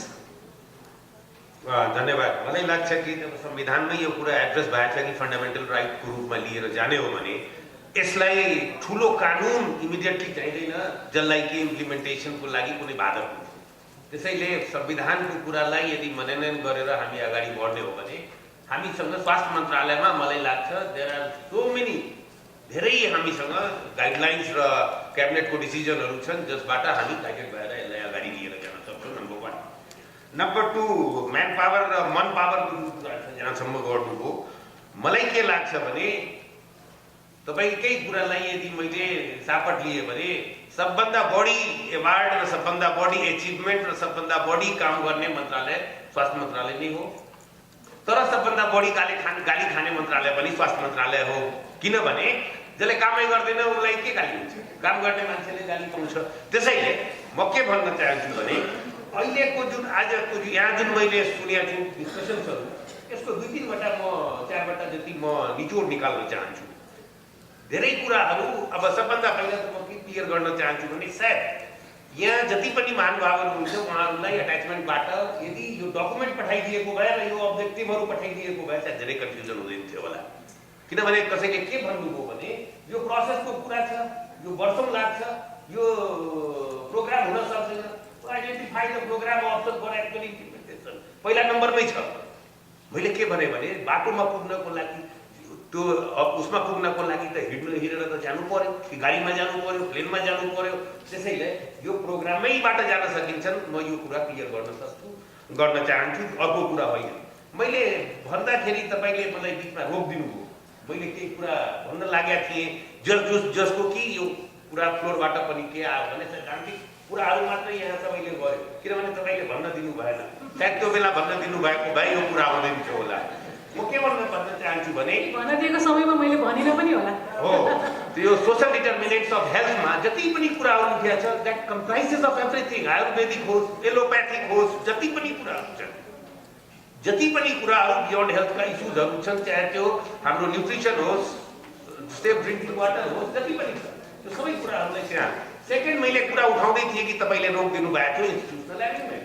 त्यो इन्स्टिट्युसनल एरेन्जमेन्टभित्र डाक्टर हाम्रो जगदीश अग्रवालले उठाउनु भएको कुरादेखि लिएर औषधि पाएन, औषधिको प्राइस डिफरेन्स भयो, क्यापासिटी बिल्डिङ गर्न सकिएनदेखिको कुरादेखि लिएर क्वालिटी हेल्थ केयरको कुराहरूदेखि लिएर सारा कुराहरू सिस्टम डेभलपमेन्ट र यो इन्स्टिट्युसनल एरेन्जमेन्टभित्र पर्छ। जुन कि प्राइभेट पब्लिक पार्टनरसिपको कुराहरू पनि प्राइभेट हस्पिटलहरूले के गर्न खोजेको र के गर्न सकिरहेछ उहाँहरूको पनि केही एक्सपेक्टेसन हुनसक्छ। उहाँहरूले पनि कन्ट्रिब्युट गर्नुभएको छ नेसनल पोलिसीलाई इम्प्लिमेन्ट गर्नको लागि भने एकदमै उहाँहरूको कुरा पनि यही इन्स्टिट्युसनल एरेन्जमेन्टभित्र हामीले गर्न सक्छौँ। And it has a very wide horizon to address the things that has come up over from this flow. Third thing म के भन्न चाहन्छु भने पोलिटिकल लिडरसिपले यदि कमिटमेन्ट गरेको छ भने कि देशलाई हामीले थ्रु सर्टन मेकानिजम, फाइनेन्सियल मेकानिजमबाट यसलाई युनिभर्सल हेल्थ कभरेजलाई हामीले इम्प्लिमेन्ट गर्ने हो। यदि पोलिटिकल कमिटमेन्टबाट त्यो कुरा आएछ भने हामीले कहीँ पनि रोक्न सक्ने अवस्था छैन। कुरा कहाँ हो भने ती पैसा कहाँबाट ल्याउने त होइन। We need to be slightly different. हामी फिजिकल स्पेस ग्याप गर्नुपर्छ। We need to create some physical space. Innovative financing ल्याउनुपर्छ. त्यो इनोभेटिभ फाइनान्सिङ हाम्रै भित्र छ, नभएको पनि हो र हामीले वी हेभ डन इट. हामीले विगतको केही इस्युहरू हेर्यो भने हामीले जुन सिन ट्याक्स छ, टुब्याकोमा जुन ट्याक्स लगाएको छ, that is one of the example of the innovative financing. हामीले अहिले जुन फाइनान्स गरिरहेछौँ अल्कोहलमा, म नै मेरै पालामा मैले सुरु गरेको थिएँ, म रिटायर भएँ, I hope this is still moving forward. त्यसमा ट्याक्स लगाउने, त्यसमा ट्याक्स लगाएर त्यो ट्याक्सलाई हेल्थमा युज गर्ने. So we need to create the physical space. त्यो फिजिकल स्पेस भएन अथवा इनोभेटिभ फाइनान्सिङ मेकानिजम हुन सकेन भने हामी डेफिनेटली यसलाई गर्न सक्दैनौँ. र I believe government health ministry has this capability to do it and they are doing it. Third thing मैले के भन्न चाहन्छु भने communities and the private sector, they are the backbone of the health system. र कम्युनिटीमा हामीले दुनियाँलाई देखाइसकेका छौँ कि Nepal is one of the country who is the leader in community service and community guided health services. र हामीले एवार्ड पनि पाएका छौँ थुप्रै. त्यसैले त्यो कम्युनिटीलाई बिर्सिने कुरै छैन र त्यो भएन भने यो युनिभर्सल हेल्थ कभरेज गर्न सकिँदैन. र प्राइभेट सेक्टर र कम्युनिटिजलाई एउटा सर्टेन डिस्टेन्समा राखेर साइड बाई साइड हामीले लिएरै जानुपर्छ. अर्को कुरा जुन छ इन्भेस्टमेन्ट हामीले गर्नै पर्छ. जुन डाक्टर मार्कले उठाउनु हो, we need to go for the investment to certain लेभलको लागि हामीले सर्टेन लेभलसम्मको लागि with the logistic support, with the human resource, with the capacity building, with the infrastructure development हामीले इन्भेस्टमेन्ट नगरेर क्वालिटी हेल्थ सर्भिस डेलिभर हुँदैन. Quality health service deliver भएन भने हामी यो युनिभर्सल हेल्थ कभरेजमा जान सक्दैनौँ.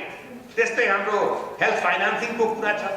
हामीले यो कुरा के उठ्यो भने अघि मैले एकजनाले उठाउनु भयो 50% कि 40% पनि एब्जर्प्सन हुन सकेन.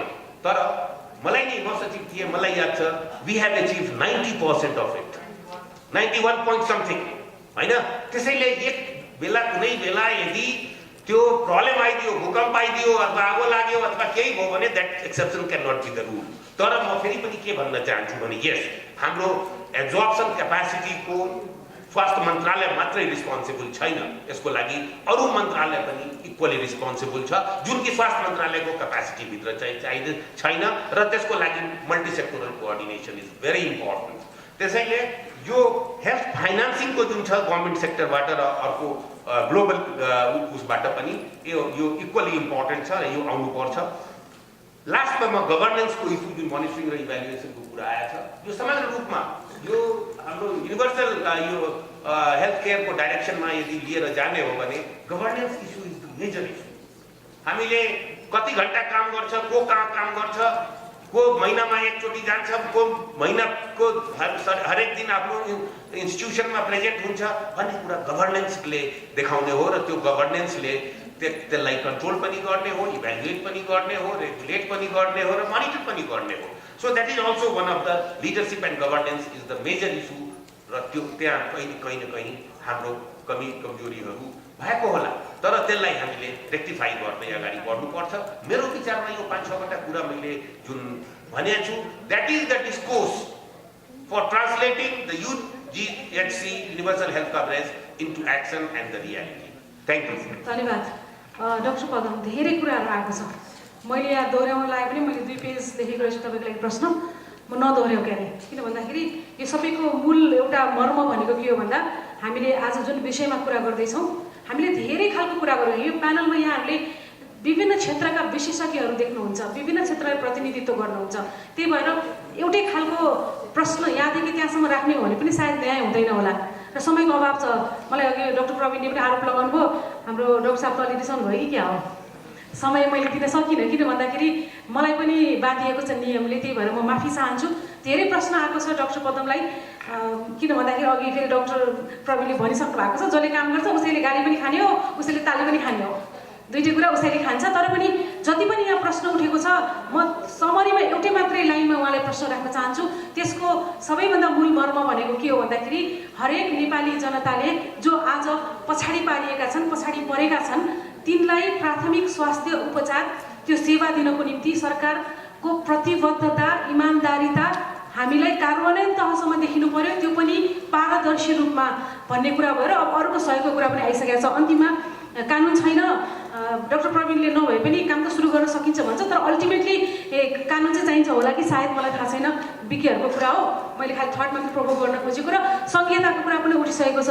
डाक्टर पदम सरकारले प्रतिनिधित्व गर्नुहुन्छ, सकारात्मक कुरा छन्, केही गर्नुपर्ने च्यालेन्जेसहरू पनि छन्, तर अन्तिममा हामीले कसरी हाम्रो अभिभावकको रूपमा रहेको राज्यबाट यो कुरामा आश्वस्त हुने कि एउटा कर्णालीको मान्छे अथवा एउटा सहरको क्षेत्रमै भए पनि 1% मात्रै भए पनि हाम्रो मुसहरको जनसङ्ख्या छ, त्यो समुदायदेखि लिएर डिसेबिलिटीको कुरा छ, ती सबै क्षेत्रलाई सरकारले देखेको छ र आफ्नो ठानेको छ भन्ने कुराको उहाँले कसरी एउटा भनौँ न आज उहाँले यस्तो कुरा भनिदिनुहोस् कि एउटा अभियानको रूपमा तपाईँ हामी सबैले लिएर जान सकौँ र काम गर्न सकौँ। आजको यो छलफलमा हामीले युनिभर्सल हेल्थ कभरेज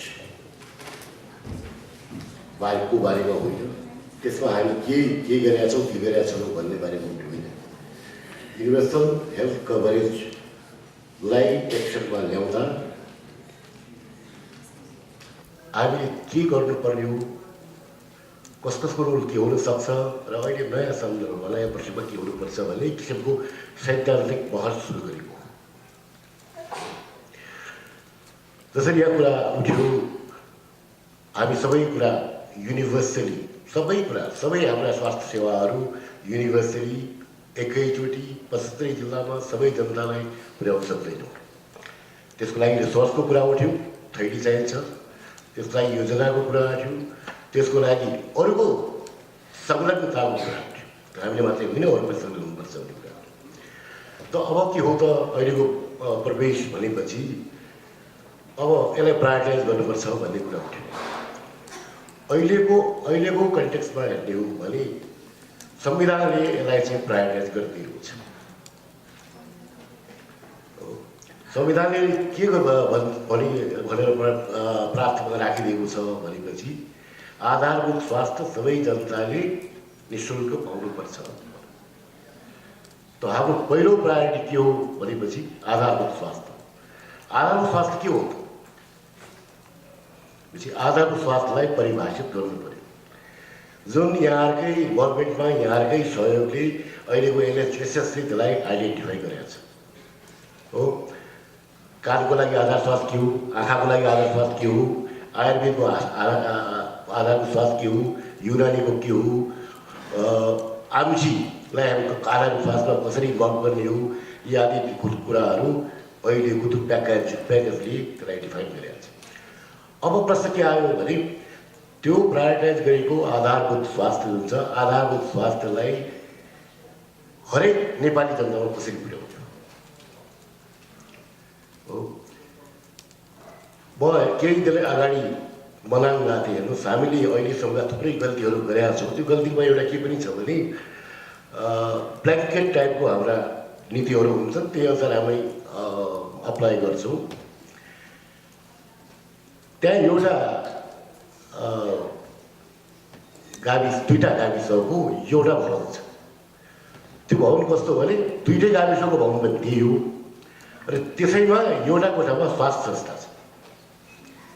त्यो एउटा कोठामा स्वास्थ्य संस्था कस्तो छ भने त्यो दुईवटा स्वास्थ्य संस्था छन्, एउटा टङ्कीको स्वास्थ्य संस्था, एउटा टङ्की मनानको स्वास्थ्य संस्था, दुईवटा अवयवहरू छन्।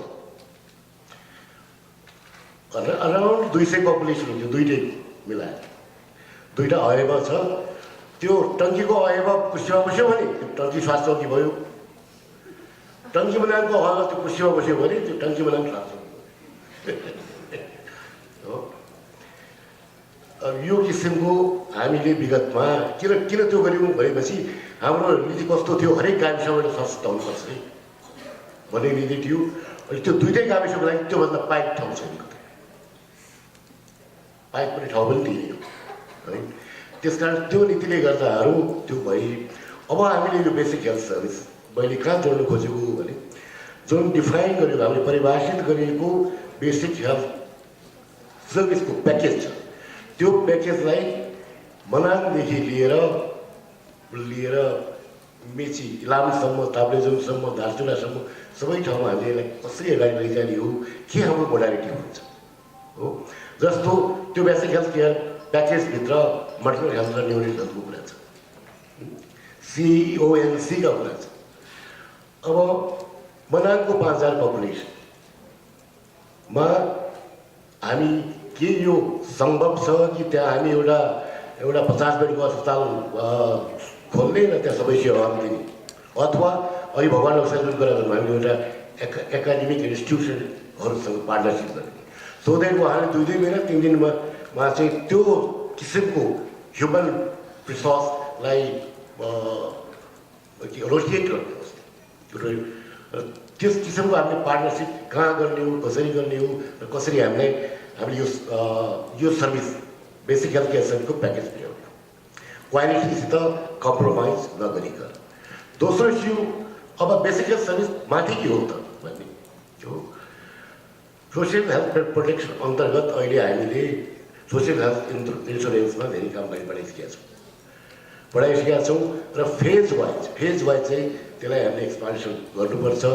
त्यो बेसिक हेल्थ केयर प्याकेज र सोसियल हेल्थ सर्भिस डेलिभरी प्याकेजको चाहिँ एउटा लिङ्केजहरू पर्छ। त्यो प्याकेजले के दिने हो र त्यो प्याकेजले के दिने हो, त्योभन्दा माथि क्याटास्ट्रोफिक डिजिजहरू, जहिले अघि डक्टर भगवान्ले भन्नुभयो गरिबबाट गरिब भने होइन, फेरि गरिब भने हो, त्यस्तो क्याटास्ट्रोफिक डिजिजलाई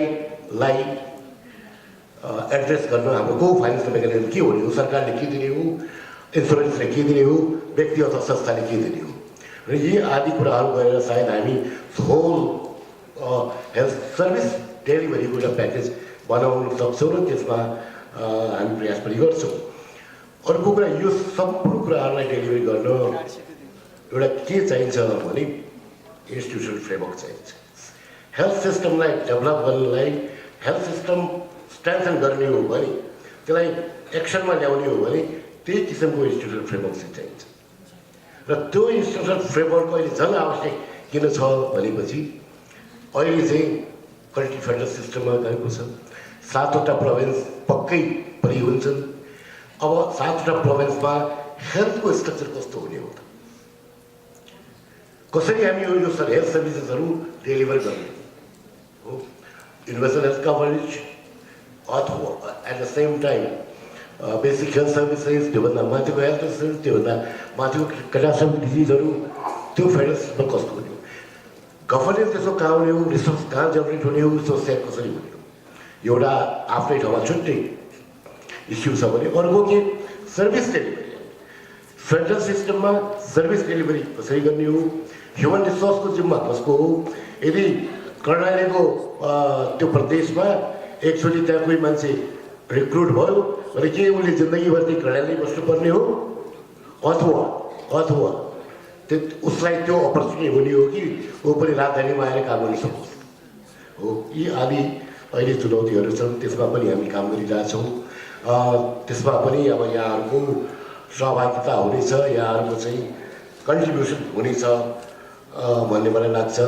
यहाँ थुप्रै राम्रो कुराहरू उठेका छन्, स्रोत परिचालन र त्यसको संयन्त्रको विकास गर्नुपर्छ भन्ने कुराहरू, धेरै कुराहरू भ्यालिड कुराहरू यहाँ अलि अगाडि आएका छन्। यो सबै कुराहरूलाई हामीले नोट गरेका छौँ र यो सहित यहाँ सबैलाई म धन्यवाद दिँदै म चाहिँ बेसिक सानोतिनो कुराहरूमा गएन। यो जुन हाम्रो प्रिन्सिपल या चाहिँ प्रिन्सिपलमै हामीले जुन छलफल गर्न खोजेका थियौँ त्योभन्दा बाहिर स्वास्थ्य मन्त्रालयले यो गरेर पब्लिक हेल्थ फाइनेन्सिङ के हुने हो अथवा यो अब्सर्प्सन के हो, यो बजेट किन बढेन किन घटेन, त्यसमा म अहिले गएन। त्यसलाई सायद हामी छुट्टै पनि बहस गरौँला। यति भन्दै म मेरो आफ्नो तर्फबाट र मन्त्रालयको तर्फबाट फेलो प्यानलिस्टहरूलाई र यो छलफलमा भाग लिने सम्पूर्ण मित्रहरूलाई मन्त्रालयको तर्फबाट र आफ्नो तर्फबाट पनि आभार व्यक्त गर्दै धन्यवाद दिन चाहन्छु। धन्यवाद। एकदमै महत्त्वपूर्ण अभिव्यक्ति। मैले यो 2 घन्टा यहाँहरूसँग बिताउँदै गर्दा 2 घन्टा र अलि बढी समय मलाई पनि एउटा फरक खालको अनुभूति भएको छ कि यो क्षेत्र मेरो होइन प्रत्यक्ष रूपमा, तर अप्रत्यक्ष रूपमा मेरो हरेक क्रियाकलाप यो विषयसँग जोडिन्छ र हरेक विषयमा मैले यो विषयलाई मेरो प्राथमिकतामा पार्न सकेँ भने पक्कै पनि हामीले खोजेको कुराहरू पुरा गर्नमा थोरै भए पनि समुद्रमा एक थोपा पानीको काम भन्दा पनि थोरै काम सायद हामी सबैले गर्न सक्छौँ कि भन्ने अनुभूति मलाई व्यक्तिगत रूपमा पनि भयो। जनतालाई प्राथमिक स्वास्थ्य दिलाउनको निम्ति संविधानले ग्यारेन्टी गरेको कुरा गर्नको निम्ति नीतिगत रूपमा पनि केही न केही गर्ने प्रयास गरिरहेको छ, तर हामीले अझै पनि त्यसको कार्यान्वयनमा र काम गराएको प्रक्रियामा गरिनुपर्ने अनुगमन र पारदर्शितामा धेरै प्रश्नहरू उठाउने ठाउँ सायद छ। त्यसमा अब त्यो रेकर्ड किपिङ सिस्टमले हो कि अथवा हामीले काम गर्दै गर्दा उठेका समस्याहरूले गर्दा हुन्, तर त्यहाँनिर अलिकति ध्यान दिनुपर्छ भन्ने तपाईँहरूको कुरामा हामी सबैको सहमति हो। उहाँहरूले पनि त्यो कुरा महसुस गर्नुभएको छ पक्कै पनि। र यति मात्रै भन्छु, यसले 3वटा प्रमुख मुद्दालाई अगाडि ल्यायो। एउटा त्यसमा स्मार्टनेस हुनु पर्यो भन्छ, त्यो भनेको हामीले स्रोतदेखि लिएर यसको प्राविधिक पक्षदेखि लिएर सिस्टमदेखि लिएर सबै कुरामा स्मार्टनेस हुनु पर्यो भन्ने महत्त्वपूर्ण कुरा ल्याएको छ भने अर्को कुरा अधिकारको राइट भनेर भन्छ, यसले राइट्स भन्छ। त्यो भनेको संविधानले त दिइसक्यो, तर अब कानुनले पनि यसलाई इन्स्योर गर्नुपर्छ। होइन भने कुनै व्यक्तिलाई मन परेको आधारमा कुनै समूहलाई मन परेको आधारमा हामीले फरक खालको निर्णय गर्न सक्दैनौँ भन्ने कानुन र अधिकारको कुरा गर्छ भने अन्तिममा आएर यसले ओभरड्युको कुरा गर्छ, किनभने सहस्राब्दी विकास लक्ष्यमा पनि हामीले गर्न बाँकी रहेका कुराहरू छन्, तिनलाई पनि हामीले समेतै अब दिगोपनको कुराहरूलाई अगाडि लग्नुपर्ने अवस्था त छँदैछ। समग्रमा तपाईँ हामी सबैको सरकारको विषय हो, यति मात्रै भन्छु। र मलाई आजको यो समारोहमा उपस्थित गराइदिनु भएकोमा आयोजक संस्थाहरूलाई धेरै धेरै धन्यवाद। स्वास्थ्य तथा जनसङ्ख्या मन्त्रालयले पनि नयाँ स्वास्थ्य नीति, त्यस्तै नेपाल हेल्थ सेक्टर स्ट्राटेजीमा चाहिँ युनिभर्सल हेल्थ कभरेजलाई प्रायोरिटी सेक्टरको रूपमा अगाडि बढायो। अब पोलिसी मात्र भएर वास्तवमा नहुने रहेछ, प्रोपर प्लानिङका कुराहरू भए, प्रोग्रामका कुराहरू भए, कसरी इम्प्लिमेन्टेसन गर्ने भन्ने कुराहरू यो चाहिँ अझ बढी आवश्यक हुँदो रहेछ। यसै विषयमा व्यापक छलफल हामीले गरिसक्यौँ र राइट बेस्ड एप्रोचका कुराहरू, बेसिक हेल्थ सर्भिसका कुराहरू, हेल्थ इन्सुरेन्सका कुराहरू, हेल्थ केयर फाइनेन्सिङका कुराहरू लगायत अब यो health beyond the health cross cutting इस्युको रूपमा हेल्थ मिनिस्ट्रीले मात्रै हेर्ने होइन, यो चाहिँ खाद्य प्रभुत्तासँग पनि जोडिएको हुन्छ। त्यस्तै शुद्ध खानेपानी सरसफाइका कुराहरू यसमा जोडिएका हुन्छन्। त्यस्तै रिचिङ द अनरिचिङ पिपुलमा कसरी पुग्ने, पहुँच कम भएका मान्छेहरूमा चाहिँ हेल्थको एक्सेस कसरी बढाउने, मेन्टल हेल्थका कुराहरूदेखि लिएर हाम्रो पोलिसीमा के सुधार गर्नुपर्ने छ, के कमजोरी छन्, त्यस्तै इम्प्लिमेन्टेसनको बाटोमा भएका अप्ठ्याराहरू के हुन्, त्यसका कारणहरू कसरी पुगाउन सकिन्छ भन्ने विषयमा यावत छलफलहरू भए र धेरै अमूल्य सुझावहरू आएका छन्। अब युनिभर्सल हेल्थ कभरेजलाई कसरी एक्सनमा लैजाने भन्ने अभिव्यक्तिहरू पनि हाम्रो विज्ञहरूबाट आयो। धेरै जिज्ञासाहरू यहाँहरूले पनि उठाउनुभयो, त्यो जिज्ञासाहरूको जवाब र धेरै सुझावहरू पनि हामीले प्राप्त गरेका छौँ। सबै प्राप्त सुझावहरूलाई हामी सिन्सियरली स्वीकार गर्छौँ र आगामी दिनमा यसलाई इम्प्लिमेन्टेसन प्लानमा चाहिँ सकेसम्म एमओएसले इन्टिग्रेटेड गर्दै लानेछ, ध्यान दिनेछ। यहाँहरूसँग आगामी दिनमा पनि यस विषयमा थप सहकारी गर्न चाहन्छौँ र यति भन्दै यो इन्धन अभावको बावजुद यहाँहरूको गरिमामय उपस्थितिको लागि मिनिस्ट्री अफ हेल्थ एन्ड पपुलेसनको तर्फबाट आभार व्यक्त गर्दै सबैलाई हार्दिक धन्यवाद दिन चाहन्छु। धन्यवाद।